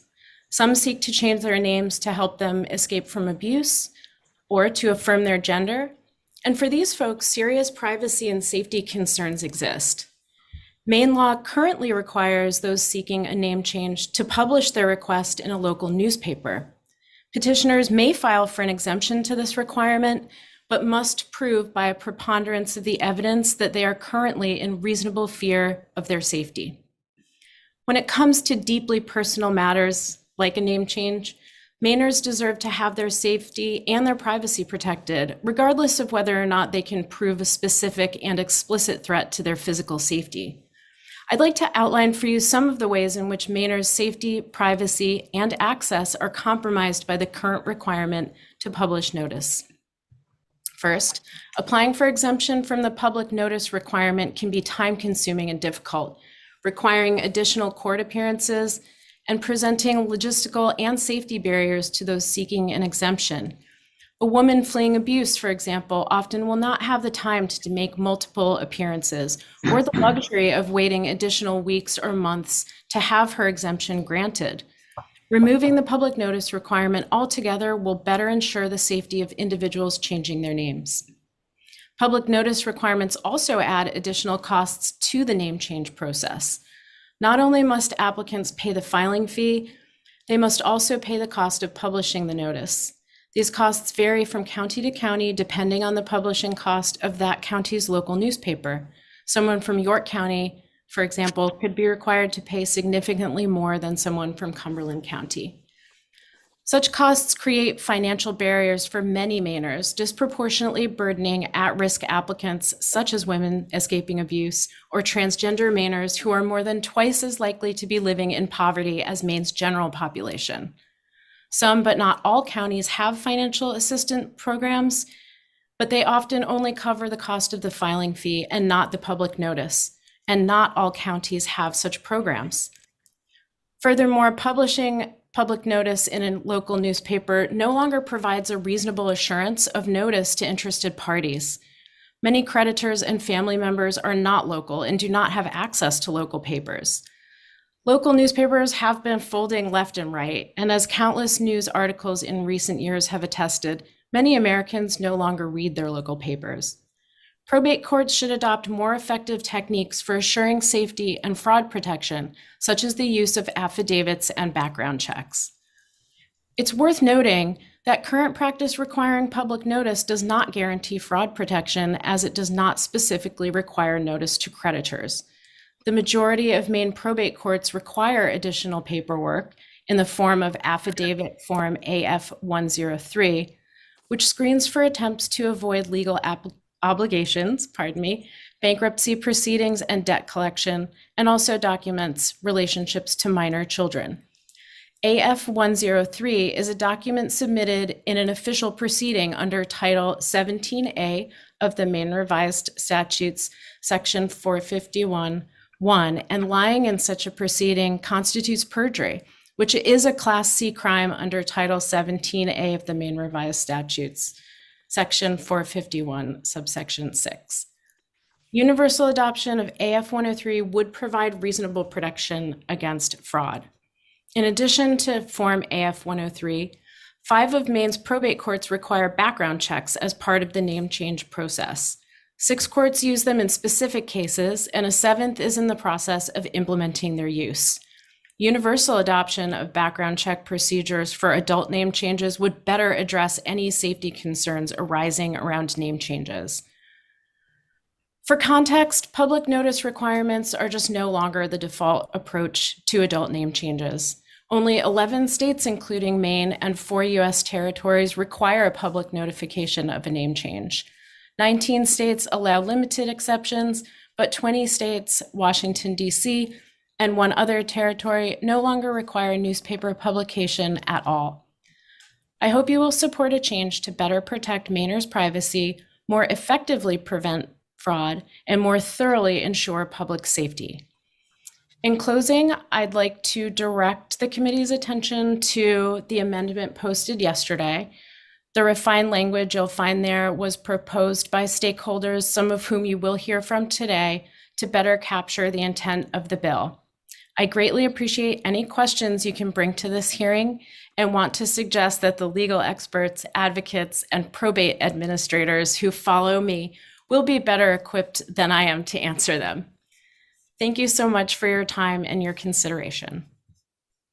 Thank you very much, Representative Sheehan, for bringing this bill forward. I will look to the committee for questions, and I will begin with Representative Thorne. Thank you, Mr. Chair. Representative Sheehan, I looked on amendments for this bill and I don't see one posted. Had you seen one? Yes, actually, it is under, so it was posted by Peggy and it's labeled LD 1900 Proposed Amendment Rep Sheehan sponsor at OPLA. And that was posted at 1:35 yesterday. So it's not under the amendments tab on the legislative page for this bill. It's somewhere else. It's under the electronic file. You can find in the electronic LD file under committee materials. Okay, so it's not posted under amendments. That's where I was looking for it. Thank you. Thank you. Thank you, Representative Thorne. Are there additional questions from committee members for the bill sponsor, Representative Sheehan? Seeing none, again, thank you very much for bringing this bill forward. We appreciate your time and testimony today. I will now turn to the attendee room and ask if there are persons who wish to speak in favor of LD 1900 to please raise your electronic hand. And I will begin with Representative Osher, followed by Quinn Gormley. If the committee clerk could please move over Representative Osher and Quinn Gormley, please.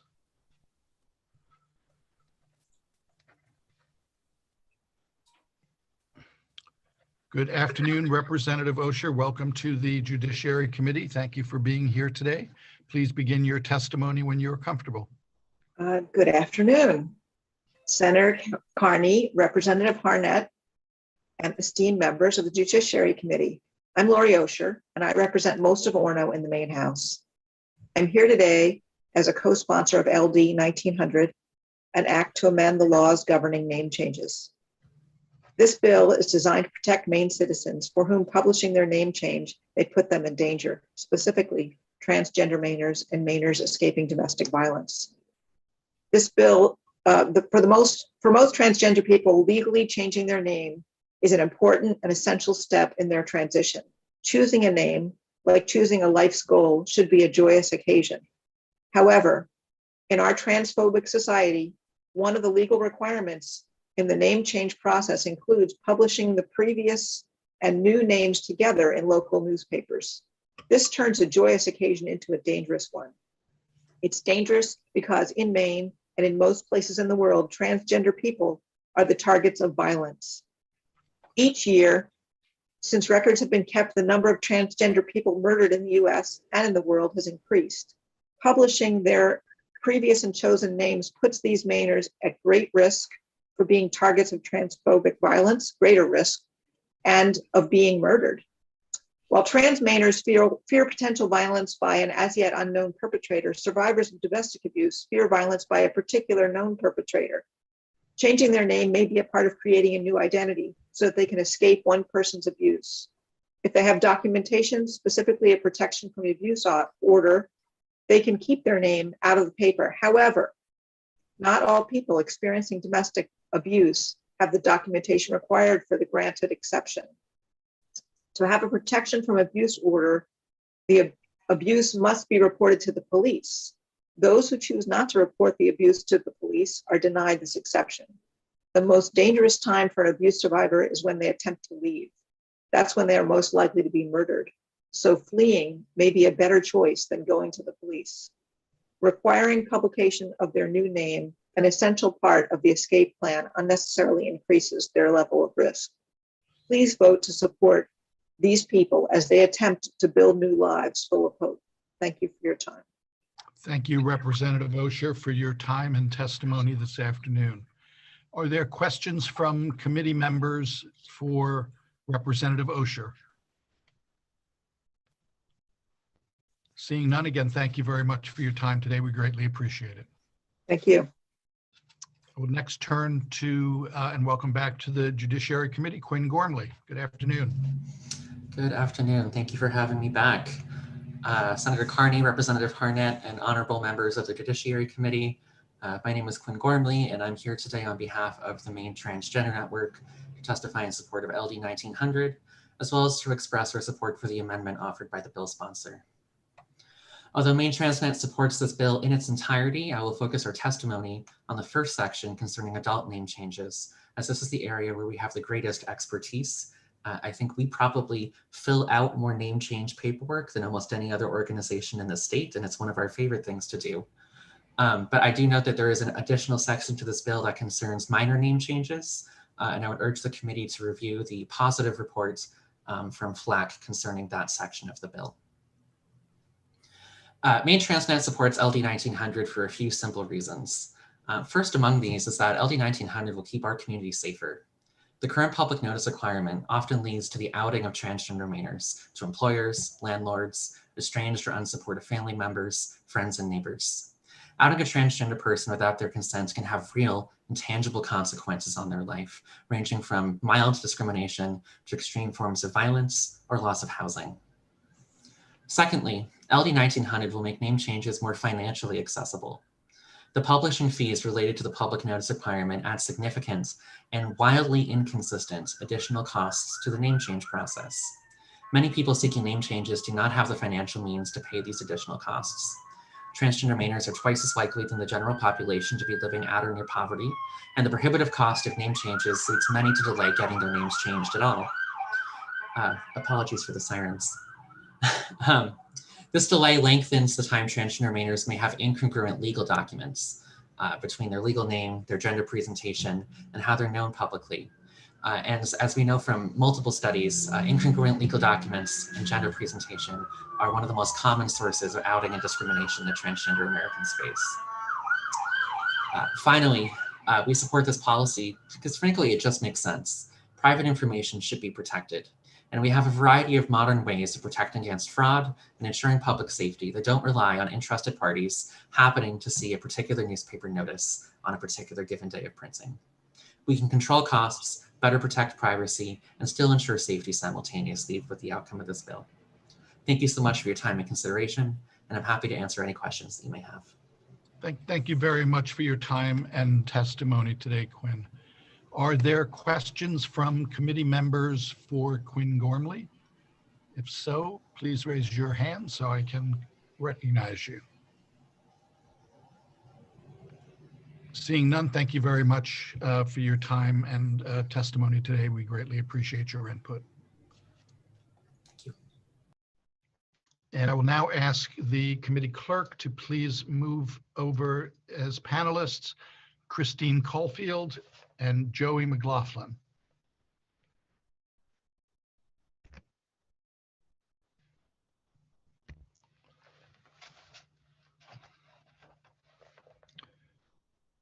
And Christine, as soon as you're able, if you could activate your video and unmute yourself, and you've done that. Welcome to the Judiciary Committee. We look forward to your testimony. Please begin when you are comfortable. Thank you very much. Senator Carney, Representative Harnett, honorable members of the committee. My name is Christine Caulfield. I live in Yarmouth, and I'm writing to testify in favor of LD 1900. I came out as transgender later in life. It was not an easy decision, but it was necessary.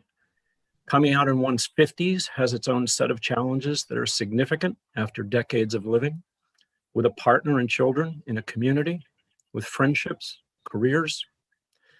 This year, my spouse and I will celebrate 44 years of marriage. I'm blessed with 2 wonderful daughters, 3 grandchildren. I'm a Marine Corps veteran, and I'm medically retired after teaching for more than 20 years. In many ways, my life doesn't seem very different from many people, but all that changed significantly when I came out. Beginning in 2007, I began the process of this, and my partner and I sought counseling and support to help us navigate this extremely daunting process. Deciding what to keep private to ourselves and our family and what to make public took much thought and discussion. After our immediate family, we started by telling small groups of close friends we could trust to not out me and who would accept and support us. By 2012, we were ready for me to start transitioning more publicly, which I did carefully and slowly. My wife and my family needed time to adjust. A lifetime of living as male was going to change. My wife had a high-profile professional career. She was concerned about the impact my coming out publicly would have on her career and clients. She became more nervous as she learned about all of the negativity, transphobia, and prejudice in our society towards transgender people. She feared for me, she feared for my career and her career over something that is essentially an intensely private matter. Things went fairly well as we cautiously expanded the circle of who we knew about my transition, and we became more public about it. However, when we were ready to formally change my name, the public notice requirement was an enormous issue. We both knew that some in our greater social and career circles might learn of my transition through publishing the notice in the Portland Press Herald, which could have an adverse impact on both of our careers and personal life. The publication requirement transformed this intensely personal decision of choosing my name and broadcast it to half the state of Maine. After much soul searching, we decided it was more important for me to continue my transition by changing my name. So I filed with the probate court and hoped for the best. But Portland is a small community and everyone seems to know everyone, and it didn't go well. Transphobia reared its ugly head. My wife lost clients and business and was subject to hostile gossip and prejudice. It caused strife in our marriage and had an adverse impact on both of our careers and within our family. All of this was unnecessary and could have been avoided if the current law did not have a mandated reporting requirement. Being transgender is difficult enough, and no one should have to deal with arbitrary impediments to coming out, such as this name change reporting requirement. It is archaic. It serves no constructive purpose. I am clear that if my name change had not had to be published, very little, if any, of what transpired, injuring my wife's reputation and career, would have happened. We chose to maintain a level of privacy during my transition, consistent with medical and therapeutic best practice that was wrestled from us by this outdated requirement. It took the decision of who we would and would not tell out of our hands. I know many older transgender people who have professional careers, spouses, families, churches, friends, and are putting off changing their name as part of their transition for many of the same reasons I have expressed here. They have stalled in their transition out of fear for their partners, families, careers, and physical safety. Coming out is a private process. Choosing a new name and who you choose to tell about being transgender is an intensely personal decision. The transgender community faces enough challenges and prejudices without being outed to the entire state when you're finally ready to legally change your name. It takes a lot of courage and support to come out, and the process should be in the control of the person who is doing it, not subject to a law that undermines the individuality and integrity of the person coming out. Thank you very much for your time and consideration, and I urge you to support this legislation. Thank you very much, Christine, for your time and testimony today. Are there questions from committee members for Christine Caulfield?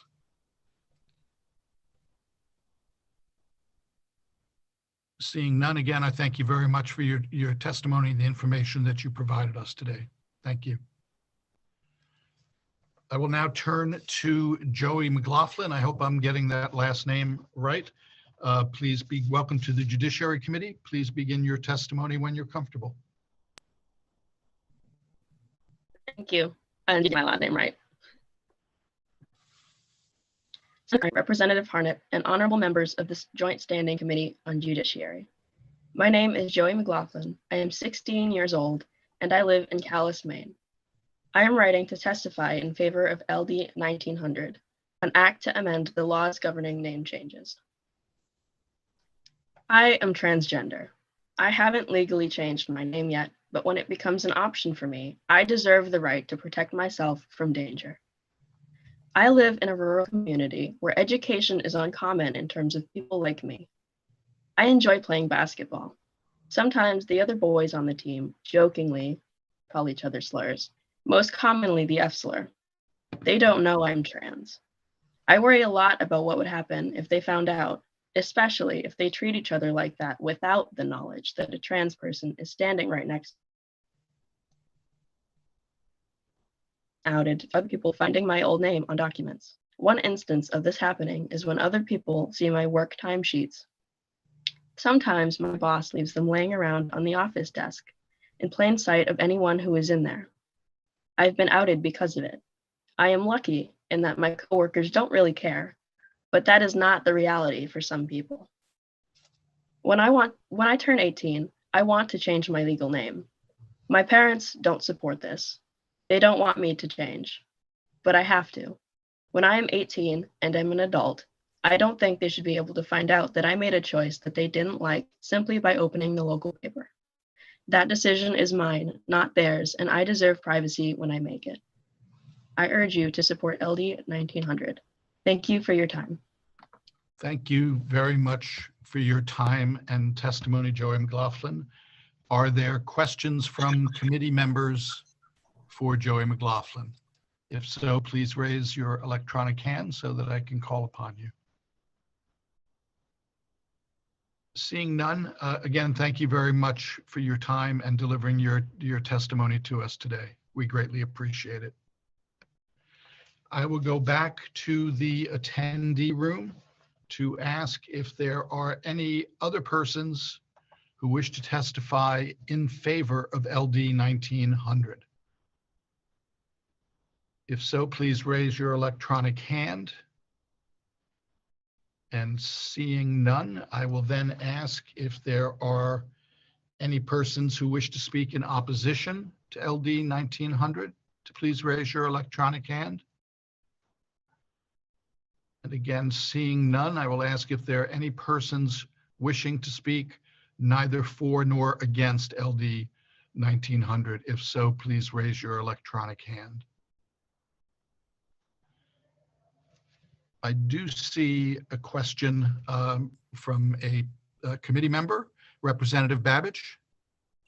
Thank you very much, Mr. Chair. I wondered if the analyst might be able to get for us a copy of the AF 103 form that was referenced in the testimony of Representative Sheehan. And we are getting a head nod, so we will be getting that form. Thank you, Representative Babbage. Does that conclude your questioning, Representative Babbage? Thank you. Again, I will take one last turn through the attendee room to see if there are any persons wishing to provide any testimony on LD 1900. I am not seeing anyone. So with that, I want to thank the bill sponsor, Representative Sheehan, for bringing this forward, all those persons who testified and provided information to the committee. And with that, I will close the public hearing on LD 1900 and turn over the rest of the afternoon's public hearings to my co-chair, Senator Carney. Thank you very much, Co-Chair Harnett. And with that, we will open the public hearing on our next piece of legislation. It is LD 1871, resolve directing the Maine Human Rights Commission to extend its pilot program to investigate and report incidents of harassment due to housing status, lack of employment, and other issues. And we have just received a message that the bill sponsor is on her way, but she's not yet here. So give us one moment, everybody, and we'll commence the public hearing in just a sec.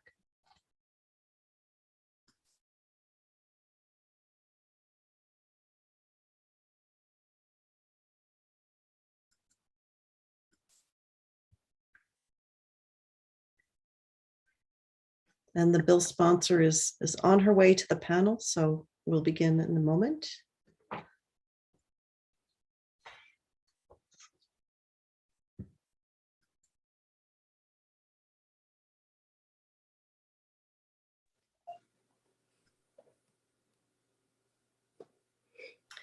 Okay, I see that in addition to being joined by the bill sponsor, one of our committee members has joined us. And so let's start with Representative Hagan introducing yourself, and then we'll open the public hearing.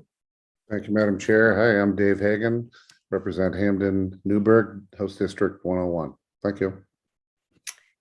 Thank you. And now, Representative Talbot Ross, we want to welcome you to the Joint Standing Committee on the Judiciary, and I will open up the public hearing on LD 1871, and you can begin your presentation when you're ready. Thank you, Madam Chair.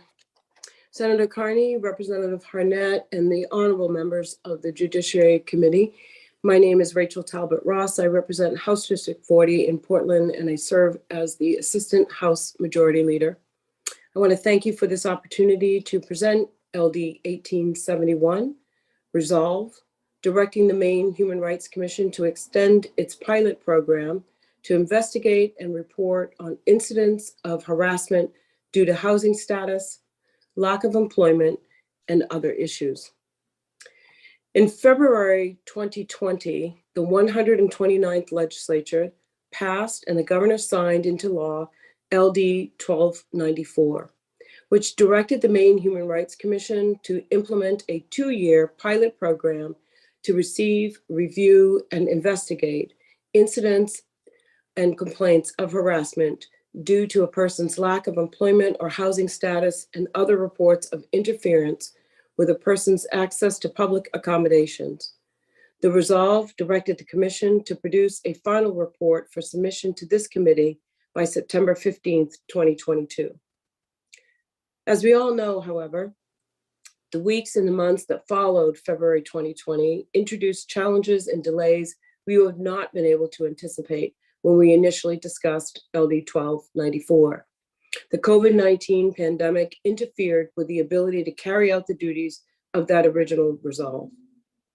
So the bill before you today, LD 1871, would simply extend the pilot project by 2 years.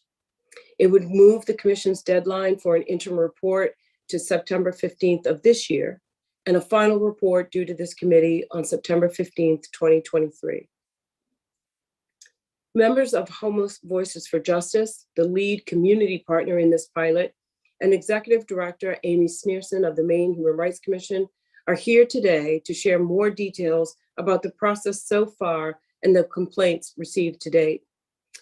These organizations have done enormous work, great work, under great challenges that they will detail, some very hard to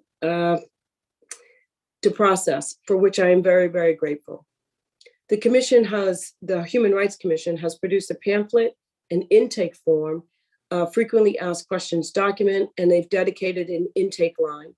And the Homeless Voices for Justice have engaged in outreach efforts every week. Even so, the impact of COVID has made it difficult to engage folks in person, hampering outreach efforts in particular. But we believe full implementation of this pilot requires the extension that would be granted by this bill. I want to sincerely thank Homeless Voices for Justice and the Maine Human Rights Commission for their work and their dedication to it, and for joining us here today. I hope that members of this committee will agree that the best way forward is to extend this pilot project. I want to thank you for your consideration. I'm happy to answer any questions that you have.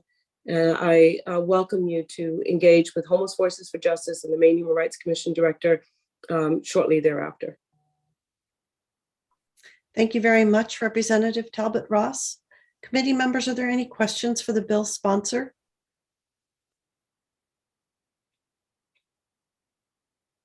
I am not seeing any. I actually have a very simple procedural question for your representative. You've mentioned Homeless Voices for Justice and also the Maine Human Rights Commission Executive Director. Would it be appropriate to call on the Human Rights Commission Executive Director first, as far as content of testimony? I think that probably makes good sense. Thank you, Madam Chair. Okay, thank you. And so not seeing any further questions. So again, we thank you for introducing this bill, and we'll next hear from Amy Sneerson from the Maine Human Rights Commission.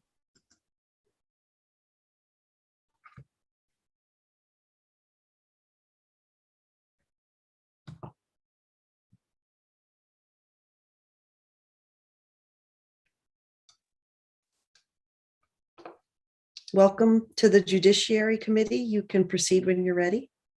Thank you. Good afternoon, Senator Carney, Representative Harnett, and members of the Joint Standing Committee on the Judiciary. My name is Amy Sneerson. I'm the Executive Director of the Maine Human Rights Commission. We are the independent state agency that, actually quasi-independent, I have to put that first, state agency that enforces Maine's non-discrimination law.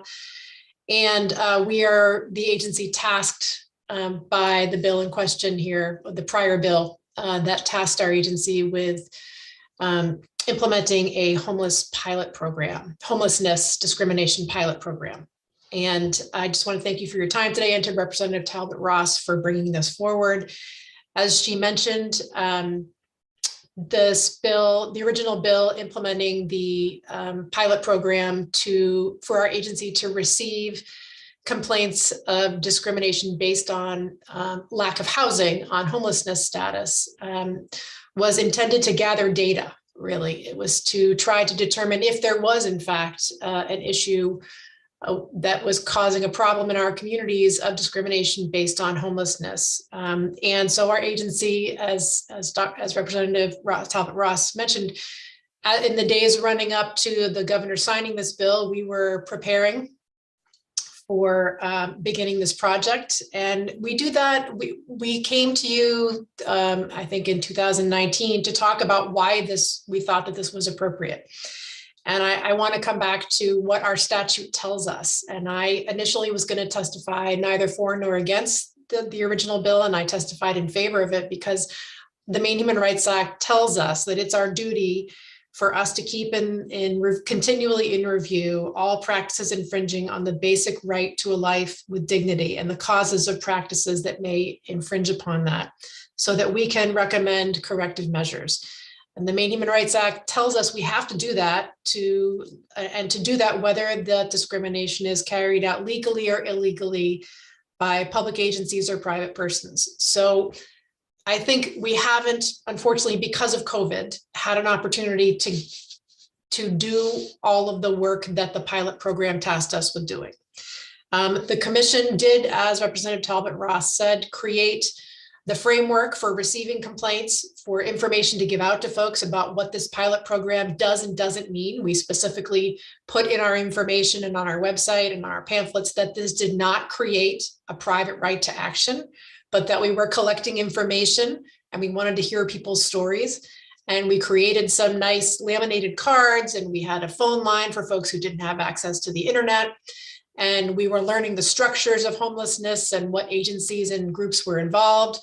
And we started to do outreach, and then COVID hit, and we went remote like everybody else. And we've been there ever since. And it's one thing for folks who have an office to go to say, we're here if you want to file a complaint. But for the folks in Homeless Voices for Justice, a lot of their outreach, which I think you'll hear about from people after me, is face-to-face, in person. So doing it remotely isn't really an option for them.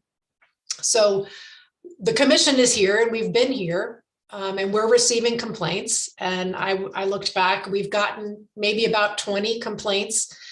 Some of them alleged claims that the Human Rights Act already covers, and also homelessness. But I think that we would be receiving substantially more complaints if Homeless Voices for Justice had an opportunity without COVID to do the outreach in person that they need to do. So we consider it to be our duty to recommend this measure to you, that we continue this work for another year so that we can bring you data that we think will more accurately reflect the actual incidence of discrimination against people based on homelessness. And so with that, I'm happy to answer any questions. Thank you. Committee members, are there any questions for Amy Sneerson? Several questions. Representative Thorne, you can go ahead. Thank you, Madam Chair. Just that if it was possible, I did not see the written testimony for Ms. Sneerson. I assume you're speaking on behalf of the Homeless Voices for Justice today? No, actually, I have not submitted written testimony yet. I'm representing the Maine Human Rights Commission. Maine Human Rights Commission. Okay, thank you. Thank you, Madam Chair. Representative Reckitt.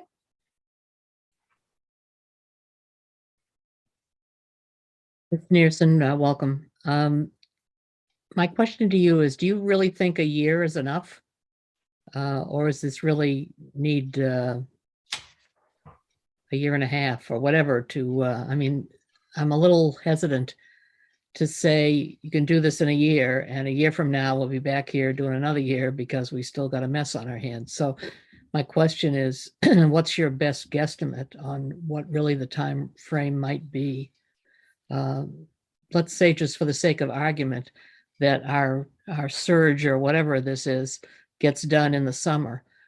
What kind of timeline do you need after that in order to do that? I'm not confident that that a September deadline in 22 is going to work for this piece. So that's my question.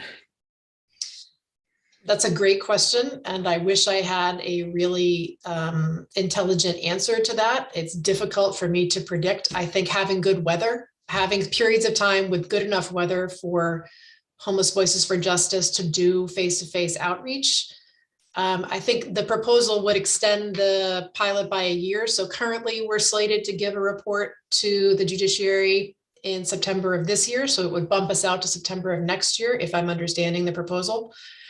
Is that enough time? I actually, for me, I would be looking to Homeless Voices for Justice to tell us what they think is possible in terms of outreach. So we're here to receive complaints and report back on what we get. I guess I would say for us, more data is better. We've already built the structures to receive the complaints. So that's the hardest part of the work for us. I know that doesn't really answer your question, and I'm sorry about that. I appreciate the reality that it really is Homeless Voices for Justice that's going to know when they can do outreach, presumably know that. Thank you. Representative Moriarty? We're not able to hear you, Representative. Thank you, Madam Chair. Ms. Sneerson, I'm having some trouble with the basic math, which is not unusual necessarily, but the bill asks for a 4-year pilot program, apparently commencing June 16, 2020. And yet the final report deadline is September of 2023, leaving about 9 extra months in which it would appear nothing is to be done because the final report will have been submitted. Is there a rationale for extending the final report deadline closer to June of 24? And I apologize that I have not looked at recently. I think there was an original discussion about whether this should be extended by 2 years. So the original proposal has us reporting to the judiciary for September of 2022. So I believe this. But that's an interim report.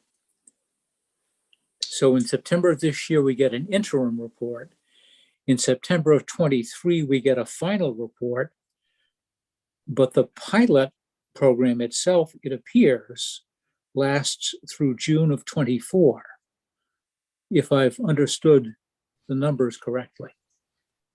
I will apologize that I am not currently looking at a copy of the document.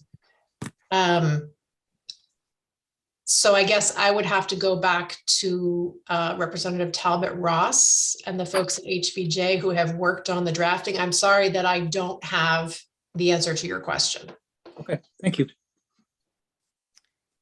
Yeah, thank you for the question and the answer. I think that's something that we can look at between now and the work session, and maybe we'll hear more information to illuminate the right choice of number of years as we proceed. Committee members, any additional questions for Amy Sneerson? Okay, I'm not seeing any. Oh, yes, go ahead, Representative Babbage. Thank you, Madam Chair. I just wanted to clarify too, is in my understanding, the 129th began this pilot project in 2020, and they would have their final report at the end of this year. We are extending everything for a year, so there'll be an interim report instead this year and a final report next year. But what I'm asking, I think, is the initial plan, the old passage of the 129th was to actually report to the 130th anyway, I guess, by this timing. And this extends it for a year, but still reports to the 130th. That's my understanding. Yeah. Wait a minute, it extends it to a year. It would be the 131st. Hold on a minute, Mike. It would have been to the 131st anyway, and it still reports to the 131st. Does that make sense? I mean, I just want to know if that's consistent with my understanding is consistent with what is in fact the truth. Yep. Thank you. My understanding was originally the plan was to have our reporting to be, I think there would have been an initial 1-year report and then a final report to judiciary now in September of 2022. And it would have been wrapped up in 2 years. Thank you both. Any other questions for Amy Sneerson? I am not seeing any, so I will turn to those in the attendee space and ask anyone who's here to speak in support of this legislation to please raise your hand and keep your hand raised until after you've been brought onto the panel to testify. That enables us to keep track of who needs to testify and who's completed their testimony. And first, we'll hear from Cheryl Harkins.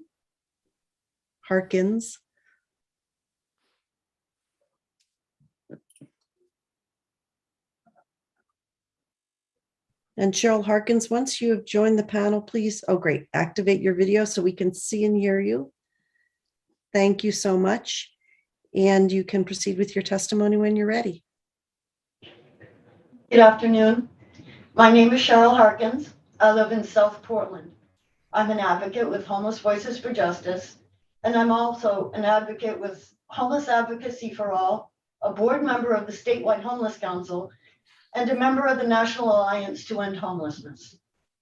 I'm here today to ask the committee to grant the extension for our Dignity Pilot, LD 1871. This is a vital program because people who are unhoused are subjected to discriminatory acts, unfortunately, on a fairly regular basis. This is also a pilot that's close to my heart. I helped to write it. I want to thank our awesome sponsor, State Representative Rachel Talbot Ross, for giving me the opportunity to help her bring this pilot program to fruition. I knew what had to be in the wording because I experienced behaviors from complete strangers that made me feel like I was not worthy of breathing air. Thankfully, I survived, and I pour my experiences into everything I do to help the people who don't ask to be outside, the voiceless. COVID has eaten the world. Many people are housed in secure hotels, and we aren't allowed, due to the rules, to go inside to do outreach. There are still way too many people that are living outside in these unforgiving temperatures. And we outreach to as many as we can, but we find that when you're homeless, you can sometimes become very skilled in staying hidden. So you won't be harassed, told to move along, or worse. This has hampered our abilities to get the necessary information to the people to be assured that their rights are protected. I don't leave my home without the information cards distributed by the Maine Human Rights Commission. I explain the pilot to anyone who's going to listen. If you've ever been homeless, you understand the true need for this piece of legislation. I was homeless for a large part of 7 years because of domestic issues. I'm not an alcoholic, I'm not a drug addict, but I am 100% disabled. I thought I'd die many nights. The Maine climate is quite unforgiving, and a lot of people are too. When you're lacking a physical structure around you, people change. They look at you like you're an eyesore, a bother who doesn't deserve to be seen or heard. A lot of times you carry your life in a knapsack on your back. Some storage facilities will not rent a unit to you if they see the Preble Street mailing address. One employee actually stated, quote, We don't want your kind here. To potential customers. Some landlords will not rent to you if you don't currently have a home. Some businesses won't do business with you, and yes, even law enforcement may treat you like you're less than a human. HPJ does a training for the graduating cadets every 6 months, and I explain to the cadets that every day that they deal with the public, they should treat each person like they're as valued as the people that they left at home that morning. Everyone deserves to be treated with dignity. Every person contributes in some way in this world. Respect should be something that comes natural to all of us. The people from the world of homelessness unfortunately need the guarantee of LD 1871. Please allow for the 2-year extension so we can ensure the people who need this buffer will be educated properly of its existence. I thank you for the privilege of your time and your consideration. Please stay safe. Thank you for your testimony today. I'm going to start off with a question to you. You've probably heard us discussing the timeframes that are contained in the proposal that's before us. And it looks like the current timeframe, which contemplates a final report in September of 2023, would give you approximately another 1.25 years or so to do outreach. Does that seem like an adequate time frame to you? Honestly, people, when I do speak to them, some of them are still afraid. They don't trust the fact that we say this is anonymous, and they trust HVJ. They don't necessarily trust other people. They know that we're there for them if they need us. I think the 1.25 years would be awesome, but 2 years I think would be superb because it would help us to really get the COVID issue hopefully out of the way enough so that we can just walk around. We actually do that every Friday. And like I said, I'll ride buses. I walk to the stores. I talk to strangers, anybody. I don't care if they're housed or not. And I have people that are actually coming to our defense with that are housed, people that are considering going into medical areas so that they can help the homeless because they've heard of our plight. We do things like the longest day of homelessness. We had a big rally at Monument Square, and this is during the pandemic. We had our masks and everybody was socially distanced. And I introduced 1294 to the TV cameras and explained to them exactly what it was, why we needed it, some of my experiences, other people's. But if we have a little bit of extra time, it's not going to do anything, I don't think, but help the people that really need it. Thank you. Thank you very much for that answer. Committee members, are there any questions for Cheryl Harkins? It looks like Representative Thorne, you have a question. Go ahead. Yes, thank you, Madam Chair. Excuse my not knowing the acronym. HBJ, you said people trust HBJ? I'm sorry, Homeless Voices for Justice. Oh, HVJ, okay. Yes. All right, thank you. I just wanted to follow along with that. Thank you. Sorry, I forget with the acronyms sometimes. We have too many. Committee members, any additional questions? I am not seeing any. Thank you very much, Cheryl Harkins, for your testimony today. Thank you for your. Go ahead. No, thank you for your time. Next, we'll hear from Terrence Miller and then Anna Brewer.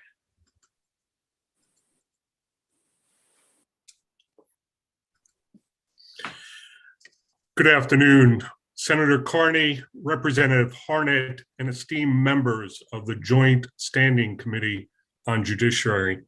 My name is Terrence Miller, and I'm the Advocacy Director at Preble Street, a nonprofit human service agency with over 15 programs serving the most vulnerable people across the state of Maine. The mission of Preble Street is to provide accessible barrier-free services to empower people experiencing problems with homelessness, housing, hunger, and poverty, and to advocate for solutions to these problems. I am testifying on behalf of Preble Street to strongly support the passage of LD 1871 and on the issue of how long Preble Street advocates for a full 2-year extension of the Dignity pilot. Preble Street witnesses the daily humiliations that people experiencing homelessness face, such as discrimination, criminalization, stigmatization, and dehumanization. Compared to people who are housed, people experiencing homelessness are disproportionately likely to be restricted from public places, arrested for petty crimes, harassed on the streets, and discriminated against by service providers and the public because of implicit bias, societal stigma, and structural discrimination. The conversion of anecdotal evidence of discrimination against people experiencing homelessness into documentation is severely hampered due to the pandemic. COVID is causing even further isolation and discrimination of people experiencing homelessness, resulting in numerous barriers in filing of discrimination complaints. Quickly, the world went virtual, causing socioeconomic issues for those with housing. Imagine the reality for the unhoused. For people experiencing homelessness, there was no infrastructure support of computer access, portable charging stations, or navigator assistance to assist people in completing the necessary Maine Human Rights Commission complaint process. Preble Street strongly believes that the Dignity pilot needs to be extended an additional 2 years to allow people who experience discrimination due to their housing status a chance to file their discrimination complaints with the commission. Negative stereotypes and desperate treatment from landlords, employers, medical professionals, service providers, and police reduce people's safety and health and can lead to people remaining homeless for longer periods of time. The physical challenges of surviving homelessness are significant, including limited access to shelter, food, and healthcare. When stigma, harassment, and mistreatment compound these challenges, people feel isolated. Mr. Miller? Yes. I'm sorry to interrupt, but No the problem. 3 minutes has run. Could you wrap up Great. in a sentence, please? I'd be happy to. Preble Street would like to thank Representative Talbot Ross for her sponsorship of LD 871. And we strongly ask the committee, the Judiciary Committee, to extend the pilot program an additional 2 years by supporting LD 1871. Thank you. Thank you very much.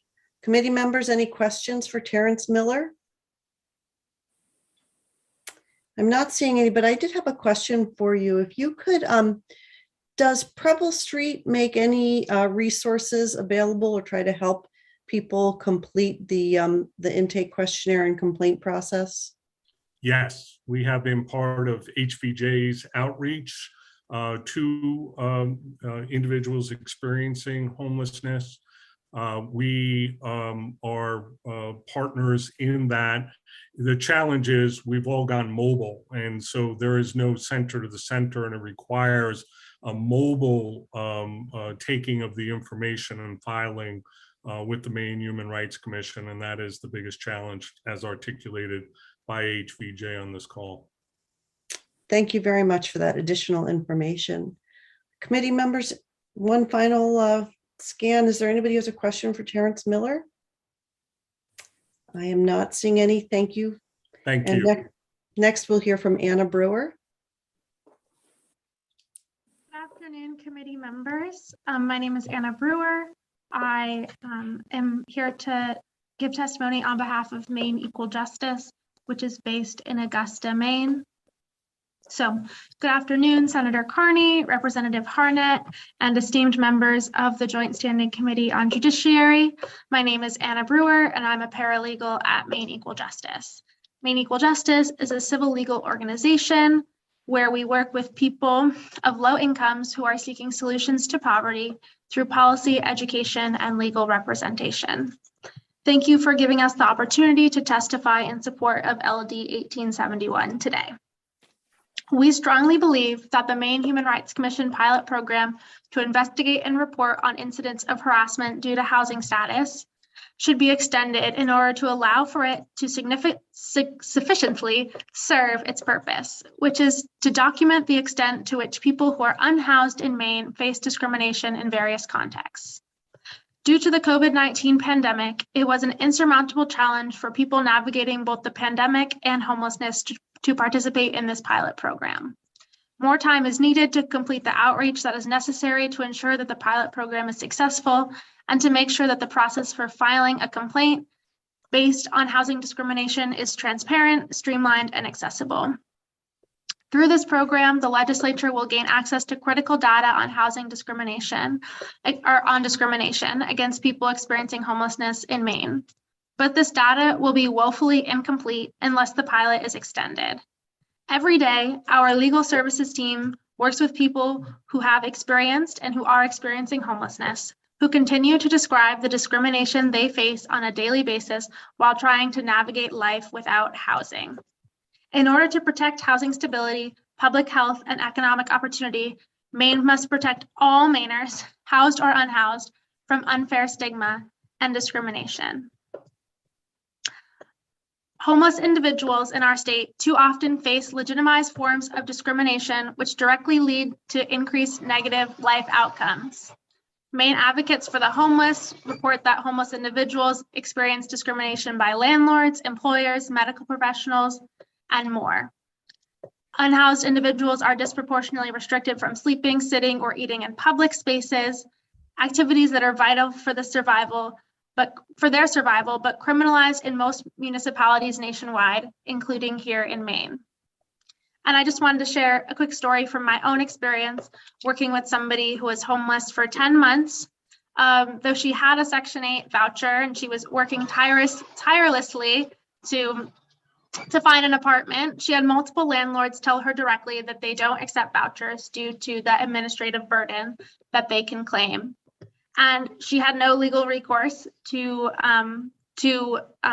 seek to get an apartment, despite the fact that landlords were discriminating on her based on her housing status, based on the fact that she was homeless and needed to use a voucher.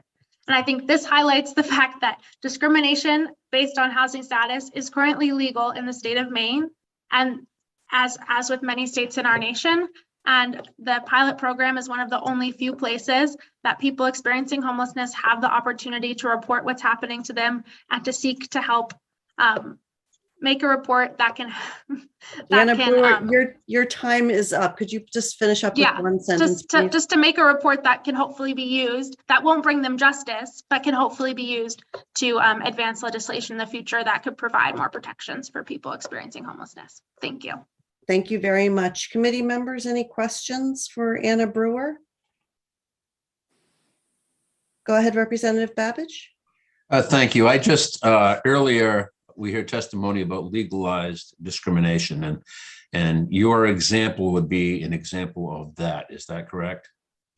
I was trying to understand about legalized discrimination in the state. That's a really great question, and a voucher isn't the best example because though it's a housing voucher, because though it's illegal in theory to not accept a housing voucher, a landlord can claim administrative burden so that it's too much to have the apartment up to standard and to be inspected, and therefore they can get around accepting vouchers. But yeah, I am arguing that there are legalized forms of discrimination based on housing status. And one of those is that landlords can reject to take housing vouchers, which are most often used by which are exclusively used by low-income people, and most often people who have experienced homelessness. Thank you for that. Committee members, any additional questions for Anna Brewer? I am not seeing any. Thank you very much for being here today. And I think we have heard from everybody who wished to testify in support. Is there anybody in the attendee portion of the meeting who wishes to speak in support of LD 1871? Not seeing any additional hands up. Next, if there is anybody in the attendee portion of the meeting who wishes to speak in opposition to this legislation, please raise your hand.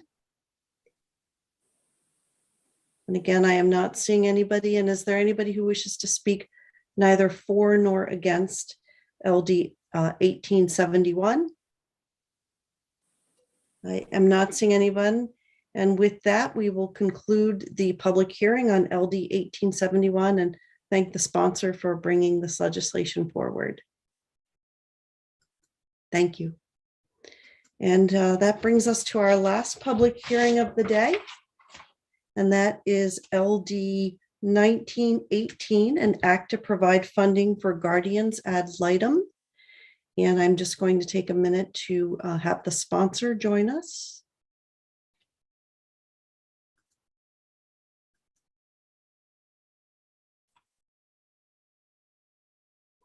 And Representative Craven has just joined us. Welcome to the Judiciary Committee. And thank you. Oh, thank you, Senator. Whenever you're ready. I'm very excited. I've never been in Judiciary before. So Senator Kearney, Representative Harnett, and honorable members of the Judiciary Committee. My name is Margaret Craven, and I represent House District 59, which is part of Lewiston. I'm here today to introduce LD 1918, an act to provide funding for guardians ad litem. For those unfamiliar, a guardian ad litem, or GAL, is a person appointed by a main court to gather information and make recommendations concerning children involved in certain family matters and child protection cases. LD 1918 is concerned with GAL's involvement in family matters, which can include matters of divorce, parental rights, grandparents' visitation, and guardianship cases. Guardian ad litem services are paid by one or both of the litigants in family matters to determine which party pays and how to divide the cost between the two. The court reviews income, assets, property, and other relevant factors. The bill before you would provide ongoing funding for guardians ad litem services for family matters, and specifically would cover the cost of GAL services when litigants cannot afford those services themselves. As you will hear in testimony later today from Family Law Advisory Council, there is public funding for GALs in other main court proceedings when litigants cannot afford one. LD 1918 is not unprecedented, and it would make GAL services in family matters more equitable and efficient. I'm happy to answer any questions you may have, but there are people coming behind me that would probably be much more accurate and efficient at answering those questions. Thank you so much. Thank you so much, Representative Craven. Committee members, any questions for the representative? I have a question for you, if you don't mind. Could you tell us how you reached the proposed figure of, I think it was $400,000? Well, it was really a kind of a guess. The request for this bill came to me from somebody who does mediating for families, and often struggle, the magistrate or the judge often struggles with having enough information to make an informed decision, because that the child or the family doesn't have a guardian ad litem that would bring that information to them. And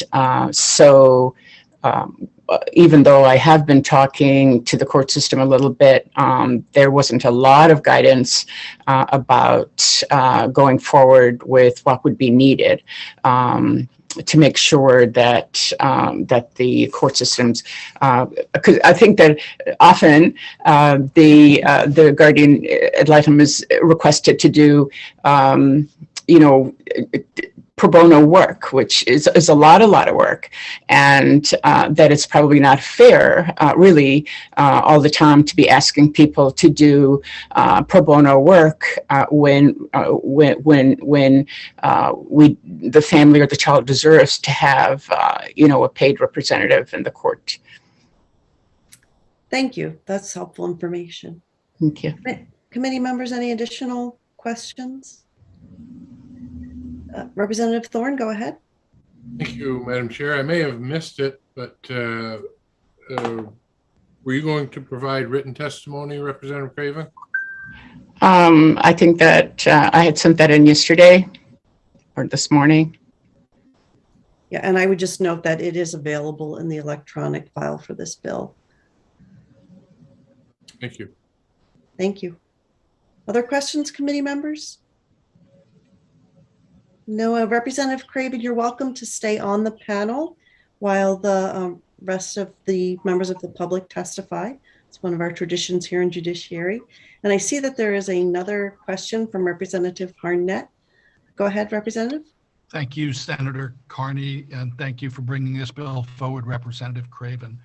You mentioned that there are other instances in which there is funding for GAL services. Do you know the history of why there were distinctions drawn between the different were paid for by the state and others were not? No, I do not. I don't know that, but one of the things that I do know is that jails are just, we have a shortage of jails, and we certainly, I think, and I don't know why funding was cut, and that we lost a lot of jails in our systems in the past years, but I think that it's worthy of funding the service so that families will have representation. Thank you very much. It looks like we're completed our questions for the bill sponsor. So next we will hear from Andrea Mancuso.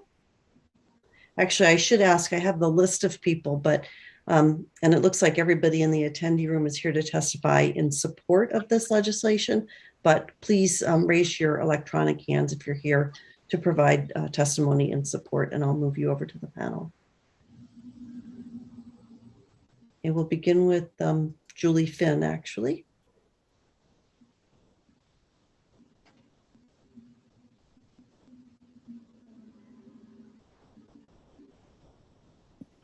Welcome back. You can proceed when you're ready. Thank you. Good afternoon, Senator Carney, Representative Harnett, members of the Joint Standing Committee on Judiciary. My name is Julie Finn, and I represent the judicial branch, and I would like to provide testimony in support of this bill. We would also like to thank Representative Craven for sponsoring this bill.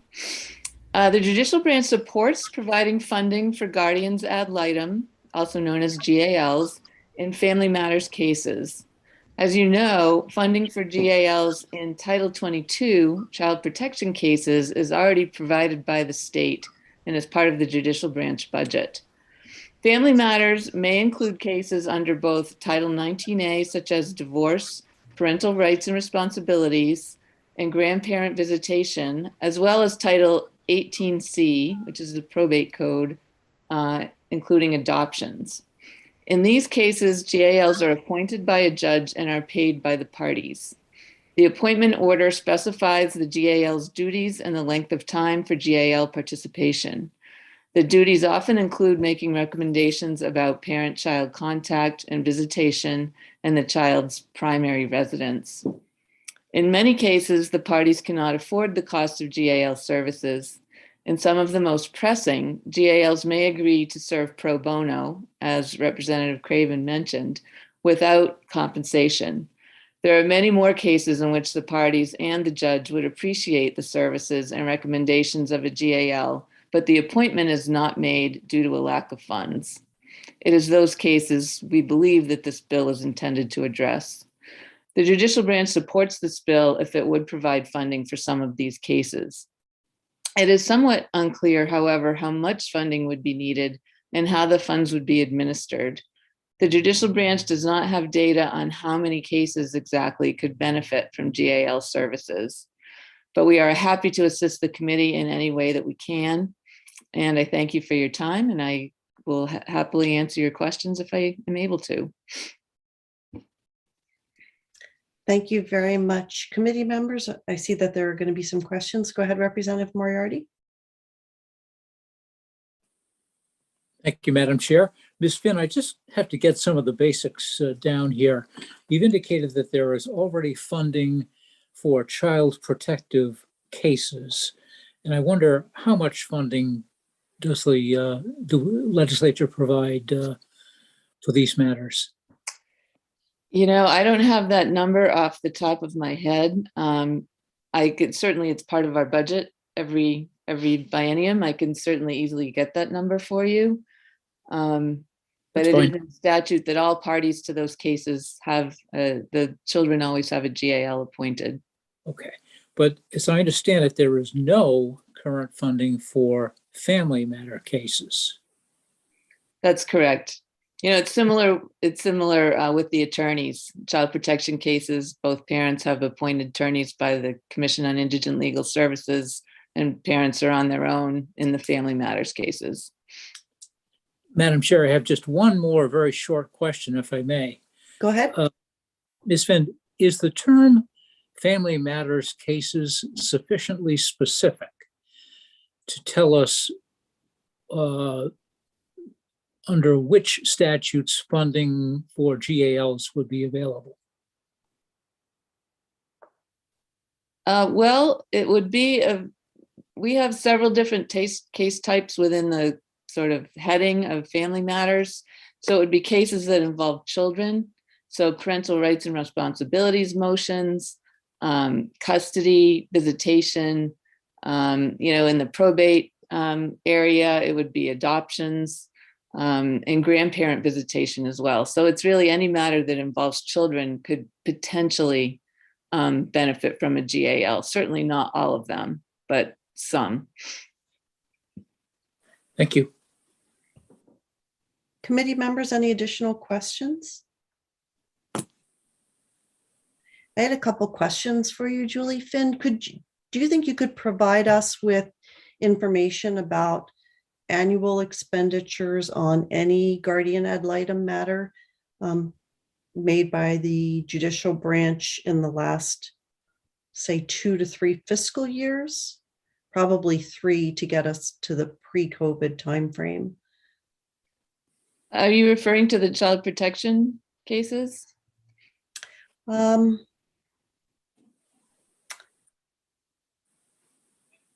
a good question. I guess what I'm trying to get at is, you know, what are the current expenditures in what areas? And then whether there's any source of information that would, for example, provide for us an idea of the number of volunteer hours that guardians spend in the cases for which payment of guardian ad litems is not available. I can certainly try to look into the number of cases and/or hours that are given pro bono. Not entirely sure we keep track of that in our computer system, so it may be something that's difficult to get. In preparation for this hearing, we did provide some numbers to Representative Craven, which were numbers of family matters cases involving children. So they were, as Representative Moriarty just asked, it would be the universe of cases in which a GAL might be appointed. So it'd be an over-inclusive number. We also looked at how many GALs we had rostered by each court currently. And that list, of course, has, you know, a lot of people are rostered in more than one court. So we have that information already compiled, which I'd be happy to provide. I'll see what we can do in terms of the thing that's difficult to get at is how many cases that did not have a GAL appointed would benefit from one. And that's, which is, I think, what this bill is intended to address. And it's really hard to get at that number, since it's not something that we keep. Right. Yeah, and I'm also just curious as to whether the annual funding request in this legislation, how it compares to what's already being spent on guardian ad litems in the system, even though there are different case types. It would just be interesting to be able to see if you're able to easily get that information for us, how this number compares to what the system-wide expenditures already are. Okay, I'll see what I can come up with in terms of expenditures on guardians in any type of case. And then Representative Harnett, you had a question? Thank you, Madam Chair. Thank you, Julie Finn. You mentioned in your testimony, and the bill sponsor touched on it, that thankfully we have a lot of a lot of guardians ad litem that provide services pro bono and do a lot of work that otherwise would not get done. Are those pro bono hours required at any level for GALs on the roster, or is this purely out of the goodness of their own heart? I am not 100% sure. I've never heard of any requirement. It's my understanding it's more of a public service, but I can look into that in additional as well. Okay, thank you very much. Any other questions, committee members? I'm not seeing any. Thank you very much for providing testimony and also for all of the other information that we've requested of you. Certainly. And next we'll hear from Andrea Mancuso.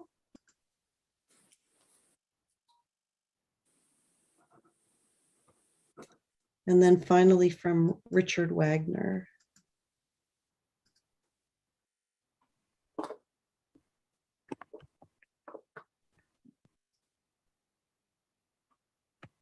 And welcome back to the Judiciary Committee, Andrea Mancuso. You can begin when you're ready. Thank you, Senator Carney. Good afternoon, Senator, Representative Harnett, and members of the Judiciary Committee. I'm still Andrea Mancuso on behalf of the Maine Coalition to End Domestic Violence, here today to speak in support of LD 1918. While protection from abuse orders often address short-term exigent issues for survivors and their children, our family courts are where long-term safety and stability needs are addressed. And so it's really important that our courts get it right. A good guardian can help ensure judicial decision makers are presented with all of the facts that they need to make an informed decision. Guardians are quite frequently highly desired for domestic violence cases due to the complexity of the issues. Typically, information that the court would want to hear is information from extended family members, health and mental health professionals, school professionals, pieces of criminal justice records, representatives from community service agencies. Pro se litigants are not going to understand how to properly get that information before the court, but a guardian can speak to these contexts at length and report back to the court. More importantly, and particularly in these cases, a guardian ad litem can do the same thing for children, eliminating the need for child testimony.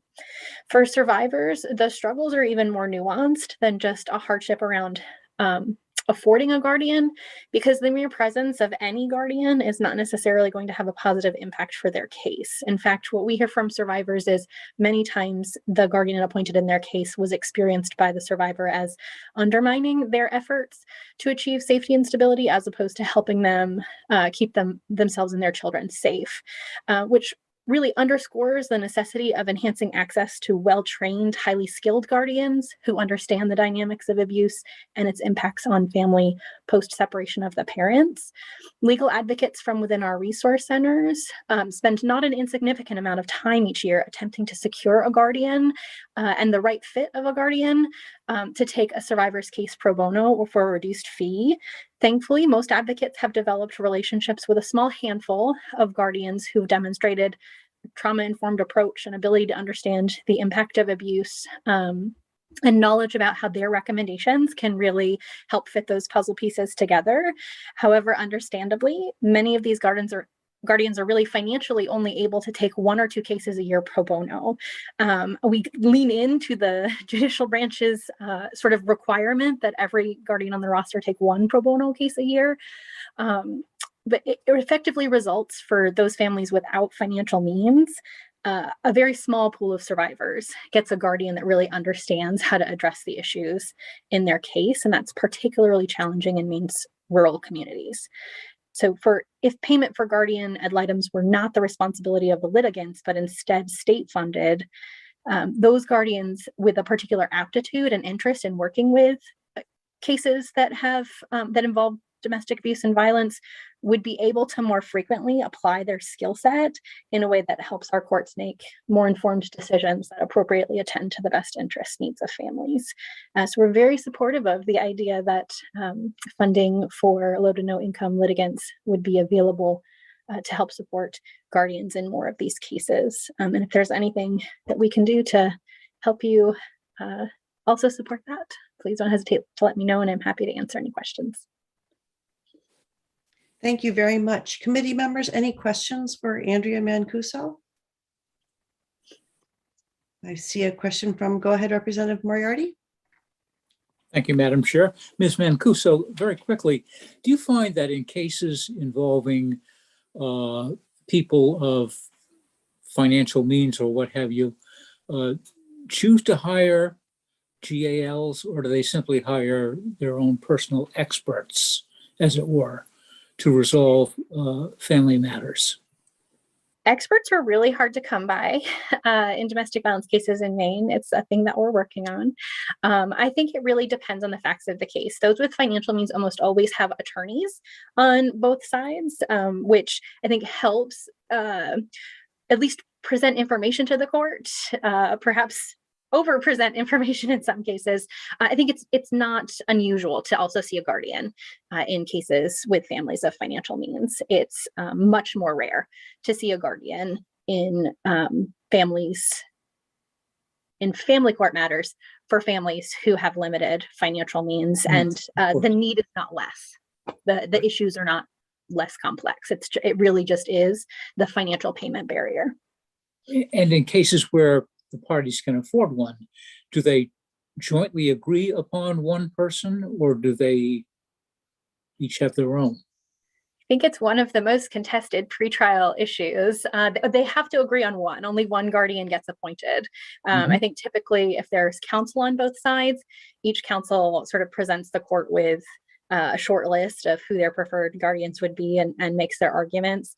It is a little bit tough of a scenario, at least in my experience, when one person has an attorney and one person doesn't, and you have the litigant with an attorney who's representing a guardian, probably because they've worked with them before or know them, and the dynamic of, well, you're paying for the guardian really sort of impacts the credibility that the guardian has with both parties frequently.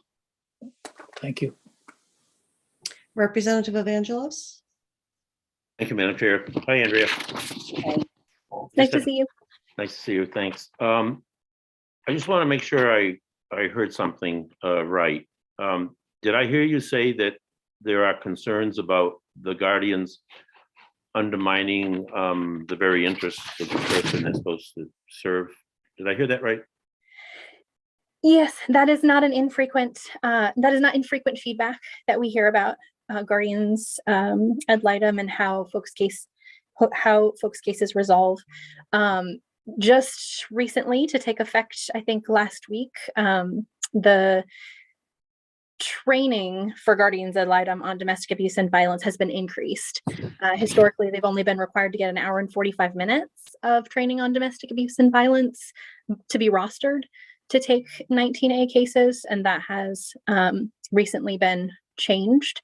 So I'm hopeful that with sort of better and more consistent training on these issues, that we really will turn the tide in terms of how supportive guardians ad litem are to survivors and their children.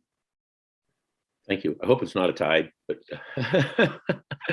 but thank you. Committee members, any additional questions? I think I have one or two questions for you, Andrea Mancuso. First of all, is the duty of the guardian to represent one of the parents, or is it to represent the interests of the child or children? The child or children. They're basically acting as a representative of the court. Thank you. And are you envisioning that if additional resources were allocated, that they would be used to enhance training as well as to retain guardians ad litem in specific cases?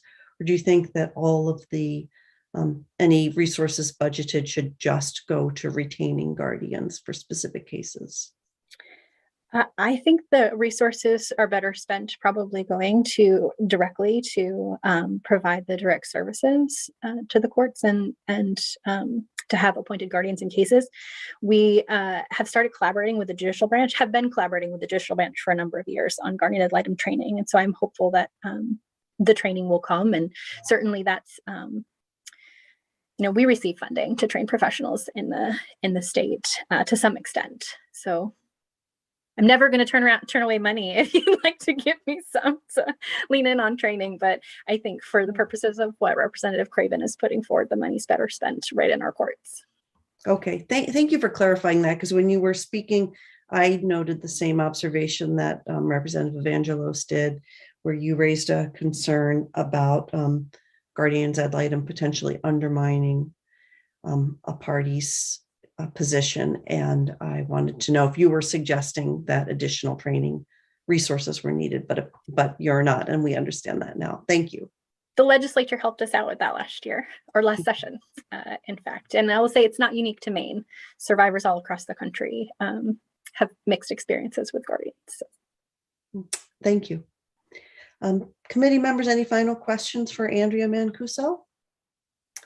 I am not seeing any, so now we'll hear from Richard Wagner. Welcome to the Judiciary Committee, and you can begin your testimony whenever you're ready. Thank you very much. I appreciate it. Nice to meet you, Senator Carney and Representative Harnett. And if I may, I'd like to say a special hello to my former colleague, Representative Babbage. We sat on a committee together a few years ago. I've been a court mediator since 1980. And since 1983, when Family Matters became a part of the court mediation process, I've been mediating family matters. That's an awful lot of cases.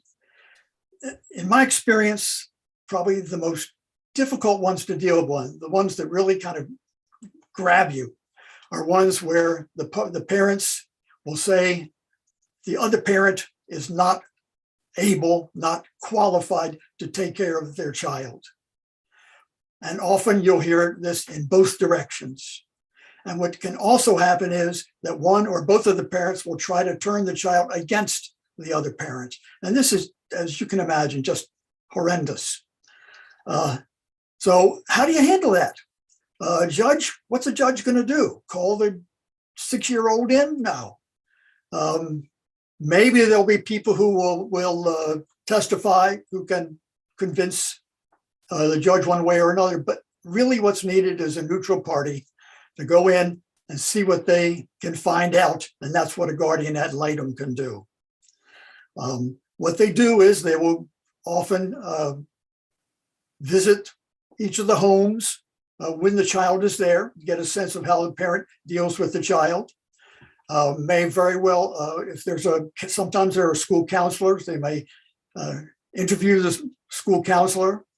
They may talk to a grandparent. They'll get as much information as they can, and then they will write up a recommendation. That recommendation is in mediation anyway, goes to both parties.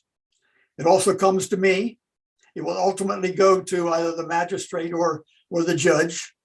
So the parties know that a neutral person has come up with a recommendation that is going to have a lot of weight. That then, quite often, is what will turn the tide in terms of mediating a divorce or mediating a family matters case. Those recommendations are very powerful.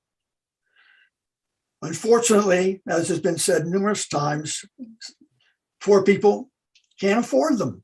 It's going to cost usually $1,500 to $3,000, depending on how many hours are needed to do the investigation and to write up the report and to show up for the mediation or for the trial.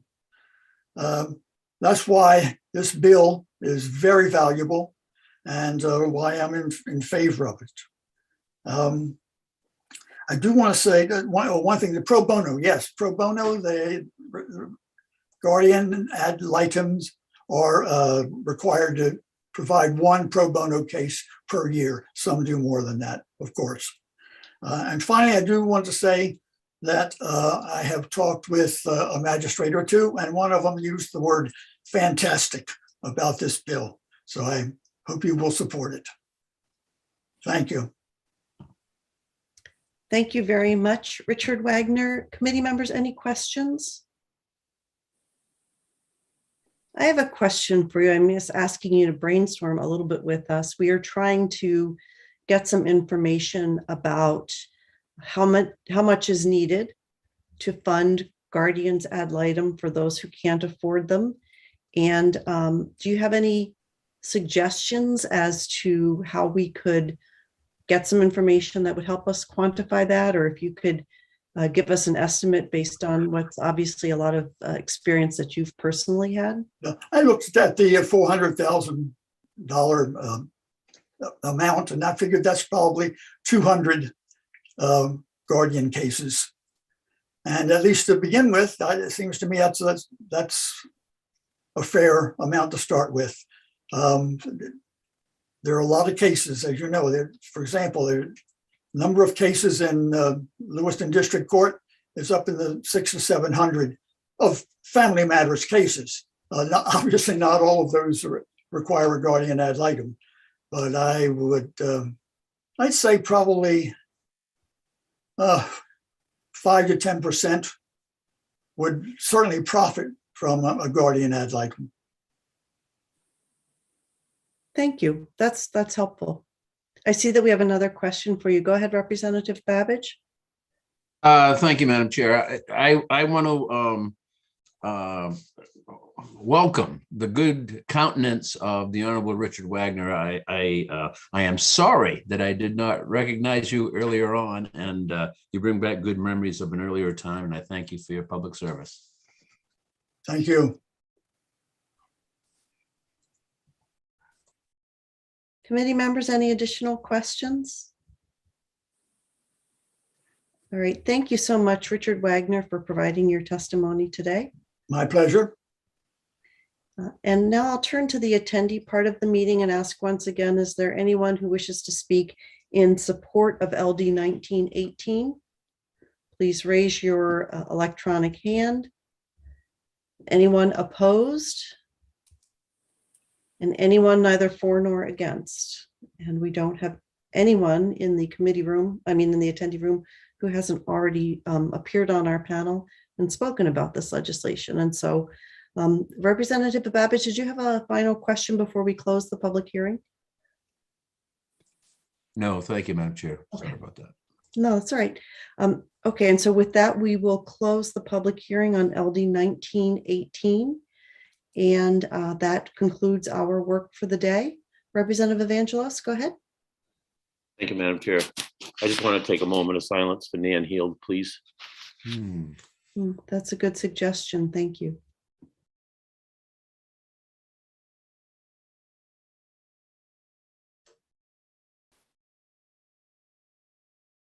Thank you. Thank you, Representative Evangelos. I just wanted to say thank you. Appreciate your attention. Thank you, Representative Craven. Thank you for bringing the bill forward. And committee members, there might be some additional information available, some handouts that will be useful to us on Thursday. I see that our analyst Peggy has joined us. Did you want to share anything with the committee, Peggy, before we wrap up? I think we're on the same track here. Supi has put together some folders for you. So when you're here tomorrow for the session, if you are here, go up to the committee room and pick them up. I think she will have them all labeled. She she's gonna actually give you details. Uh-oh, it looks like I'm not giving you right information.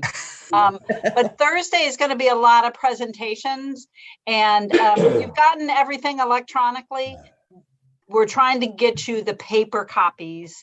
And if you're in the State House tomorrow, I think you can get those, and Soupy's gonna give you details. Great. I don't have a lot of details, just to let you know, they're all in accordion folders, which are the brown folders. They do have your names on them, and they are at the end of the horseshoe. So you don't have to open a drawer or anything. All you have to do is come in, grab your folder, and that's it. And I believe your Right to Know Advisory Committee report is in your mailbox, in wherever your mailboxes are on the 3rd floor. So you're going to walk home with lots of great stuff. Thank you very much, both of you. All right, committee members. So mailboxes, horseshoe. Anything else? Any other announcements before we wrap up? Nope. Hope to see everyone tomorrow. Thank you. Take care, all. Bye-bye.